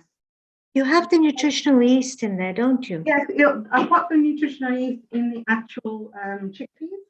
So when you so you'll get that flavor, that cheesy flavor. When you eat that chickpeas, so this avocado is a little bit yummy, but a little bit harder than I expected. So it doesn't want to come out. That's okay. Where there's a bit of a bite. Yes, definitely. It has a bit of a bite, which is nice sometimes in salads, actually. Yeah. To have that little bite. It doesn't want to come out, but we shall pop it out with no problem. So do you add nuts sometimes into your salads? Look, we're talking about healthy fats, almonds, walnuts. Almonds, walnuts, but again, I always find that when I put nuts in there, I have to remind people that I don't just take it out of a jar and put it. All my nuts are pre-soaked. Pre-soaked to enhance the nutritional value and bring them back to life. Very, very smart. That's the way to do it. So for me, it's not even adding the nutritional value. It's teaching people that is the correct way of eating it. Because of the seeds and nuts having its own phytate problems, people don't understand that. You know, again, you've got all these expensive ingredients, and if you're not eating it correctly, and you want to be able to digest them easily. Exactly. If you're not prepared, and they sprout. They sprout. Yes, nuts sprout. They all sprout, and they all, you know, we're adding the brana and everything. But if somebody says, you know what, I don't want to follow Ayurveda and I don't want to do this, but okay, fair enough. Let's take all that out. We don't want to talk about Ayurveda. Let's just talk about correct cooking. Let's just say it's the correct way of preparing, correct. Well, you know, our grandmothers always gave us those 5 badams, those 5 almonds, exactly. or 7 almonds, or 9 almonds, or 11, always an odd number for some odd reason. Before our exams, I remember, before the exam season started, our mums would start soaking the badams and giving them to us every morning. Until today, in our family, whenever I'm very forgetful. So and they say badams or almonds are very good for your memory, right? And your brain. So every time I forget, and I'll tell my sister, I say, oh, I forgot. She says, oh, what's new? Eat your badams. You say, have you stopped eating your badams? I'll say, your almonds. I say, yeah, I've stopped. You say, badam kaya karo, eat your badams. Absolutely. You know? As you can see, I'm adding some spinach. Is that basil or mint? No, this is spinach. This is just baby spinach. Oh, nice. Yes. I'm just adding a small quantity because I don't want it to overpower my salad today. Because obviously spinach comes with its own flavors and its own textures in your mouth when you eat it. So I don't want it to overpower it, just enough so we know we've got that extra iron, we've got our greens in there, because we're not adding any iceberg lettuce or anything to this. Yes, we've got our flavonoids, we've got our carrot, beta carotene, we've got everything in there. We've got the antioxidants, you've got everything in there. And it's so high in fiber. One thing that I haven't added yet is some red onion. Now that's obviously if people enjoy onion. I'm not a very much cold onion person. In the UK, it's just like, you know, the potluck to get a good quality onion. You know, they can be quite sour and bitter as well, and in your dish. So I'm not going to add the onion, but if you wanted to add onion today, you can chop it a nice red onion up and pop it in. And as you might notice, I always cover my onions, even if they're ready chopped, all my onions will always be covered. I don't know if anybody knows why I do that. Seema, do you know why I do that? Okay, so I'll tell you why I do it. Yes. It's because I'm superstitious. Okay, no. Okay. And they say, so my grandmom used to always say that you never, when you chop an onion, you use the whole onion. Yeah. I said, why? She said, because the onion absorbs all the energies around you. Yes. Because she was very spiritual. So she said, you either chop it up and you use it, otherwise you cover it. Okay. Right. That's what she used to think. Very similar to what she's saying. She's absolutely on the right track. But onions are actually a medicinal vegetable. It's an actual medicinal vegetable. It has a job to do. And one of its most important jobs is to kill bacteria from anywhere, whether it's inside our body or the atmosphere. So how does it kill the bacteria from the atmosphere? It sucks it in. So if you've got a bowl of onion sitting there, what's it doing? It's sucking in all the bacteria from the atmosphere. So you end up putting that in your food, in your salads, and what are you eating? Bacteria. So always, always, always cover your onions. Never leave them open. Very good for gut health as well, onions are. Absolutely. And the other thing about onions I wanted to share with you, they're great for coughs and colds. And this is a remedy I have used Exactly on why my I say it's children. medicinal. Yeah, that's why I say it's medicinal. I mean, a lot of people don't eat garlic and onion on a regular basis anyway, so it's out of their diet because both of those ingredients have got such potent medicinal values that they would only eat it if they need that to rectify that ailment. But not in very large amounts because they can be very rajasic. Yes, yes. As per Ayurveda. But the one thing I do find with onions, and this is a foolproof formula that has worked with my children, is you know how children always come home with the sniffles? Yes. Yeah, they always pick up something or the other from school or from their friends, especially when they're in preschool and they're so young. Yes. So you put a little onion ring on the soles of their feet and put some socks on and have them sleep at night, and it works. It really, really works. It absolutely brings their fever down. I don't know what it does. Some magic happens, but it works. Pulls all the toxins. I had a couple of families like very close to me, friends. During COVID, it'd be like we can't get this flu out of our house. We're sick and tired. We're all falling ill one after the other. I would say cut up a couple of onions and just leave it in the center of your home. Pop it in the living room or your bedroom. Slowly, you'll start taking out all that toxin in your environment, in your air, and it worked. And like you said, one of the ladies she read about it. Obviously, after I told her, because I want to read more about it, and she read what you've just said about putting the slice in a sock. She did that with her child. Everything's just coming out, and in fact, it's very good for people suffering with a lot of acne as well. It takes out a lot of the bad toxins. So again, onion is so potent. It's such an amazing ingredient that it's got to be utilized correctly alongside lots of other of our ingredients. We need to learn how to the correct method of preparation. So much so that, you know, a lot of let's go into old folk tales now and talk about energy cleansing your home. You find a lot of people sage their homes. Yes. Right? And there are a lot of rituals on saging your home, or mopping your floor with salt water, or incensing every corner of your home. But did you know that the old folk tales actually saves up onion skins and burns them and smokes them in your house, just like sage, to clear off negativity? There you are.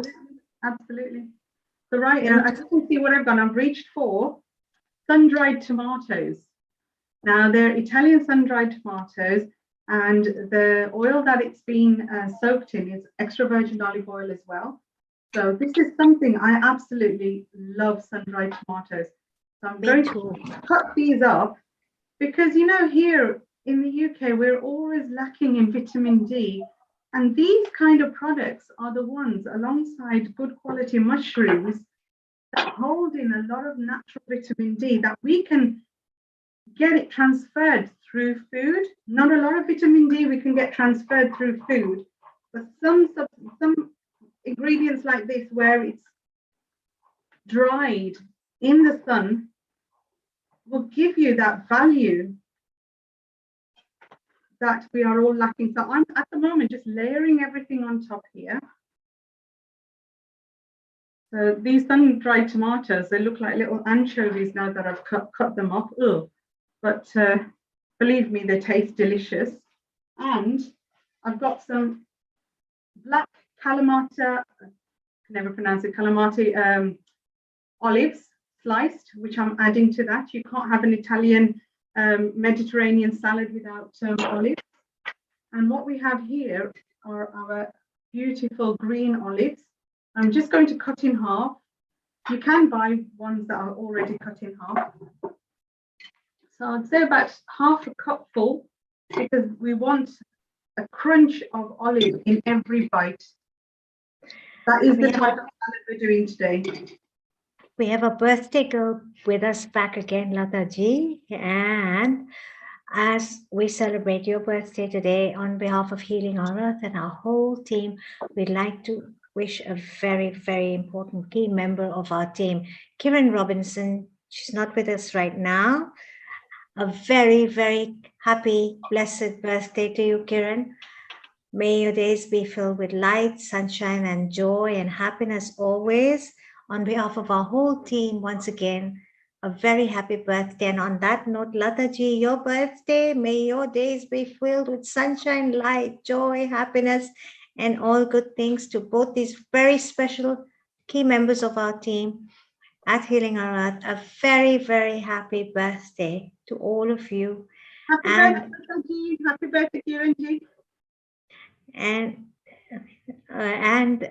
you know, I love this salad because it's like a celebratory salad with all these lovely colors. You know, I talked about tea celebrations and a beautiful, beautiful day and a beautiful life. So I would like to wish you, you know how much I love tea, Lataji, a beautiful day and a beautiful, beautiful life ahead. And the same goes for you, Kiran. You're not with us, but I know you're going to watch this show later on. Beautiful day, beautiful life. Stay blessed always, both of you. That salad is looking amazing, Chef D. It's looking vibrant, colorful, alive is the word I'm going to use. It's brimming with prana. Wouldn't you agree, Vidhi? Absolutely. It's just fantastic to see of the colors of the rainbow being used. Beautiful, isn't it? So we've added the black olives, we've added the green olives. We're adding some baby tomatoes now. Alongside the sun-dried tomatoes. So this will add some moisture and a lot of sweetness alongside the sourness as well. So now we're coming to the end. Before we add our chickpeas, we're going to give this dressing a lovely shake so everything gets nice and mixed and emulsified. And we're getting a lot of calcium from the sesame seeds and the tahini, which is so good for us. So I've not put as much oil as a normal recipe of this size would. Otherwise, this would be just pouring out. But we're going to mix it.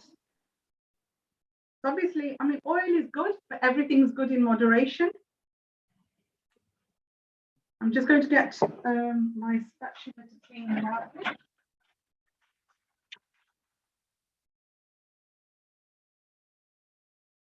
So just take it out. I mean, if the worst comes to worst, if you feel your container is not taking all your lovely goodness out, just add a little bit of water, give it a good shake, and it will come all out. It'll all come out. Not too much water, obviously. You don't want to set off all the water in your salad, because obviously now we added some salt to the dressing.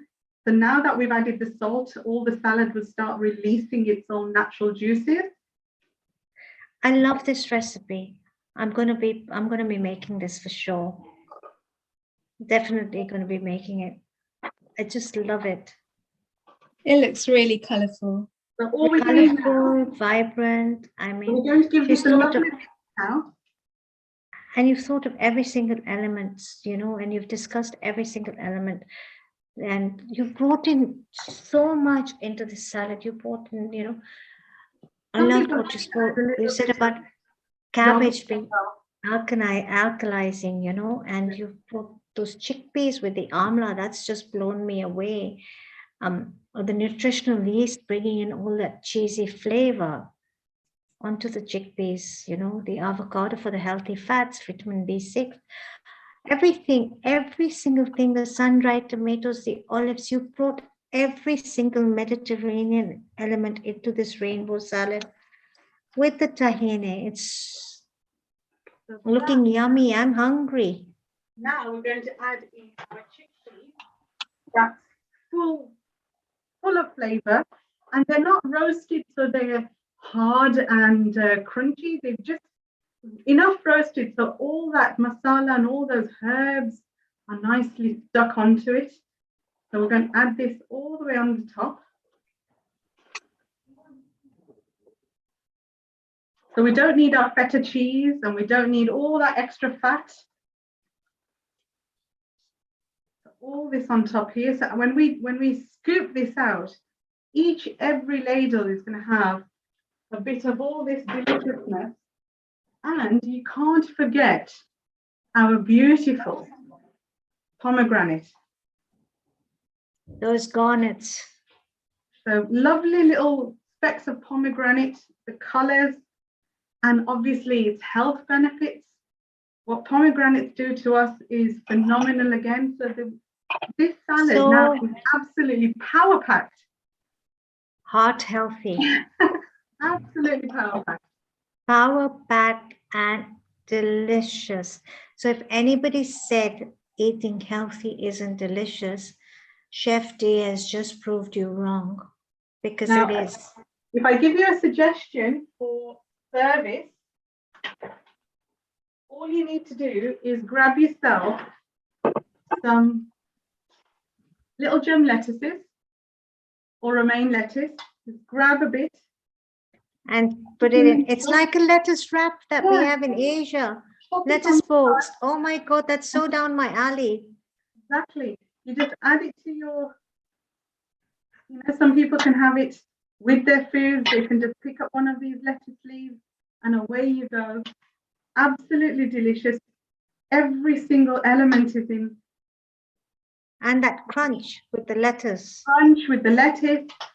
And it's absolutely delicious. You just can't go wrong. So I wish you could have tasted this today. It would have been amazing if you were here. And we could all had a wonderful taste. We have a lot to share when I come back to London. Yes, definitely. So I much. I do a lot of live workshops and I invite people to my kitchen, not this kitchen. I've got another demo kitchen and we've got space for at least 10 to 15 people where we create live foods and we teach how to cook without toxins in your diet. And we do live salads like this and everybody gets to taste. So if you're in the UK and you want to join in, let me know and definitely turn up. It'll be wonderful. Chefy, that's absolutely amazing. And it's just fantastic to see the way that there's so many nutrient dense things that can actually go into one meal. That is actually, we can't really have an excuse to not get all of those nutrients now, because it's just absolutely amazing to see the way that this is prepared and put together with the whole crunchiness behind it as well. I've just turned around and I've forgotten a main ingredient that we're all going to kick ourselves, and especially me, because it's taken me 2 days. My sprouts. Yay. So, yes. I love sprouts. I love sprouts. I couldn't miss this because it's taken me 2 days to sprout it. And again, we've elevated our whole salad to another level. We've added so much nutrients to this. It's that is very high on the prana index. Chef D, this is Nilkumar here. This is looking very scrumptious. Can you hold it closer to the camera so the viewers can see it, please? Hold it closer to the camera before we travel to Peru in 5 minutes, where our white king is waiting there in Peru. If you hold it close to the camera, please. Yummy. Wow, So yummy. Both the cameras. Yeah, both the cameras are beautiful. It's looking lovely. So if we'd switched off and I forgot to put that sprouts in, I would have called you all back. Yeah, I can't make a Mediterranean sprouted salad without the sprouts. Well, you can see, it's absolutely delicious. Chef D, look at our kitchen. Look at one of our senior person in Peru. Dr. Viking is also looking at your sprouts. Oh. And she's in the kitchen. She's actually live in a kitchen in Peru, which is in lovely. America. And shortly she will be actually making their appearances. So once again to the prep camera, if you could just hold it for a minute, please. Yes, beautiful. We can see, we can capture I can see lots of ingredients and your sprouts are budding out. It's got the tails all over. Beautiful. And with it mixing in with all the flavors of the chickpeas, because the chickpeas have got so much flavor around it now. So nothing's going to be bland. Every bite you eat, it's going to have a texture, it's going to have a crunch, it's going to have a flavor as well. Not just salad flavors, it's going to have some real, hardcore flavors there. So salads like this, eaten at the right time of day, you will not be, wanting to reach for other foods. And there's so much more we can add to this. We can add fresh basil, parsley, if you've got all the fresh stuff, you can add some amazing ingredients to all sorts of salad.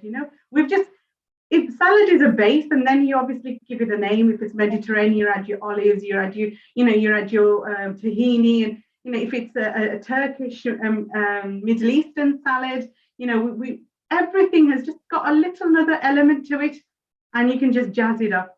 But if you add the fundamentals, which are like the sprouted, the pranic foods, you've elevated that humble little salad to something that's gonna, give you so much more energy and life, and growth and healing and amazing stuff. Food is medicine. Let food be thy medicine and medicine be thy food. Absolutely. You've definitely inspired me to try something different now. Bravo. I loved it. I absolutely loved it. Thank you for having me here. And thank you so much for such a fantastic salad. Do stay on with us. We're traveling all the way to Peru, and we look forward to having you with us over and over again to share wonderful wisdom and your gorgeous recipes.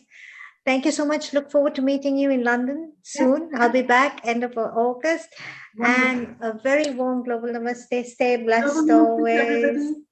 Thank you. Bye-bye. Bye-bye. What an amazing, beautiful, colorful salad that was, Riddhi, wasn't it? Wasn't it just? It was an absolute joy to watch. Learned so much just from that short power pack session. I know, and those chickpeas, I just wanted to dive into that salad. So yummy, so delicious, and the vibrant and alive and full of prana, like, we said and earlier. The colors of the rainbow. Colors of the rainbow, amazing. Now, it's amazing how much we've learned today. Yes. What Chef Nishant shared with us, and I loved, I'm really intrigued with what he said about the village foods in the rural areas and the different leaves, spinaches, and each leaf has a medicinal property. And it's just amazing to see the foods from different countries and the different nutrients that they use and the different ways that they combine with this culinary experiences together to make the dishes. Really, really, interesting. And that steamed bread, so I'm in Hong Kong right now, as you know. Yes. And traditionally here, the Chinese tradition is to go out for yum cha. Right. Okay, and yum cha is where we go for dim sum. Dim sum are these tiny dumplings, and the steamed bread that he made reminded me of, the Chinese dumpling. So it was like a great big granddaddy dumpling that we had there with coconut, etc. But it looked so yummy, and it's amazing how different foods from different parts of the world have so much synergy. For example, the Chinese noodle synergizes with pasta. Yes, absolutely. With spaghetti, and food stories, food stories are stories of immigration, integration, and travel, really, if you come to think of it. And exploration and insight. Exploration, yes. I mean, when we talk about spice route and the journey of spices and how spices traveled from one part of the world to the other, along with it came the Silk Road. And it's all about stories of immigration and integration. You look at the spices, he spoke about something so beautiful today that I loved, is marrying Indian cuisine with Thai cuisine. Because really our spices are similar. They use cumin, they use coriander, Yes. And then Chef Daksha, and Chef Daksha brought all these different elements. But really we can go on, and I can see a very, very special person in the background, and that is Reverend Dr. Y. Ching Lee. Dam Reverend Dr. Y. Ching Lee is a holistic health counselor and a culinary consultant in holistic nutrition. She has adapted many recipes for her clients with cancer and other health concerns with applied kinesiology testing to ascertain the most suitable and non-inflammatory foods for optimum health. She has had a gastronomic career in the culinary arts in San Francisco and has been an event planner and caterer.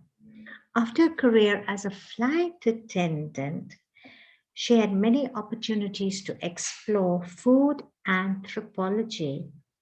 She continues researching on food as cellular information, as well as being passionate as a taste adventurer. She enjoys the wild and urban foraging and reverse engineering in the sample dishes. Her love for nature and affinity with plants started when she was running in the fields and farms in Penang, Malaysia, eating the wild herbs and knocking down fruit from trees. I'd like to welcome Dr. Wai Ching Lee, a very warm global namaste to you in Peru. Vidi and I would like to say a very warm global namaste. I know you're going to be taking over from both of us.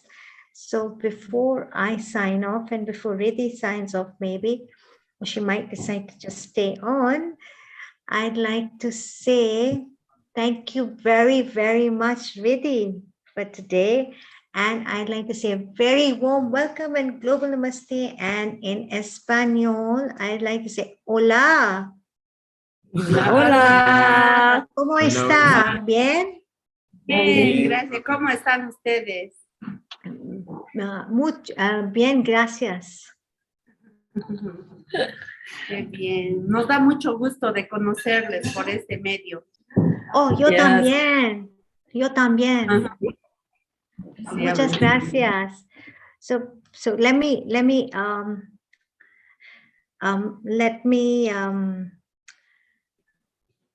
translate that. So we greeted each other with a hello, how are you?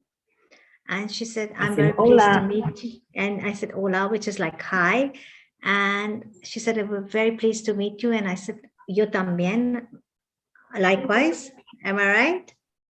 For me as well, as it literally translates. So mi español es, yo hablo un poquito de español, not mucho, hablo un poquito. And tell us more, how is Peru, Dr. Wai Ching Lee? Oh my goodness. I just arrived and I came down with a sore throat. And so I'm taking all the right kind of herbs and fruits and vegetables. And I just had a vegetable soup here. Amazing. I'd like to introduce in Peru, Mercedes, of course, I know it, Mercedes here, and Luis Paulo. Can you see? And this is her restaurant. And I met her along the street because I was holding on to my tea and it was dripping. And she says, oh, your tea is dripping. And we became really good friends. She has a beautiful crystal store. And it's amazing, huge crystals from Brazil, from Peru here as well. Magical pieces. So, and then we went out to eat and then she tells me she has a restaurant. So I'm here right now and it's stunningly beautiful. We have to show you this place. So, and yes, and then with Luis Paulo here, if you'll excuse my voice, he speaks English beautifully and he's going to show us around. Here, why don't you take us around? So, this place, the name is, this restaurant is Mixtura Inca. It's a panoramic restaurant. We are in the top of Cusco, near to Sacsayhuaman. It's like a archaeological place. So you can see all the view, the Cusco, right? It's beautiful view. We have a lot of dishes, traditional dishes like a neo-Andean dish, like yeah. Okay. What is it? What? What is it? How do you like the view? I love Peru. I love Peru. You've been to Peru, Seema? I have. I've been to Cusco. This is Cusco. Yes, this is Cusco. I've been to Cusco and I can see Cusco and it brings back such warm memories. And we stayed in Cusco 2 nights before we headed off to Machu Picchu. My favorite Yeah, place. that's where I'm going. Oh Yes, it's my. beautiful. So we It's have amazing. two floors. This one is the first floor. You can see all the tables. We have a very good service with the waitress, because all the people from another countries coming, and we have to do the best service, right? So the nuestro todo. What's that? Okay. Yes. Okay. The name of the restaurant is Mixtura Inca, and we make a lot of dishes, traditional dishes, vegan dishes, vegetarian dishes, and a lot of dishes. For example, we have a traditional dish. The name is lechon from the beach to Cusco. If you want to make a buffet, maybe if you come and for your groups, we make también a buffet. So this is the second floor, and the first floor and the second floor have a view to Cusco, right? Wow. We have reservations, and you can see, and this is Yeah, show some of the beautiful art. Beautiful art. beautiful art. So represent a mystical art, right? So you can see all the restaurant, this art, ayahuasca art. You know ayahuasca? Okay. I know ayahuasca, yes. Okay. Nice. And this part, in the second floor, have the a little same.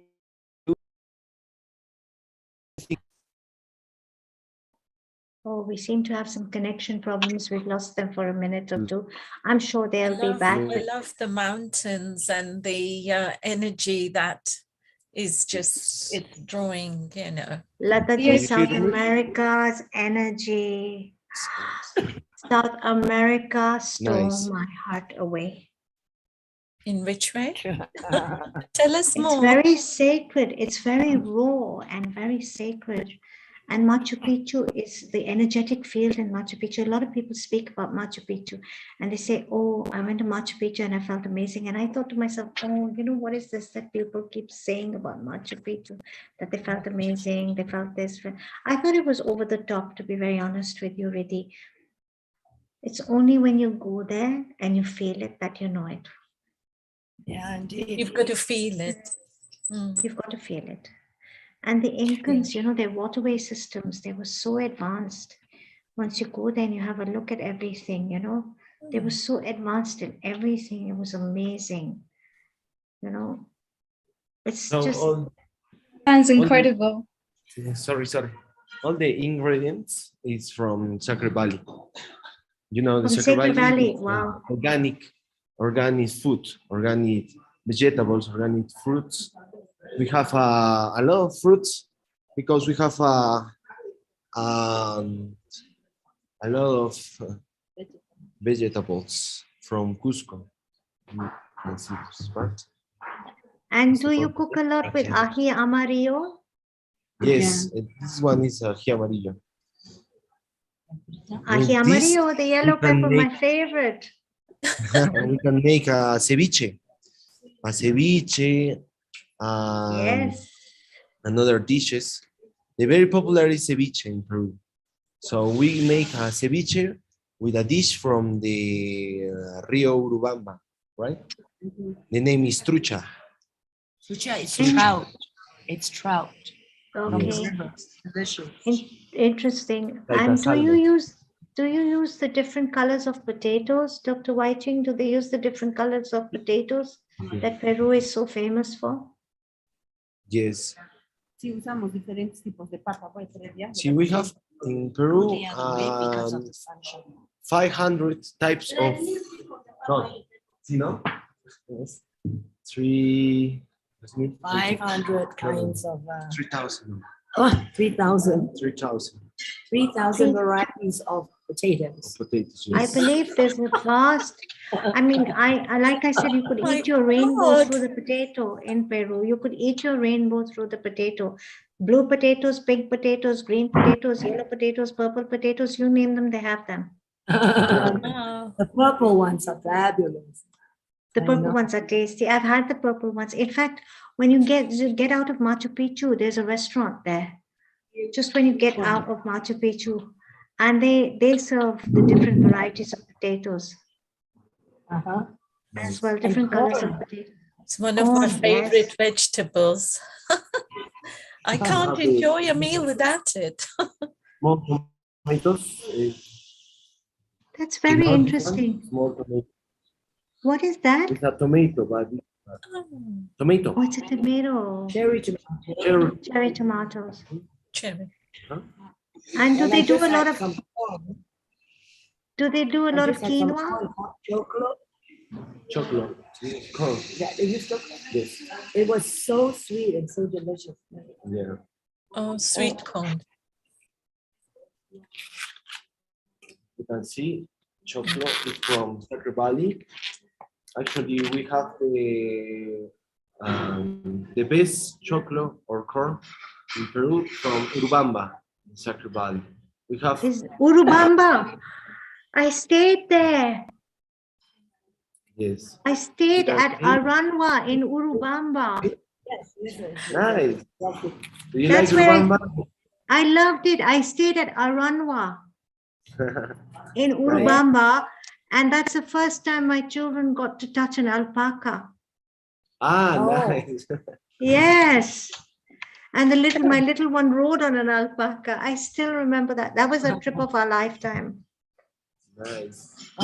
You can find llama, alpaca, Urubamba, and maybe some vicuñas, but the vicuña stay in protection because some people kill. What?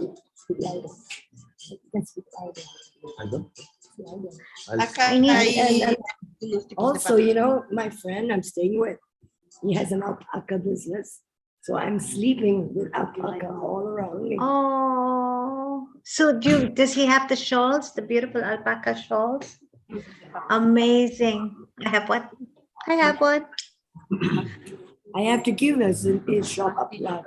It's called Give Thanks 108. It's on IG and beautiful stuff, cushions, gorgeous. Give Amazing. Thanks 108, such a sacred number. Yeah. Interesting. Yes, South America is very sacred. It's Very really sacred. Yeah, it's really Potato? in tune. Okay, he's going to show us a potato. This papa, the name is Martillo. Martillo is in Quechua. Martillo. Quechua. Okay. Yes, Martillo. This one is Peruanita. The name is Peruanita. Veronica.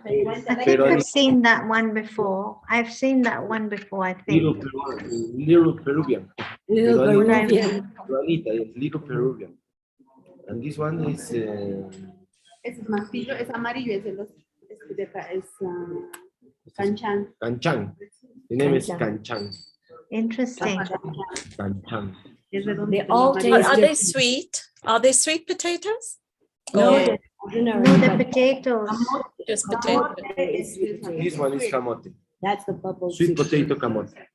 The color is orange, purple So orange. you call it kamuti. Orange. Yeah. And in the Philippines, they call sweet potato kamuti as well. Interesting. Spanish influence. Spanish influence. And they all taste different. The potatoes. I mean, you get big plate of potatoes, fries, and mashed potatoes, every which way. It's just fantastic, really. And they're delicious. so yummy. I know. And do they have a dip with them? Do you dip sauces? No. Dips? The sauce that we just had was fantastic. Oh. You show us the herb. Can you show us yes. that? And then Oh, okay. Wakatai is a herb that is special. Also, you know what's really interesting? The ginger that we know in Cantonese as kyong. Yes. Right? They call it kyong here. Oh, wow. That's amazing. I know. That's amazing. Tells you a she was little bit about the spice route, doesn't it? Now, what I loved about Peru is the Japanese influence, the Japanese Peruvian cuisine. There's a huge Japanese influence. Yeah. But I think this herb is really special. It makes me think of shih tzu. You know, we talk about Japanese and Okay, shih tzu. yep. Like, Yes, please. this I need to go back to South America. from South America, and this is a I'm basic coming. lot of dishes, and you make a good dishes from this plant. Is it fragrant? Does it taste like basil, mint, cilantro? What does it, or coriander? What's it similar to? It's like shih tzu leaves. You know, you talk about it. It's Okay. called wakatai. Wakatai. Yeah, and they make the sauce. And I had a trout with it yesterday. Fantastic. And just And it smells very good. Just by looking at you all, I can smell and feel the colors of Peru. My favorite place in the world. I just loved Peru. Yeah, they call it Peruvian black mint. Okay. I've heard of that. Hi. Muña. Muña is menta. Menta. And then mint. Wakatai. It's very, how do I describe it? It's No not my pisco? Dr. Whiting, no pisco? Pisco. You want to? Pisco? No, I don't drink. Pisco is the traditional South American whiskey, I think. Peruvian traditional. Oh, it's a Peruvian whiskey, and it's very interestingly made with a foam on top. And is it egg white? White. It's egg white, yes. I know it's vegan, vegetarian. Forgive me for saying this, but We have a lot of drinks with pisco. But The most food cultures- representative is sour. food stories are so interesting. Sour. So ají roja. The base of the drinks, Yeah. pisco. Pisco, yeah, it's a alcohol. You know, I knew 2 Peruvian ambassadors in Singapore, and they brought a lot of people over, and dancers and chefs, and we had pisco sours like crazy. Yes. Pisco sours, that's it. Yeah, that's it. Yeah. Actually, there's a potato that is like iced potato. Es mora, ¿cómo se llama? La moralla, lo que hacen enfriar el chinchero. I'd like to ask you one question is what do they make with ají roja, with red chilies? Ají rojo es panca. Ahorita te traigo. Ají panca. The name in Spanish is ají panca. And Ají panca. This plant, the name is muña, and they are mint. So if you come to Peru and have problems with the breed, like me, you can use this for the altitude, for the stomach ache and headache too. So it's very good. Is it bitter? Is it bitter? It's mint. Muña. Mint. Mint. Yes, it's Peruvian mint. This is Peruvian mint. It smells very well. And this one is almost like a cilantro saw leaf. And this is the Peruvian black mint. Black mint. Okay, I get it. Yeah, like rocket leaf, I suppose, onion leaf. Nice. It's sweet with nice. That's what it looks like. I love that. Oh yeah.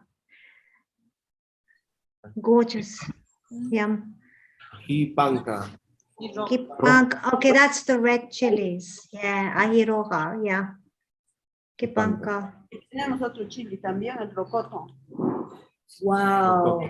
Yes. Super spicy. Yes. And you can actually cook it also, no? They make a sauce, right? They make a sauce out of it. Yeah. And also they call it the ají of the machos. Yeah. because it's so spicy. It's very hot. It's hot. And you can stuff it as well. Apparently, after you stuff it and you cook it like a capsicum, it's very sweet. The heat comes through. So I haven't tried that yet. It's supposed to be stuffed with some rice, some arroz, no? So we have a dish from this. So you can put in this part, open the rocoto and put meat, onion, and have a heat, the rice, quinoa. Sí. The name is rocoto relleno. Relleno. Now I know. Look what. Do they serve any chicha in the restaurant? Chicha, you just mentioned it. There you are. Chicha morado. Chicha morada. Morada. Made with purple corn. Purple corn. Yeah, or fermented. Potent? Yes. We're gonna try it. Yes, yes. Is it potent? It's not fermented. It's not alcohol. No. Okay, it's not fermented. But they do fermented chicha, which is quite potent. It's a virgin drink. It's a virgin drink. Oh wow, isn't it beautiful? Oh, that's the purple corn. Do they have blue? Do they have blue corn there? Do they have blue corn? This is the dark brew, the purple corn. Okay. Nice. Gorgeous. Is there anything they haven't got there? It's so beautiful. Oh, amazing. I love it. Lovely. You can try them out. Es bueno para la presión. The chicha? Esta chicha is good for the presión. Good for the pressure? La presión. Yeah. Blood pressure.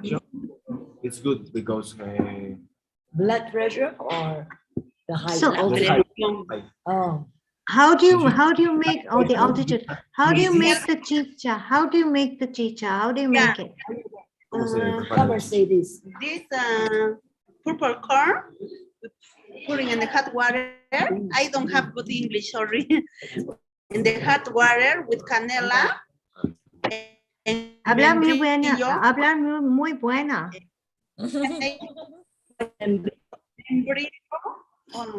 We're looking at membrillo.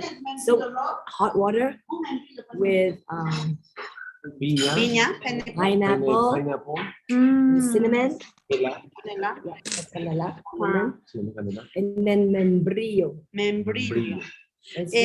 the color give is the inside. What is the name of this one? The cob. The cob gives more color. It's the cob that gives the color. And the nutrition. Oh, here we have membrillo. This is the membrillo. It's a fruit. Oh. Pineapple and has pineapple. An apple. Also apple, a little apple. Could we cut this open and see?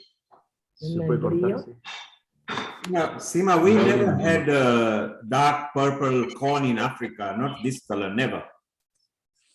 No, we've never had this. We have white corn. We have white corn and that looks like red vino. It looks so beautiful. What does it taste like? Beautiful. Gorgeous. What does it taste like? Is it sweet or wine or what kind? No, it's sweet and it's very refreshing. Salman is showing us the fruit. Also, if you drink a lot of this, you can kill the cancer. Oh, wow. Okay, so it's antioxidant. It's beautiful. So tell us, do you boil this purple sweet corn or do you roast it or do you fry it? Boil it. They boil it. This one? Only? Cook it first? No. First we take it all, each one, like this. One to one. Right. One to one. Yes. All of this. Right. Because this inside is have to give the color, all the proteins, all the good things inside. And then you boil the cob. All this is have to be in the hot water. It'll be in the, for like 30 minutes. Boil for 30 minutes in hot water. In case any of you find these. You see? Corn Painting in my the supermarket. fingers. Yeah. See, I have my never, fingers, let's I have see. never seen a dark purple black corn ever at all. Really, it's practically black. I Wow. think you can see this in the light. Can you see this in the light? Yeah, yeah, we Yes. can. It is black. And it's already, yeah, let me taste it. Deep. What does it taste like, Wai Ching? Is it like a difference between maize and sweet corn? No, it's not No, sweet. no. It's very starchy, quite bland. Yes. Yep, So it's like a maize. exactly that. So then maize and chocolate and so many varieties. Yes. Mhm. So Either with this white Yes. corn, we making chicha. Chicha is the Inca beer. Okay. Yeah, chicha, but this is like beer. Okay. Beer. You Yeah. remember? Uh-huh. You remember we made chicha with Kati in Ecuador? Yes, yes, we did. Yeah. So this one is the Peruvian national drink. It's the chicha morada, red, purple chicha. And what was Can you the? make it? I think No alcohol, it's chicha morada. Yeah, other no one, alcohol. But it's a cleanser. Selman, what was the fruit that you were just showing? Is it sweet fruit or sour fruit? Apple. No, it's agrio. You test. Ah, it's like apple family. It looks like an apple. It's agrio. What does it taste like? Oh, sour apples. Okay. Yum. It's like a Granny Smith. Te It's limpia nice. el hígado. Limpia. The liver. Oh, limpia the liver. Cleanses the liver. So this is what's in it. the Maria. Yeah, Yes. yeah. It's good for the. I mean, you can bet there's a whole lot of iron in this, right? It's just dark black. Yes, it's amazing color. And neither in India nor in Africa or any country have I seen this color. I don't know about Riddhi or Lata, but I've never seen this color maize ever. Mm. Yeah. I've seen the dried version, just to hang up in a Yes. kitchen, but not actually. I thought it did strike me, but I didn't realize and think where it came from.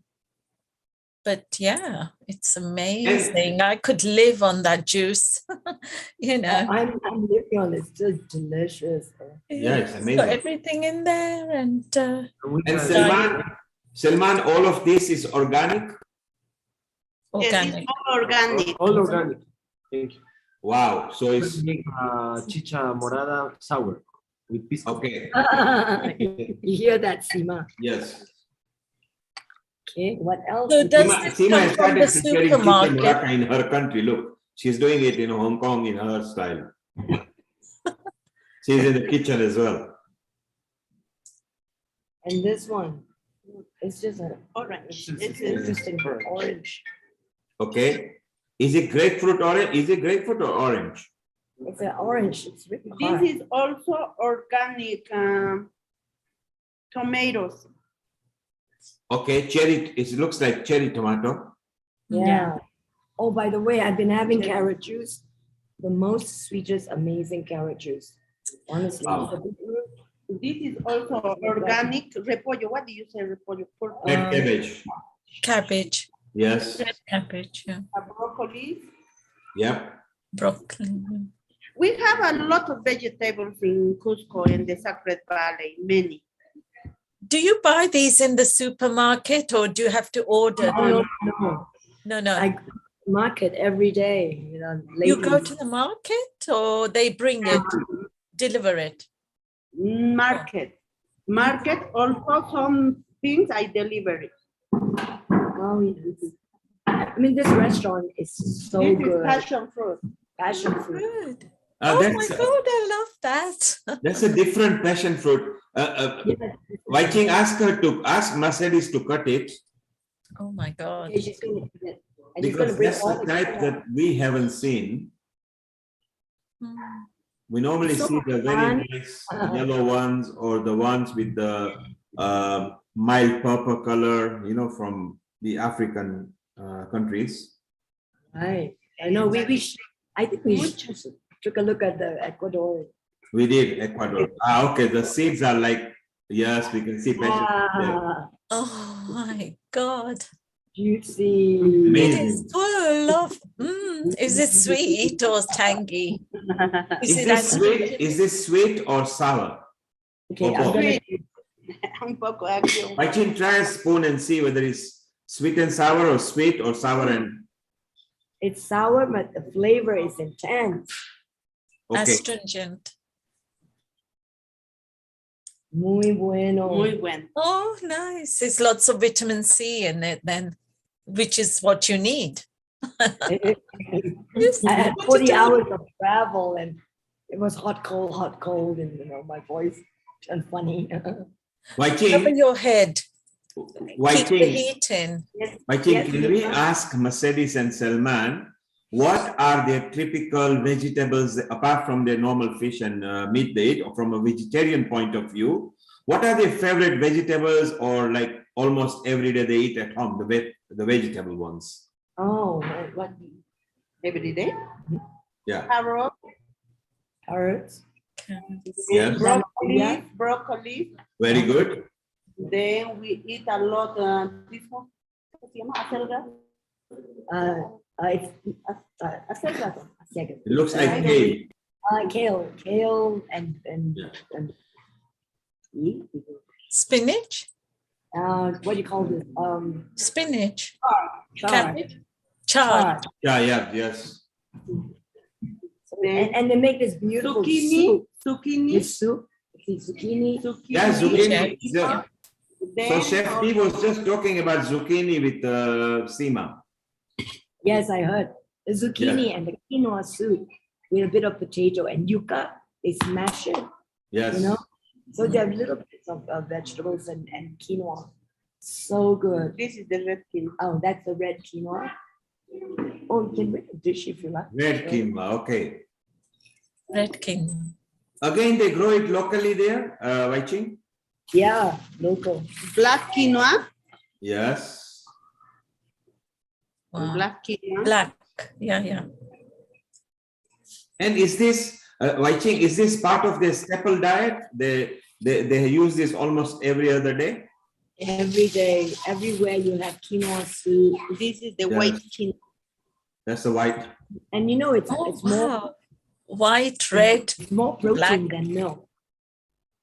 Mm-hmm. Yes, and you make salad, like a Yes. rice salad with the three colors, the tricolor. How long do you have to cook that? Longer than rice? A little bit longer. You should rinse it because sometimes it has a kind of an acrid flavor. You rinse it and cook it like rice. But, Quinoa we use also for the dessert, also for the soup, also for the, you can make chaufa de quinoa. What's that? Chaufa. Chaufa de quinoa. With quinoa. Like with rice, the chaufa, the Chinese food. Yeah, chaufan, yeah. Like the Chinese rice, vegetarian, yeah. They call it chow fan. Chaufan, yeah, with the egg and all that. Yeah, which is like fried cold rice. It was funny when I first saw the name chow la fan. It's so cute. Also, we make a throat with quinoa. Okay. Or again, throat with quinoa. With what? Also risotto de quinoa. Risotto de quinoa. Yes. Very nice. The name is like risotto, but quinoto with quinoa. Oh, quinoto. Quinoto, so it makes sense, yes, risotto with quinoa. Oh, risotto. Yeah, but quinoto. I love that, yeah. Yeah, Mercedes, you speak good English. We understand you, so you. Not very well. Your accent is just we can pick it up, you know. Yes. It's well done. We can't speak as well as you can in your language, so thank you. kudos. Yeah, It's amazing how you met, and it was just like divine, intervention. It is so divine in the sense that straight away we talked about in Peru, we have a very good food, very good fresh vegetables, very fresh food, most in Cusco. Sometimes people, the jungle and also the Sacred Valley is like like a pharmacy, like the drugstore. You can be healthy if you eat all this food. Yes. Yes. It's beautiful, yes. Yeah. Absolutely. And Mercedes, were you born in Peru? Yes, I born in Cusco. And is your origin Peruvian? Are you originally from, your family is from Peru? I am originally from Cusco, from Peru. Not only that, she's Quechua. She's Incan. My father is Quechua. My father and my mother. Eh? Yeah. My father's name is Antonio. Warwa is the last name. And my mother was Dolores Pilco. And what is the specialty of your restaurant? What is your restaurant called? The name of my restaurant is Mixtura Inca. You know why Mixtura? Because Mixtura is like mix. Yes. We mix all the kinds of food. Yes. More traditional foods from here, because in the pandemic we learned many things, because we don't have business. Before the pandemic, I am selling jewelry, and I make it, all my parents make jewelry. Okay. Yeah, in pandemic, we don't have a job. Is why we start opening a restaurant. And putting Mixtura, because we wanna selling all the kinds of food, like a vegetarian, vegan, traditional food from here, from this area. Also food who help people to be healthy. Also, for example, guinea pig is help in the cancer. Guinea pig soup is killed in the cancer. Yeah. This is true. Many ladies who have a chemo, they eating guinea pig soup. It help a lot. Either my sister was with cancer before, and she eat a lot of guinea pig soup. Either now she is still eating a guinea pig soup. It's very good. And are you in Cusco? Yes. In Cusco, lot of people eat a guinea pig. Yes. Mm-hmm. And also the alpaca. Also alpaca. So I know this is a vegan show, but it's traditional foods, yeah? This is the Yes, they would have all kind of foods. Yes, indigenous people.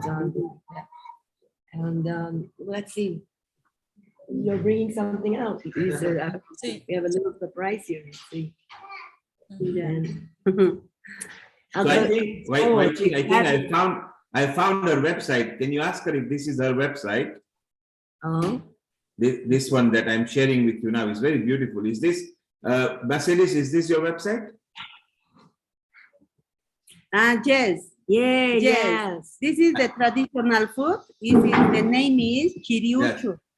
I can see your pictures now. Yeah, look, you are in your pictures. Yes. Yeah, there you are. Look, with your family and friends.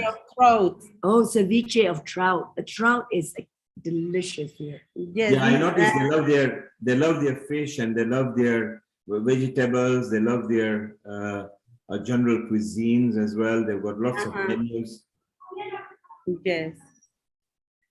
Beautiful. Love that. And it's a beautiful location overlooking Cusco. And her crystal shop.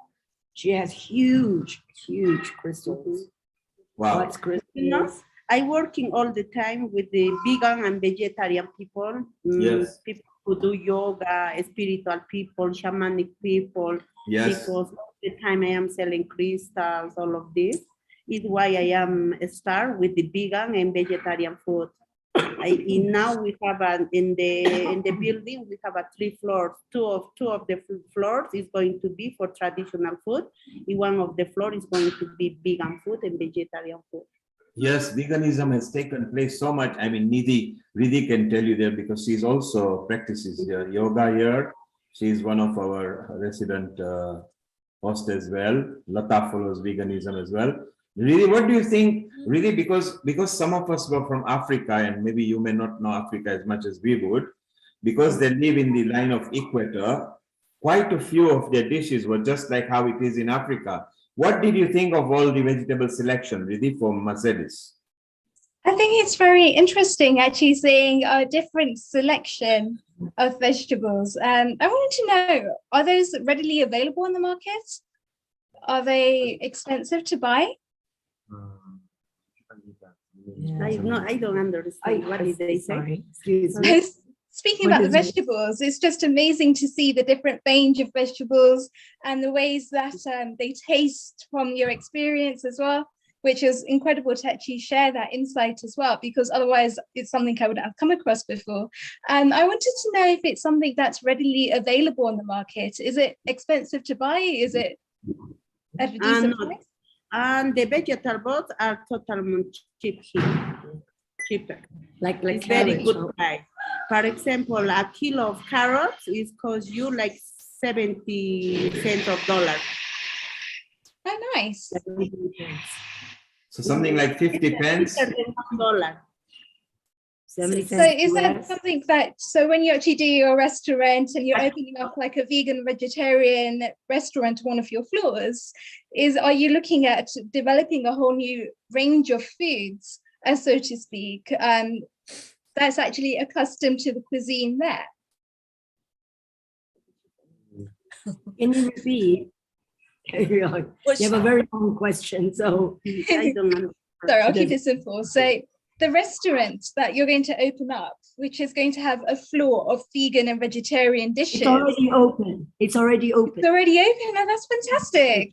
Yes, it's already open. How's it doing? Yeah.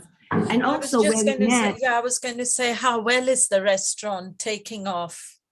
Because very well. And also, we actually met in a small town called Pisac. This is Cusco.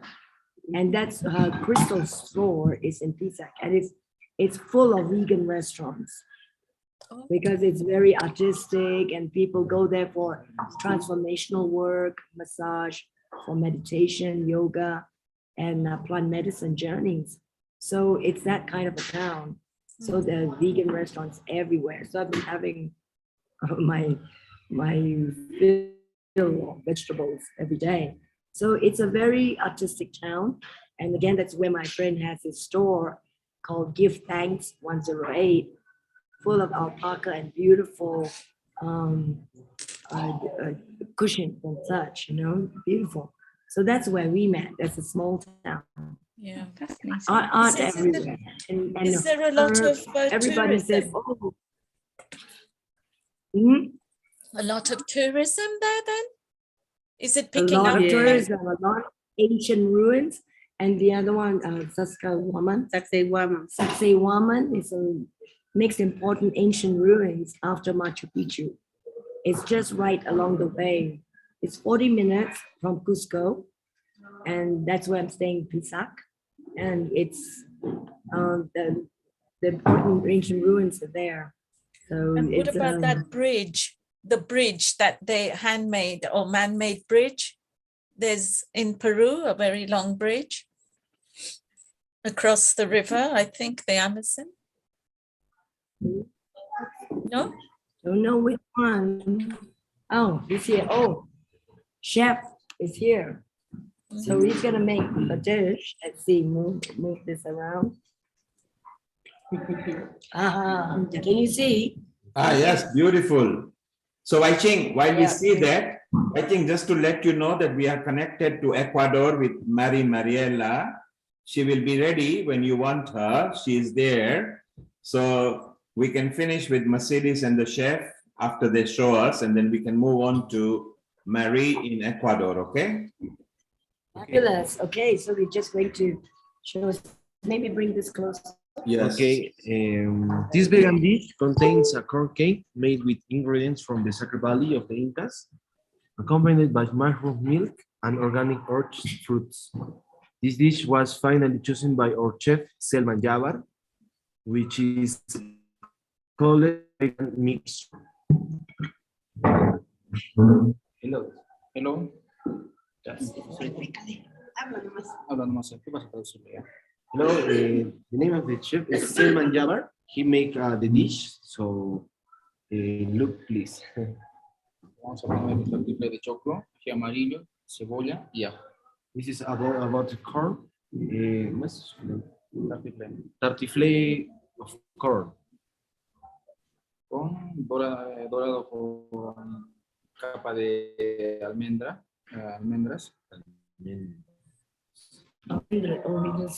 With almonds, corn with almonds. Okay. Esto vamos a poner acá y vamos a dejar rocoto. Rocoto, remember the red one, rocoto, chili? Oh yeah, the spicy. By the way, the presentation is gorgeous. Yeah, beautiful. It looks beautiful from here. Yeah, that's the rocoto. Red chilies.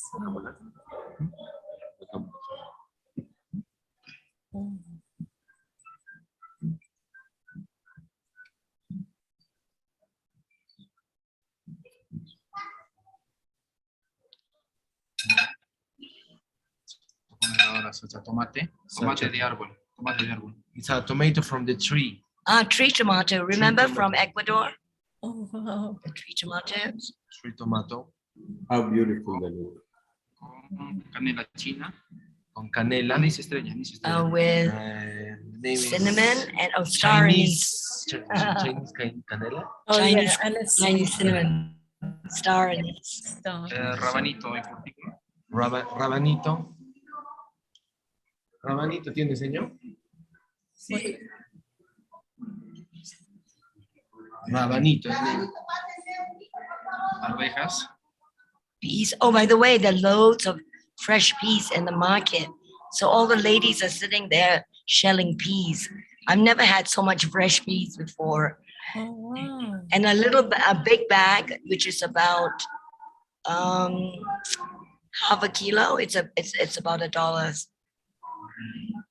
Córtemelo caliente una leche. Esa leche de champiñones, que me lo caliente nomás, que me lo traiga.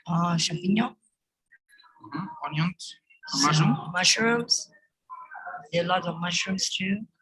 And it's cucina. Yeah. Tomatoes, yes. Tomatoes. They're tomatoes and they are scalded. So they are slightly roasted, correct? Oh, yes. What is this? That's the beetroot. Nabos. The beetroot. It's a local beetroot. It's a different variety. Lata, you can see that it's slightly different than what we get here. Mm. Well, yeah, it's the other way around with the cob. Dark red we And Waiching, I love the scenery at the back. Can you imagine? This is just a panoramic way of cooking. Oh my Yeah. God. It's haven't you so seen the glass? enchanting. I mean, the energy, do you feel the energy, the vibes? Yes. Strong. And where I am staying, Pisak, that's like a vortex of energies, right? With the Yes, ancient you- ruins. Yeah. You seem to be quite high up in the altitude. Oh, Because- yes. Okay. Oh, yes. Yes, the Mix of sauce. champignons. Oh, yes, mushroom sauce. Mushrooms. That brings the taste to it. Mm. This is for Doctora Ama. It's for me. Yes, she loves it. I love it here. We'll see. We have more adventures in Peru. Is this our Salman? Salman, is that you, the chef? Yeah, Sí. Salman, no? Selman Jawar. Salman yes. Jawar. I recognize you, yes. Beautiful. And that's Luis Paolo who is doing the marketing. Yes, Hi. Luis was with us earlier.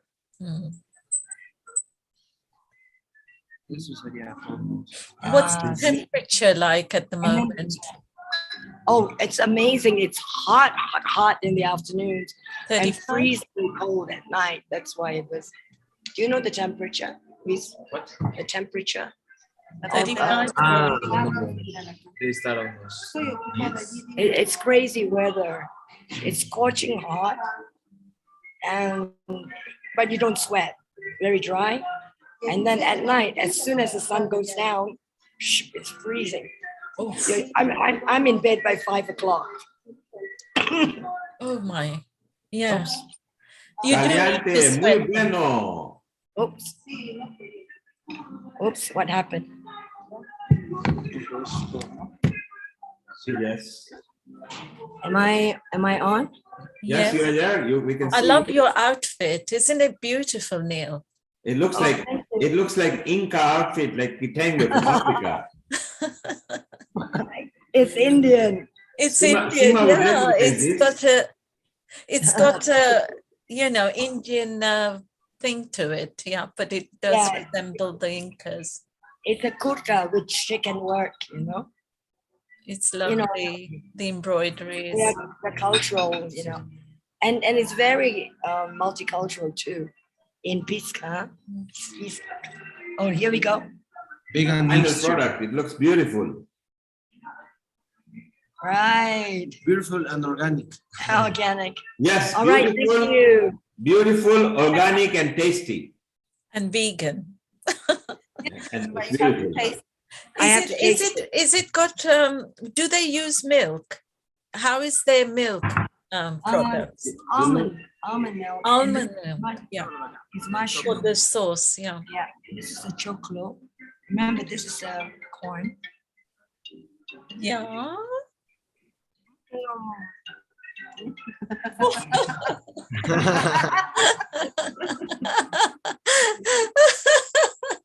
Oh, nice. Neil, she's got it going.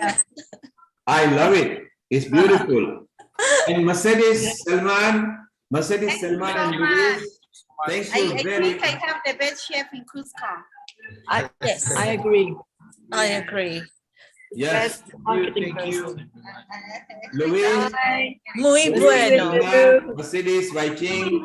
Thank you so much. We will wait you in Mitsura Inca next time. Yes, yes. Muchas gracias. Yes, let's Free go. food for everybody. Free food. Oh my God, free food, guys. Yes. Free good food. It's beautiful. And at the other end, Marie is waiting for you, Waiching. I'm just going to bring her on the screen. Hi, Mary. Mary's from Ecuador. Yeah, Marie is there Hello in to my new Ecuador. friend, Mercedes. Mary is my friend from Ecuador. From that. Also, stay and watch. All right, go ahead, Mary. My voice is like. Give it a rest, yeah. Good to We see don't- you, Mary. Hi, how are you? Do you hear me? Yeah, I can hear you. Mary's restaurant is also fantastic. Go ahead. Okay, thank you so much. My name is Mariana. I'm from Ecuador, specifically from Cuenca. I'm going to present our restaurant. It's called La Maria. It's located in the center of Cuenca. It's a restaurant where you can find different options or food. For example, you find the vegetarian options or maybe other options.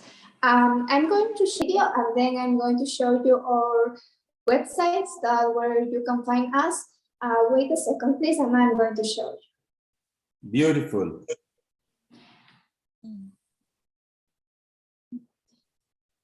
We have in the kitchen, we have only two men. They are the main chefs. Their names are Ronald Morocho and Manolo Morocho. And in the bar where we serve are only women, so is Veronica and me. I'm going to show you the websites and then I'm going to show you the video. These are websites on Facebook, so you can find us La Maria Cuenca. Here we have different pictures of our plates that we made in the restaurants. For example, this one is a Maduro and Chistorra. That one is made with a plantain. We have here another options. For example, this one is a ramen strong. We have a vegetarian options, if you, as I said before. We have here other options, for example, arroz encocado. This one is a typical food here in Ecuador.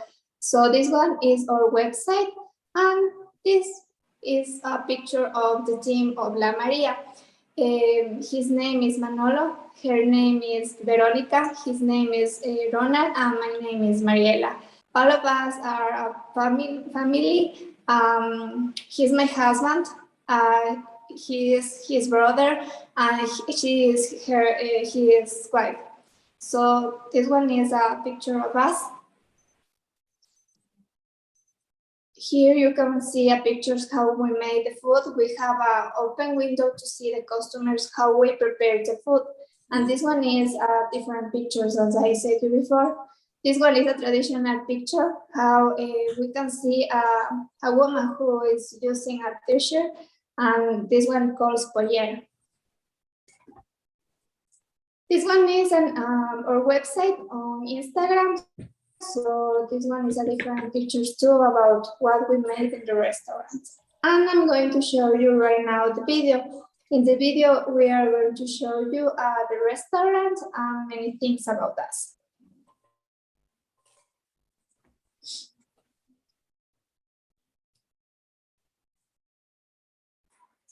So I'm here with no. I don't know if you heard the audio. Yes, we can hear the voice.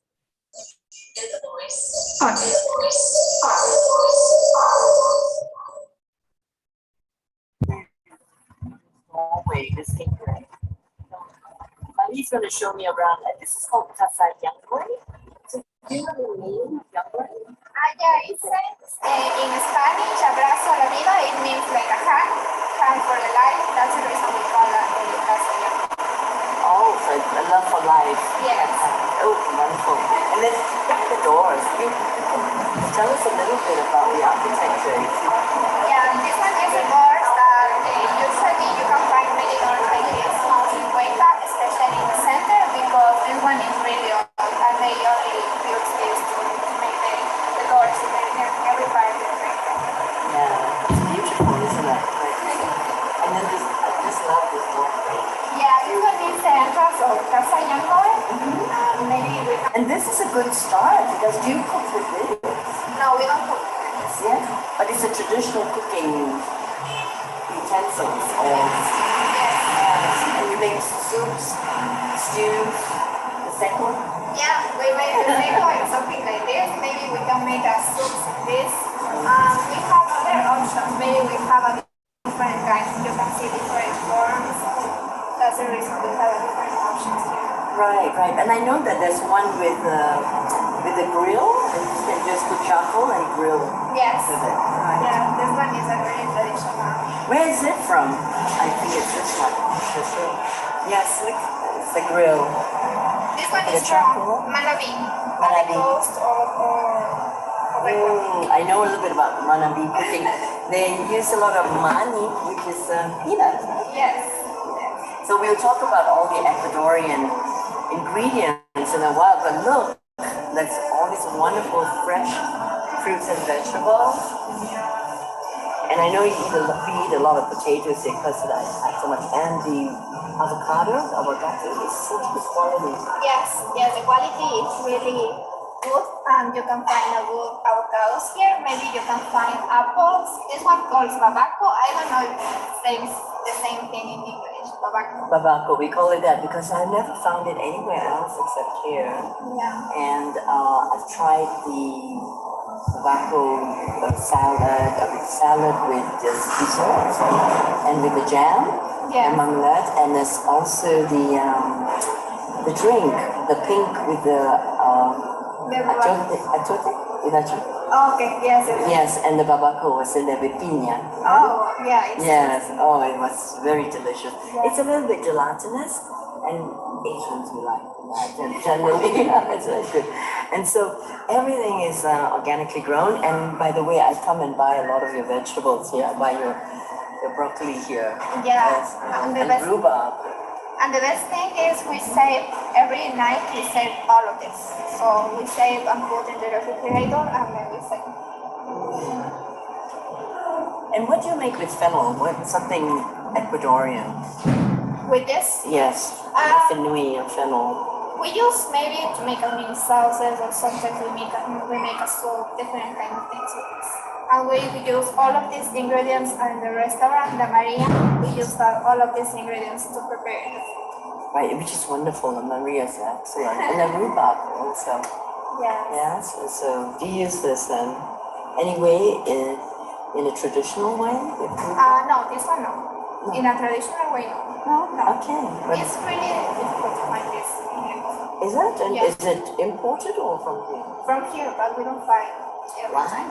Then you would do something special with it. Yes. Yeah. So here we have, that's the one, right? We make with that one horchata. Horchata, that's right. Yeah. It's beautiful, right? It's lovely color. Yeah, that. it smells good. Oh, that's gorgeous. And this, what do you make with this? We made horchata, of course, it's a kind of drink, a traditional drink. Yes. Especially in Cuenca. I know, I just had some actually. And manzanilla. And then you have this, what do you do with this? We put all of this in to make the infusion. All of this goes to the horchata. Nice, really nice. Okay, then let's go on and look at we have some dry ingredients here. But yes, and then we can be distracted by the clothes. We have maybe many sets here. We have. I find that the uvia is really used a lot here, dried uvia. I think you have it there. Yes. And you have the mango, the mora, amazing mora, it's a blackberry. So you can always find a juice, mora juice in all the restaurants. We have arándanos, we have different kinds. Blueberries, maybe flor de Jamaica. Flor de Jamaica, yes, it's hibiscus. We call it rosella. So we're going to highlight some Ecuadorian ingredients in La Maria. And anything else here that you'd like to tell us? We have here the chia. Usually we use this one. We recommend this one when you have something like a constipation problems. We usually recommend to use this one.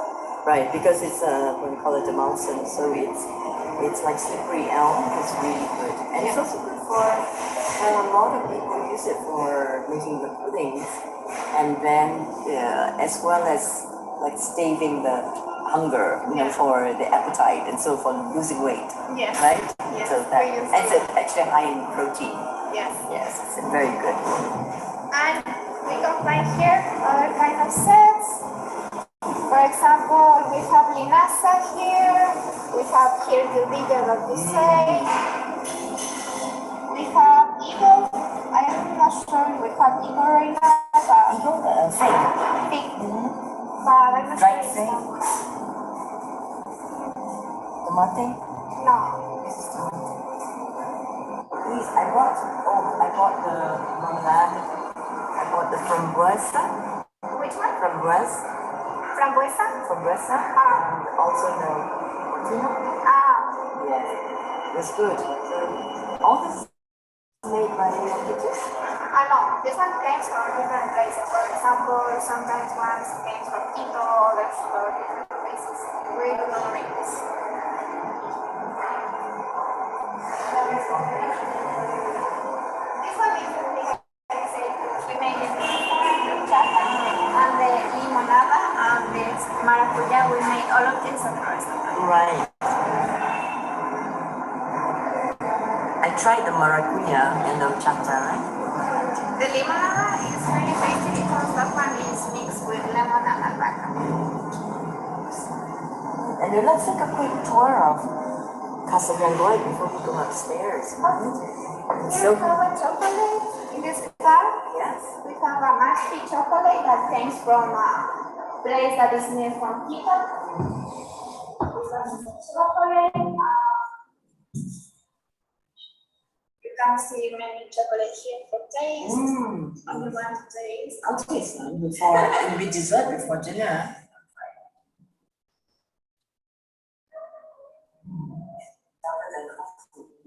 Yeah. I bought this one too. Yeah, it's really tasty. Everything really you can find here is things for other places, especially from Quito, maybe to Namor, or different places. But this one was very unusual, the flavor to me. I've not tried this, it's a little bit tart. I think it's good with a glaze, you know, it'd be very nice with a glaze. And a little bit tart, balsamic-like. And we can find another place where we can find cheese, different kind of cheese apart from. That's what happened with the cheese what you recommend. And these particular cheeses, why do you say that? Yeah. Her name is Liz. Yes, I have it. She works here, and here we can find the cheese. Jalapeno. This one is a jalapeno cheese. So That's right, spicy. I tried it with jalapeno. Jalapeno with what's the base? Cheddar or shoulder? Pero ¿qué queso es? It's vaca. It's house. Very tasty. We have oregano cheese, we do different kind of cheese. You can find another one. Let's have a look at this. For example, this one is oregano cheese. This one is a jalapeno cheese. And I see there's babaco at the back. Yes. And you eat that with the cheese, like it's like a sweet accompaniment. Yeah. Usually they serve cheese with this kind of tobacco, for example. They serve with Here we can find a different type. For example, this one is really traditional here in Ecuador. Yes. So usually they use like this and put it there. It's beautiful. And it's Handmade. Everything is hand embroidered. This one's gorgeous too. It's caught my eye. Look, this weaving. It's traditional. Yeah, that one is traditional. Beautiful. Very similar to a lot of the Asian motifs also, with the diamond and leaves. Hats, for Like it's like example. beautiful hats. Like that. And here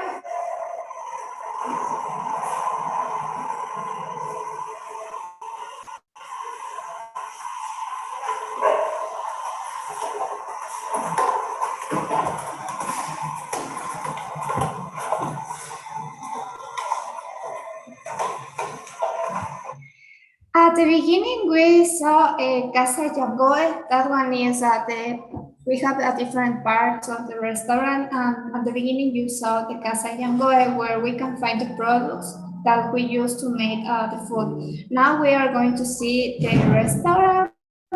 We are going to see how we prepare the food, how we serve the food, and other things about the restaurant.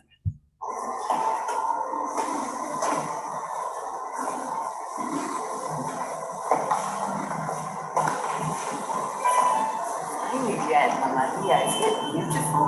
Look, it's like an altar. Yes, welcome to the night. It's our house. We say our house because we want people to come here to like a house. So that's our house. Welcome to our house, and we are going to go to different places. Please, yeah. We are going to start at the back. So sweet. What I like about the bar, I noticed, is that you use this traditional fabric, which women wear. Yeah, it calls pollera, and that one is made by hand. It usually used here in Cuenca, but for now, no, because many people didn't use for the nose, because usually very hard handle. Yes, I asked the price. Yeah, it's really expensive. Like $200, so a simple one. And it's made of velvet and hand embroidered with squid. This is a particularly lovely one. Yes, this one is our bar. It calls Huanchaca bar. Here you can find the name Huanchaca. That means a kind of alcohol that you can find here in Ecuador. We have the traditional mistelas. That one we have different flavors. For example, passion fruit, we have strawberry, we have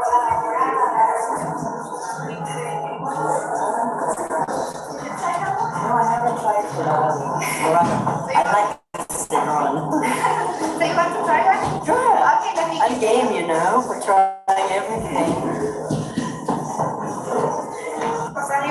that's the reason we call it Maria, because we want to empower the woman.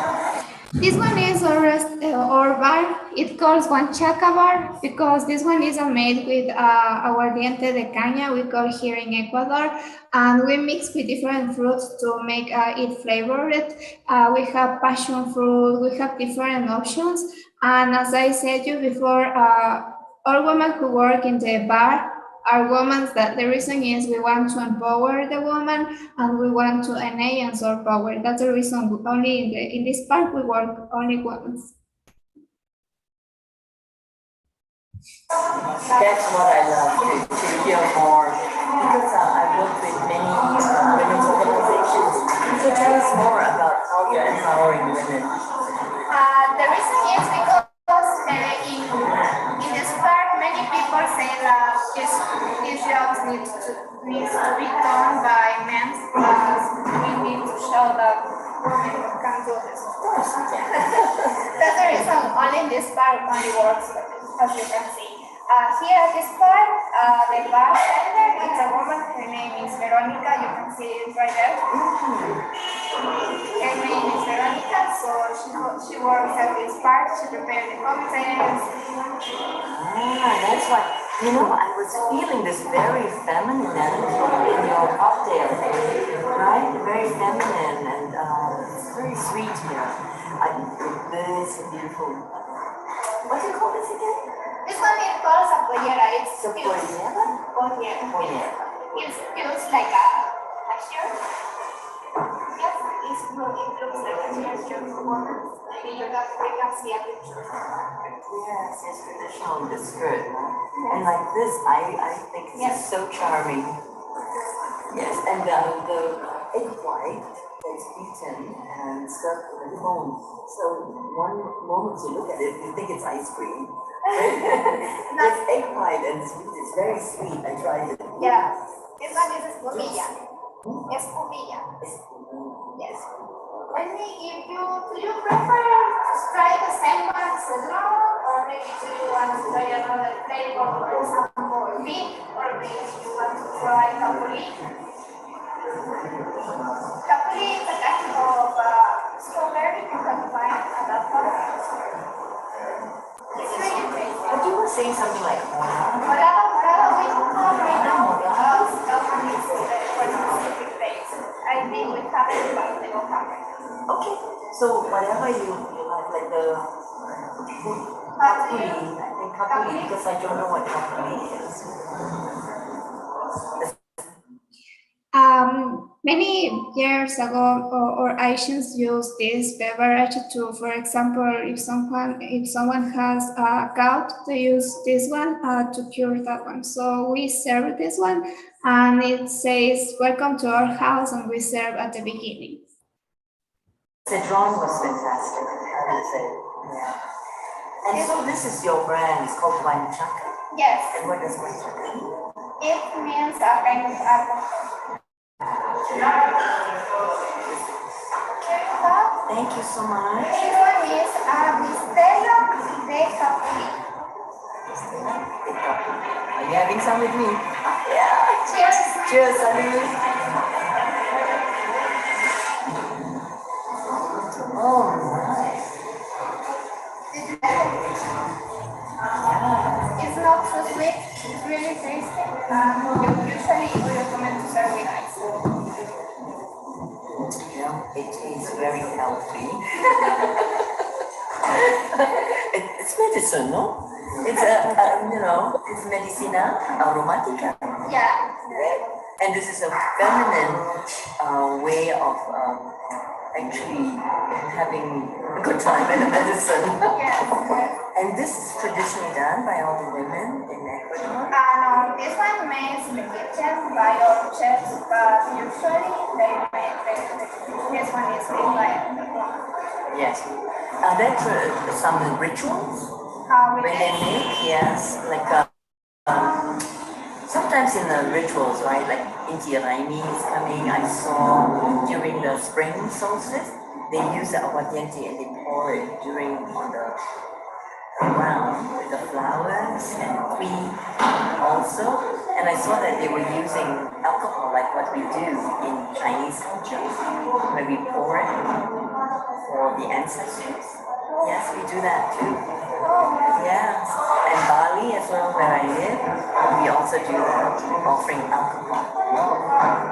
We only use this to say welcome to our house, or something. Usually we use to say welcome, or we are happy to here, something like that. To welcome. And any rituals and using any of this, like guayusa? No. It's called guayusa. It's only alcohol mixed with the fruit, with a little bit of sugar, and we make underground for 3 months. So this is kept underground for 10 months. Where do you keep it here underground? We keep it at Yungia, at the other part. Yungia. Yes. I'm sure Yungia is beautiful. Yes. I had a chance to go there. So that's where you live. We don't live there, but our parents have the apartment there, and they make this coffee. Okay, let's see your parents' coffee. This one is el pucho, Pucho. and this one is organic coffee. That's the reason we made the coffee there, and we put the stelas at the background at that part. So the coffee plants and Stelas? and are together. No, no. They are separate. But the plants for the coffee are there, and we make the stelas and put at the background. But at the same time. And the fruit and everything is from there. Kapuli, what you have up there? We have kapuli, we have Ruilova, we have Martina, we have passion fruit, we have Naranjia is also very unusual. I find it here. Maybe in South America. What's at the end? That one is so delicious. Kapuli is like a little round fruit. Yes. I have to go and look for it in the market. You don't have it fresh here, do you? No, or you can just show it, We don't have it because you can, as I said, we don't have a specific. So we can go to the kitchen.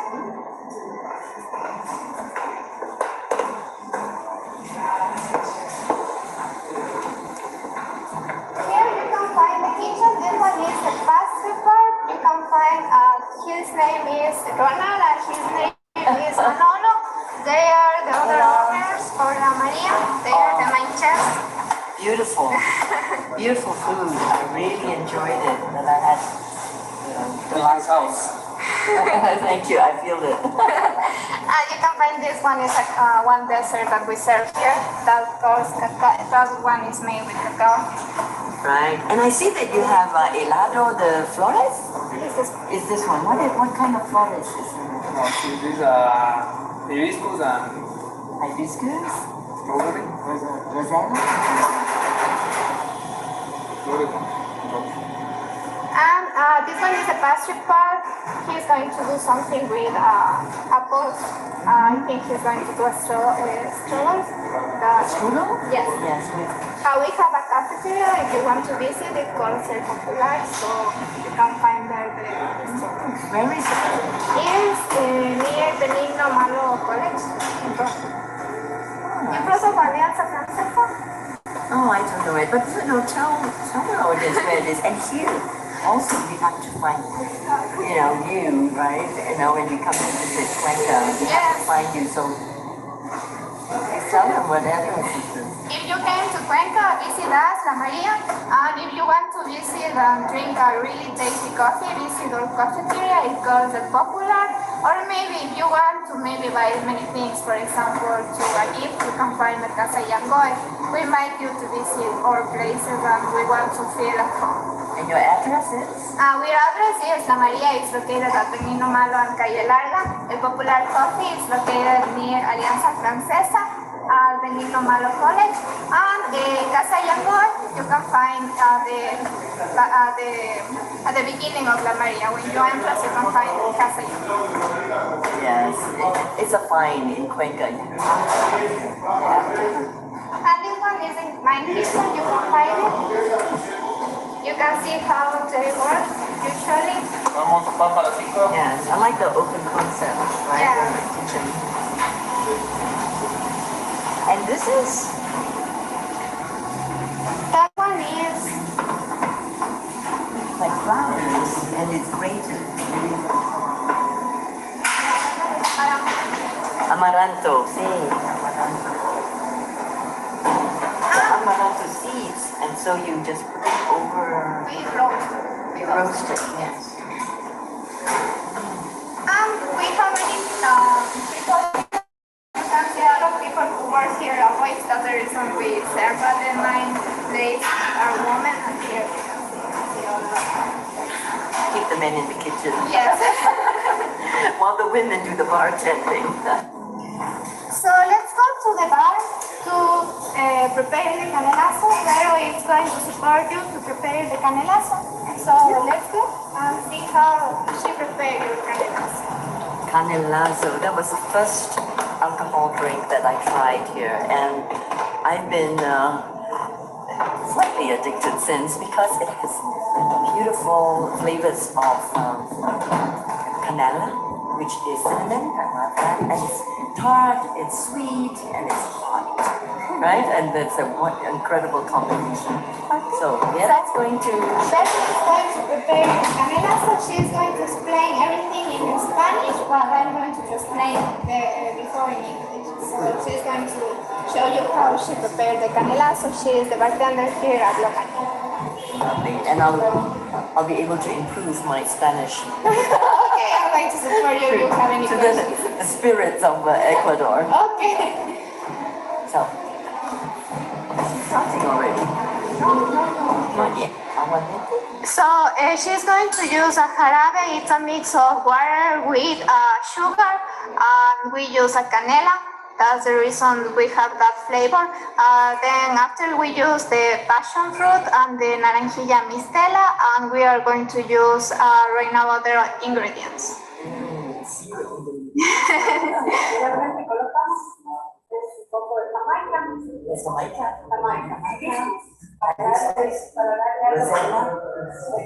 What the vitamins? Normalmente nuestra bebida, o los coreanos que le llaman canelazo, se utiliza a taco para darle color. Entonces utilizamos mucho esta ocasión Jamaica, que también para darle color. So we are going to put with hot temperature to make the canelazo because that one is a beverage that we serve hot. It's a hot beverage here. Do you heat water and add the water in, or do you heat the entire combination mix? We at that part, she is only mixing with everything. With heat, yes, no water. No more water. And we use every local products. We use products that made by our farmers. That's the reason we use a local products, and we want to empower the women. That's the reason you can see all of people who work at this bar are women. Vero is a chef. She is the bartender. Before she worked at San Isidro, so she teach before. She had one daughter. So she is multifaceted. She does many things at the same time. So there is a bartender. Right? You can balance many things. Yes. Y finalmente colocamos una pequeña cantidad de aguardiente, lo hacemos ahora, porque si lo hacemos antes, el momento de que calentamos, se pierde mucho grado alcohólico. Por eso lo colocamos al final. At the end, we put the alcohol part. We put the shamir, that is a traditional liquor here in Ecuador. We don't put it at the beginning because the alcohol is going to decrease the decrease of the alcohol. That one is the spingo.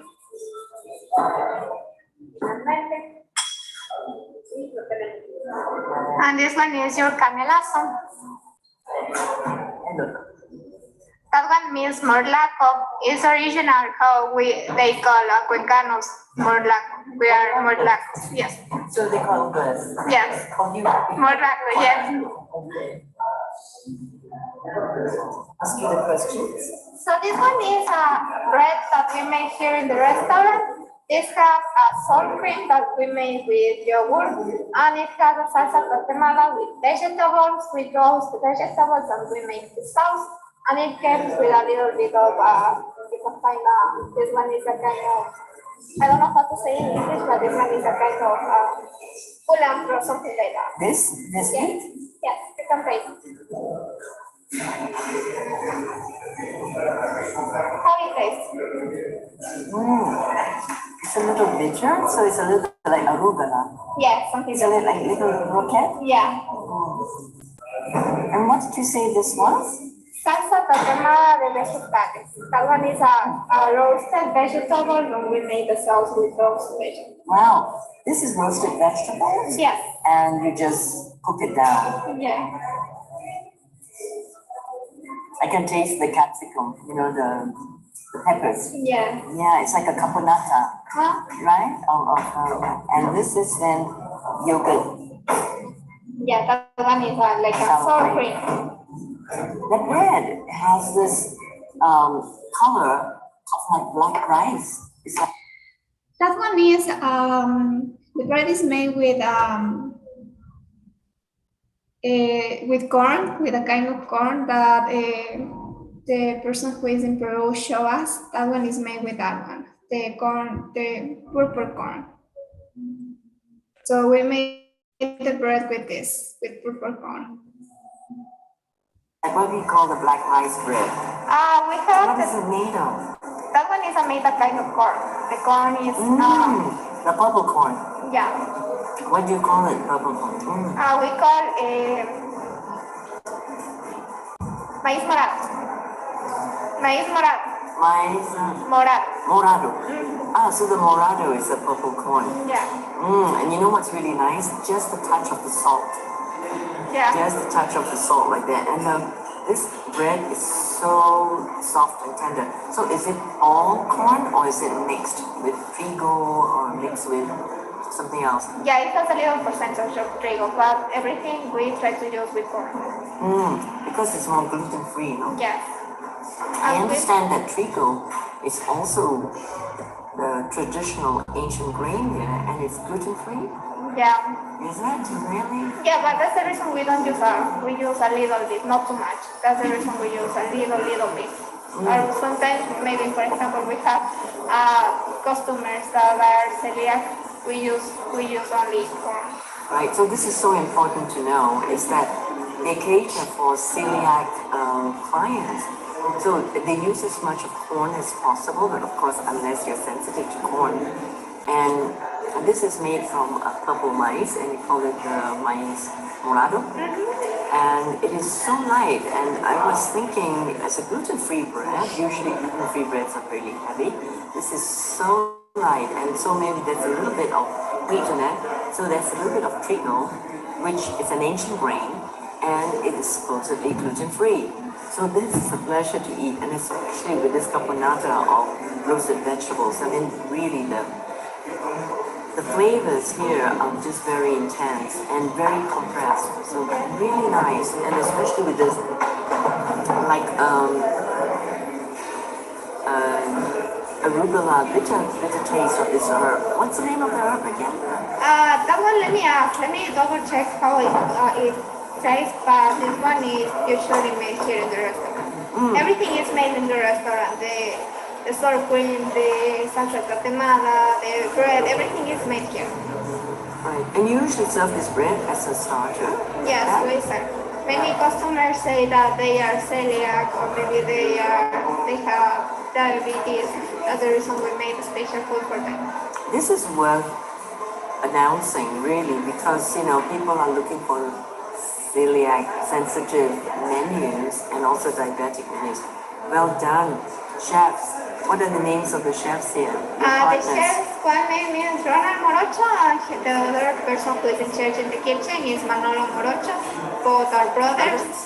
So Ronald. And the names are Morocho? The last name is Morocho. Very appropriate, right? Corn. One of them are going to come here to explain all the other plates. It'll be a real pleasure to meet them because this is very fine. Thank you so much. Brilliant. Thank you. He is one of the chefs. His name is Ronald Morocho. As I said before, they are brothers and they prepare all the food in the restaurant. They try to mix different ingredients to make a more flavored plates, and he's going to explain about this plate. This one calls hongos de pino mushrooms, and it comes with a mashed corn. In the Amazon, the people use yuca brava. You know yuca brava? I know yuca, but what's the difference? Yuca brava, it's a typical food with especially en comunidades cerradas, pequeñas. Small communities, especially in small communities. Esa yuca tiene cianuro. This kind of tubercle has cianuro. I don't know how to say English. Cianuro. 100% cianuro. It's a toxin. Wow, and so what does it do? La gente raya la yuca. Yes, it does. With the juice. Yes, and in Spain, yes, we use that. We do that here. We call cassava. Cassava. And they make that also. But the cassava is with a solid part of the yuca. With the neapia is made with juice, reduce for muchas horas. Many hours. Reduce, and it becomes continue to be white or dark. It's white and dark. It's dark like this. Sí. Y se adiciona aquí. Y es una salsa típica de los pueblos dominicanos. It's a typical sauce for Amazonic communities. And what do they eat it with? They eat it. ¿Con qué comen? Con cassava. Y es el aderezo de sopas, guisos, de cassava. Lo interesante de esto es que lograron hacer comestible un producto tóxico. The interesting thing is that they make comestible. People can use to eat a toxic thing, for example, the cianuro. But many foods are actually toxic, and like mushrooms should not be eaten raw, right? And bamboo shoots, bamboo shoots should not be eaten raw, right? You have to soak it and cook it, and then you have a nut and hot water and eat it. And if you eat it raw, it's very toxic. The leaves, yes. These are puerro, asado, leeks. Leeks. Yeah, it's like French you call it one. And smash or sweet corn. And what is sweet corn? This one. White. It's white. It's sweet corn, and then you mash. Yes, sweet corn. So there's so many kinds of corn here. Morocho, mote, maíz jora, choclo. Yes, choclo. I know the big choclo. Queremos hacer que la gente conozca la neapia y use. Nadie en Ecuador, en la sierra, conoce la neapia. No one in this part of the Sierra part use the neapia, so we want to make the people use it. Introduce it, Amazon. That's what I like about your menu. Your menu is very interesting. Esta neapia le compramos a un pueblo, Secoya, en el oriente. Pueblo, Secoya, and at the oriental part, the Amazon part. Amazon. Very interesting. And where are you from? And why the interest in all these indigenous traditional sources and foods? How were you brought up with your brother? Your mama? Your grandmother? My grandmother fue de vez.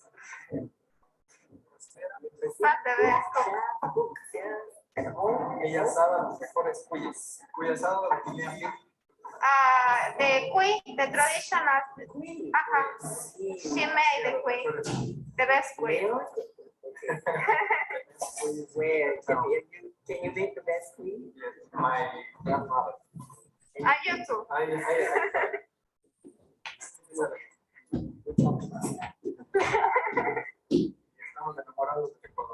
We love Ecuador. That's the reason.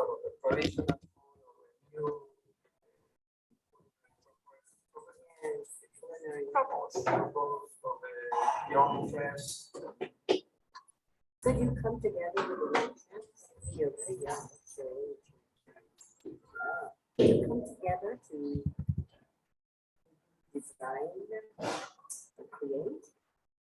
Tenemos practicums. We have the boys you can see in the kitchen. They are practicums, so they came from a specific school. Apprentices. Cada tanto invitamos a chefs de cocina. Sometimes we invite other chefs for other places. For example, Machala, we here Quito to cook with us. Yeah, so you exchange information. So we do that. Because I was in the gastronomy industry in San Francisco. And now I'm still in culinary consultant. That's why I'm interested to promote Ecuadorian ingredients and food. So I'm very excited to try it.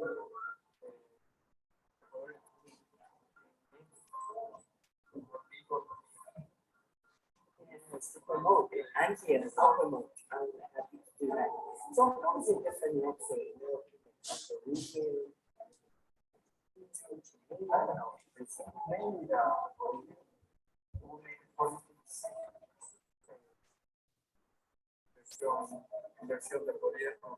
politics of food.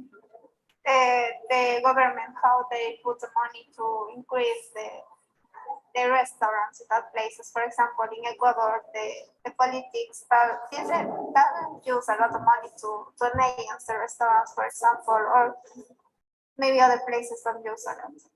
We don't like festivals. Yes. Festival, culinary festival. Because when I was in Singapore, I met 2 Peruvian ambassadors. They were chefs from yeah, and they brought lots of potatoes, different kinds, and like rice potatoes, and dancers and musicians. And it was wonderful. Pero creo que Cuenca especialmente se come delicioso. Cuenca City. What do you feel is the best or the highlight? Why the best? Mixed in the traditional food and the modern techniques. Yeah. Which is what I found exciting here, because even some of the vegan restaurants, right, which I was hovering, and like this, you know, it's very substantial and tasty. Yes, and it's very, yes. So I'm very excited to meet you, and I hope that you can take more videos and send me, and I can continue to post on. ¿Se parece a la rúcula? Because I get excited when there's creativity and beauty. Look at this. It's like an autumn walk in the park. Yeah, and this one. Se llaman acederas. I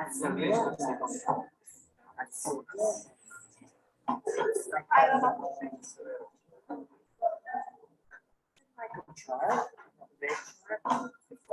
¿Se parece a la rúcula? No es la fresa. Green, red. Yeah, it does look like a young chai. And then this, unless you say the coffee, for a long time. Almost a long time in the space. Not yet. And it takes up the taste of the napia, the yuca. I'm gonna try it and see. Oh, let's see, wait, and then it's just asking me questions.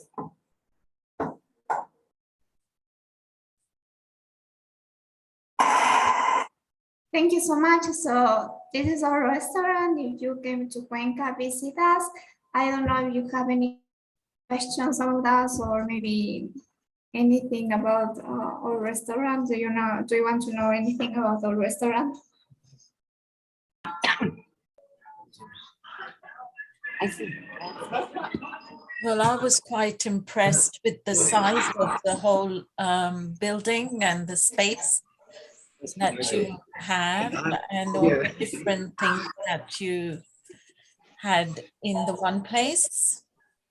It's quite a large operation, isn't it? And the same with Ecuador, they seem to have the similar thing. The space. How come it's so much space you can have? Is it very, lots of land there, or because is it in the central of town here? That would be very, very costly, to run and manage. It doesn't cost a lot because we try to use for example, as I said you before, every person who works in our restaurants are the owners or board. We work with a persons who came to our restaurant to help us, and it's not too expensive because Cuenca is not expensive city. That's the reason we have a restaurant there. Yeah, it's quite impressive, the area you cover, you've got for it. And yeah, I liked it. And same with Ecuador, you've got similar things going on. And I loved your presentation. We've got so much to learn from your presentations, isn't it? We've got a lot. It was like fit for a king and, royalty. It was really nice. Yeah. Thank you so much. Sure. Yeah, I've got a lot to learn from. I'm so glad you invited me. Hi, how are you?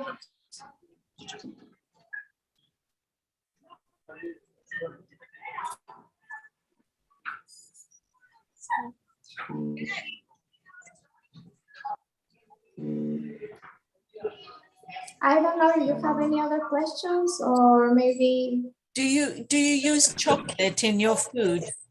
Do you use cocoa and cacao and all that? Yes, we use cacao, organic cacao. For even in the main dishes, yeah?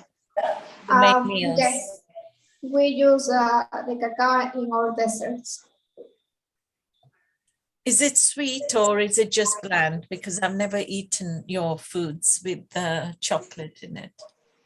It's plain, it's not too sweet. Okay. You make it sweet-ish. Okay. Yes, not a lot, but a little bit. But yeah, so like you make chicken with chocolate. No, we don't make chicken with. We only use the dessert with the chocolate. Vegetables, yes? Yes. Because in Mexico, they make a chicken with chocolate. Yes, I think so. I don't try it. Yeah, they do, yeah. Mary, that was a wonderful presentation all the way in Ecuador. You got a lovely restaurant. I love the starting tour that you did with our Waiching. And as you walked through to your products, the organic products, your restaurant, your drink, it's beautiful. And it seems like one of the main restaurants here in Ecuador. So we are very proud of you. And it's simply wonderful. Waiching, what did you think? You are now in Peru. Well, I brings like such memories of Ecuador and with Mary. It's so nice. We didn't show the dessert, Mary. That avocado with the coconut chips. Oh my goodness, that was, and little white flowers on top of that, and a kind of a coconut syrup as well. That was amazing. What was the flower, Mary? The name of the flowers? In which one? The ice Dessert? cream that we make with flowers? Yeah, amazing. Yeah, that one is hibiscus. We made it with hibiscus. This one, this dessert, this calls the ice cream is made with different kind of flowers. This one is made with hibiscus. And we have the other one that you say is the avocado ice cream. That one is only made with avocado. Yes, and then you have little white flowers on top of it. That one calls, let me show you if I can find it. This one is, for example, a tacos. That one is made with only avocado and cheese. This one is an ice cream that we made only with lemon and citrus. And the other one you said, let me show you. The cocktails are really good, everyone. This one is the other one, and we use a different kind of flowers. That one that you taste is a stational flower. We use a different kind of flowers that we find at the time. Beautiful.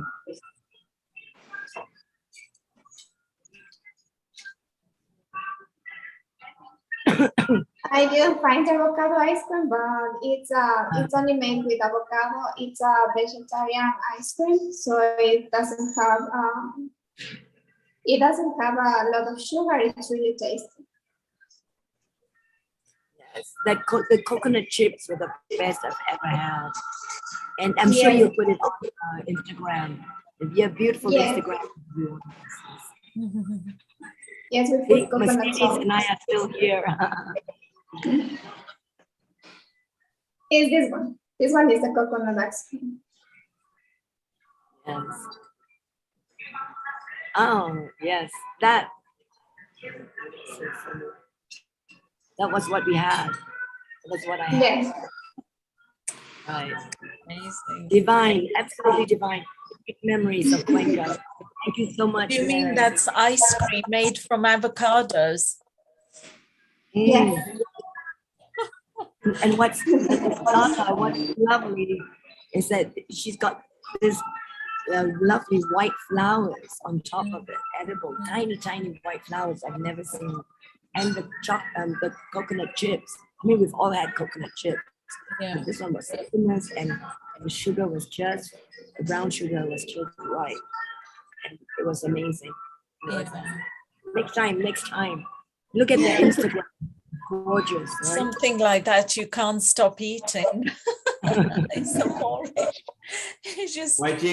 I think we should thank Mary very much because they're partners and they were actually operating the restaurant right now earlier. And she still came and she showed the video. So Marie, muchas gracias. Thank you very much. It was wonderful. And you are now part of Healing Our Earth family and we'll recommend your restaurant to everybody. Thank you so much. Thank you. We wait you all, Maria. And I hope everybody enjoyed this little work like that. Thank you. Bye. Bye. And your friends. And Mercedes. Nice Mercedes, you did a wonderful. I'm very happy to meet you. Bye.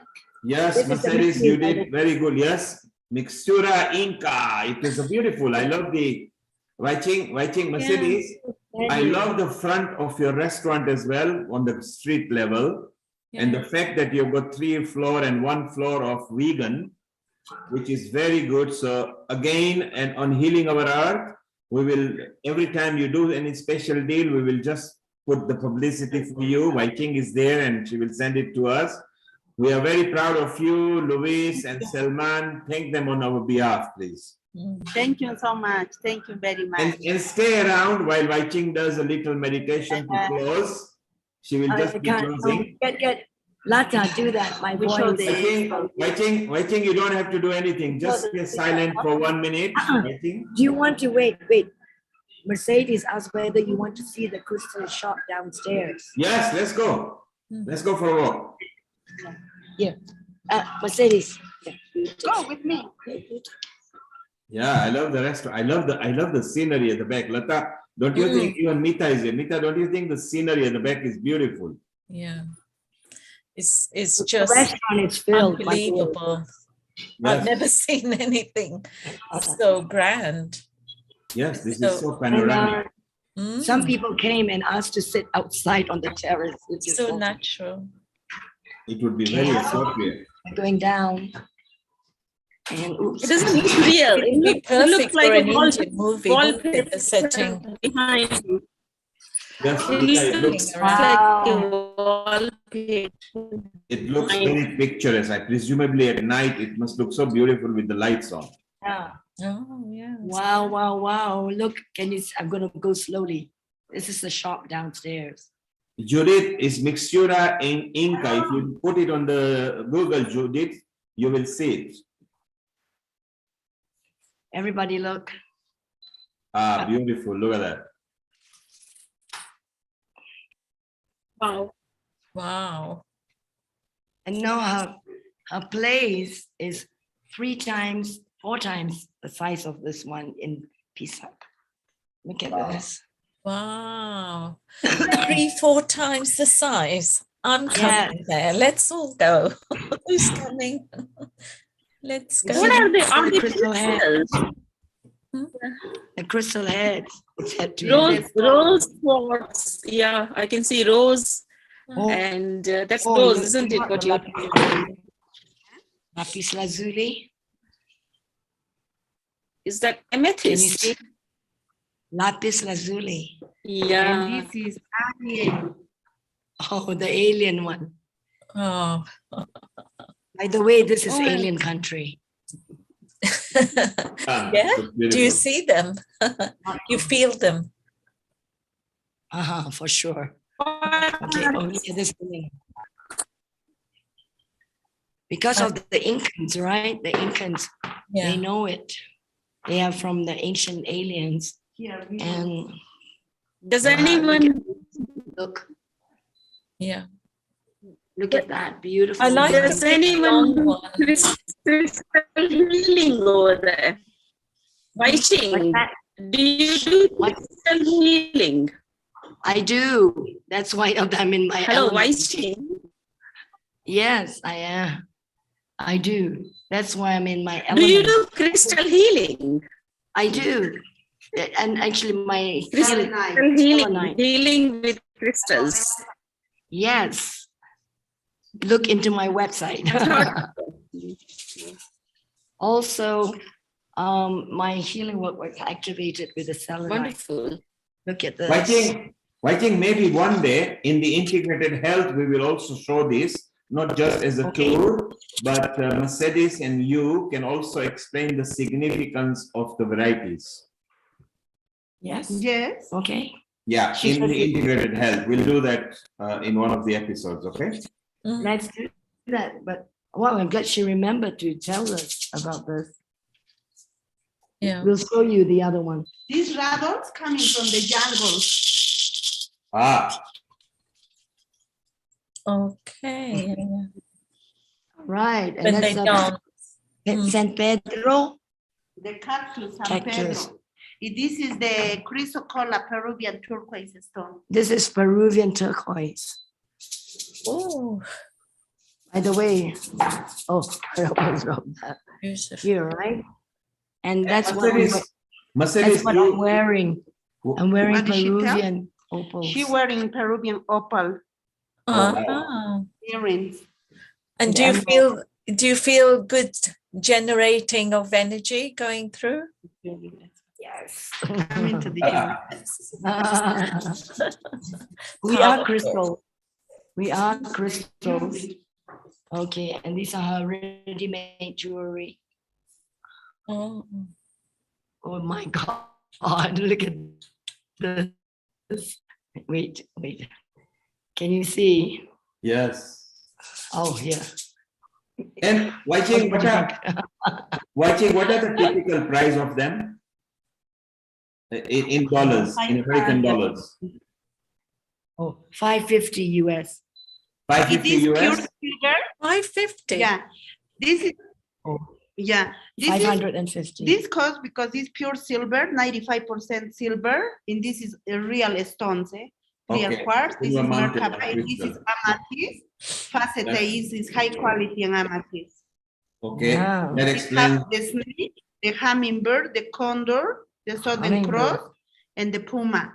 The 4 animals represent the 4 archetypes, the 4 directions too.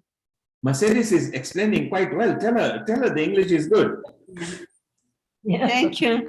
This is a herring amethyst with the Peruvian turquoise. This is gem silica. Gem silica also have the power animals there. Is that a speciality? Is that a speciality of Peru? Mercedes? Yes, the Peruvian turquoise is helping you cleansing your heart chakra. And the amethyst is good for opening your third eye. We Mita have likes aquamarine. Aquamarine is good for water energy, bringing you water energy. And citrino is good for the plexus chakra too. Wow. Wow. And how much is that one, for example? 480. 480.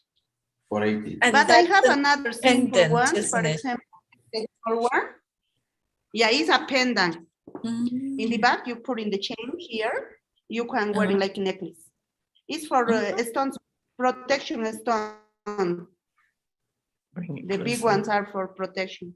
Yeah, it's good for women. And I have rose quartz for the love. It's amazing. Do you have lots of crystals over there? You know, you can get it from the locally. Do you get it locally? Where do you get it from? Yeah, Peruvian stones. Amethyst, double termination. Yeah. Do you get it from From the? look at this one. Beautiful I think they card. mine it. I think they have their own mines. Do you have mining there? Yes. We have a lot of mines in Peru. It's beautiful. Many miners in Peru. A lot of mines. Peru, Brazil, all this is from Peru. So this is all the energy from the earth, you know? And this one, oh, this is gorgeous too. Also, we make it like this, Pachamama bracelet. Oh yeah, all the meat that you like. This is inlaid with original stone. All the different Pachamama colors. means Mother Earth. Yeah. What's And that? we have Mama also what? with the sacred geometry, flower of life. Flower of life. It's beautiful. A lot. There's a lot here. We have a lot And of then, oh, this different is very nice and masculine. It's Coccabelli. A lot of the silver work. Watching, we might be doing a tribal series with Professor Deep in Egypt. Watching, we might be doing a tribal series. This will be very good for a tribal series. All right, let's do it. Yeah, it'll be fun. Yeah, Professor Dipti is actually an expert on it, who has gone to India at the moment to collect some documents. So Waiching, tell Mercedes, because I'm good at praying as well.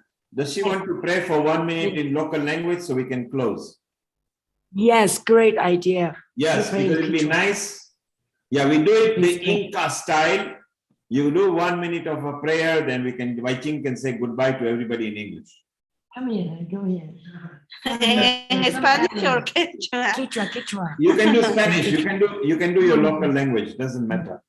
This is Aaron. This is my son.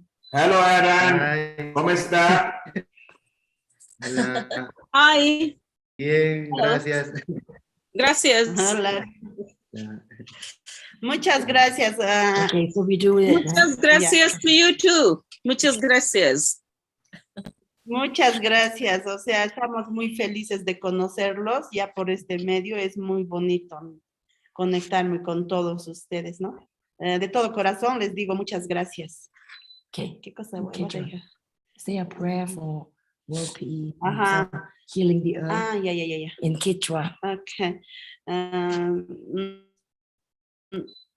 nosotros siempre estaremos rezando por toda la tierra, que la tierra siempre esté viva y que todos protejamos la tierra. Hay que orar por todos nuestros animalitos, por todo el mundo, ¿no? Para estar todos en paz y vivir muy felices el tiempo que nos queda vivir.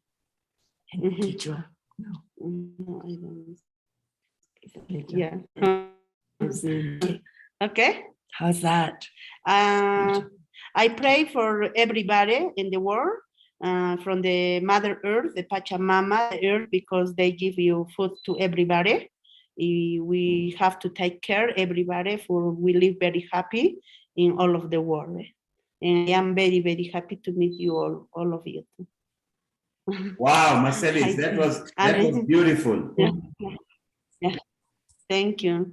Thank you very much. That was What beautiful. a lovely guy. Yeah. Thank you.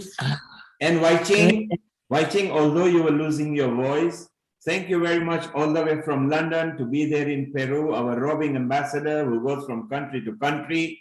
It is beautiful. We like to remind our viewers who are watching on YouTube, Facebook, and website that next week we have got Guru Purnima, which is where you pay obeisance to your teachers or your mother or your father or whoever has taught you anything beautiful on this earth. So we will see you all next week again. And it's time to say goodbye from Wai Ching. Goodbye. Be hard.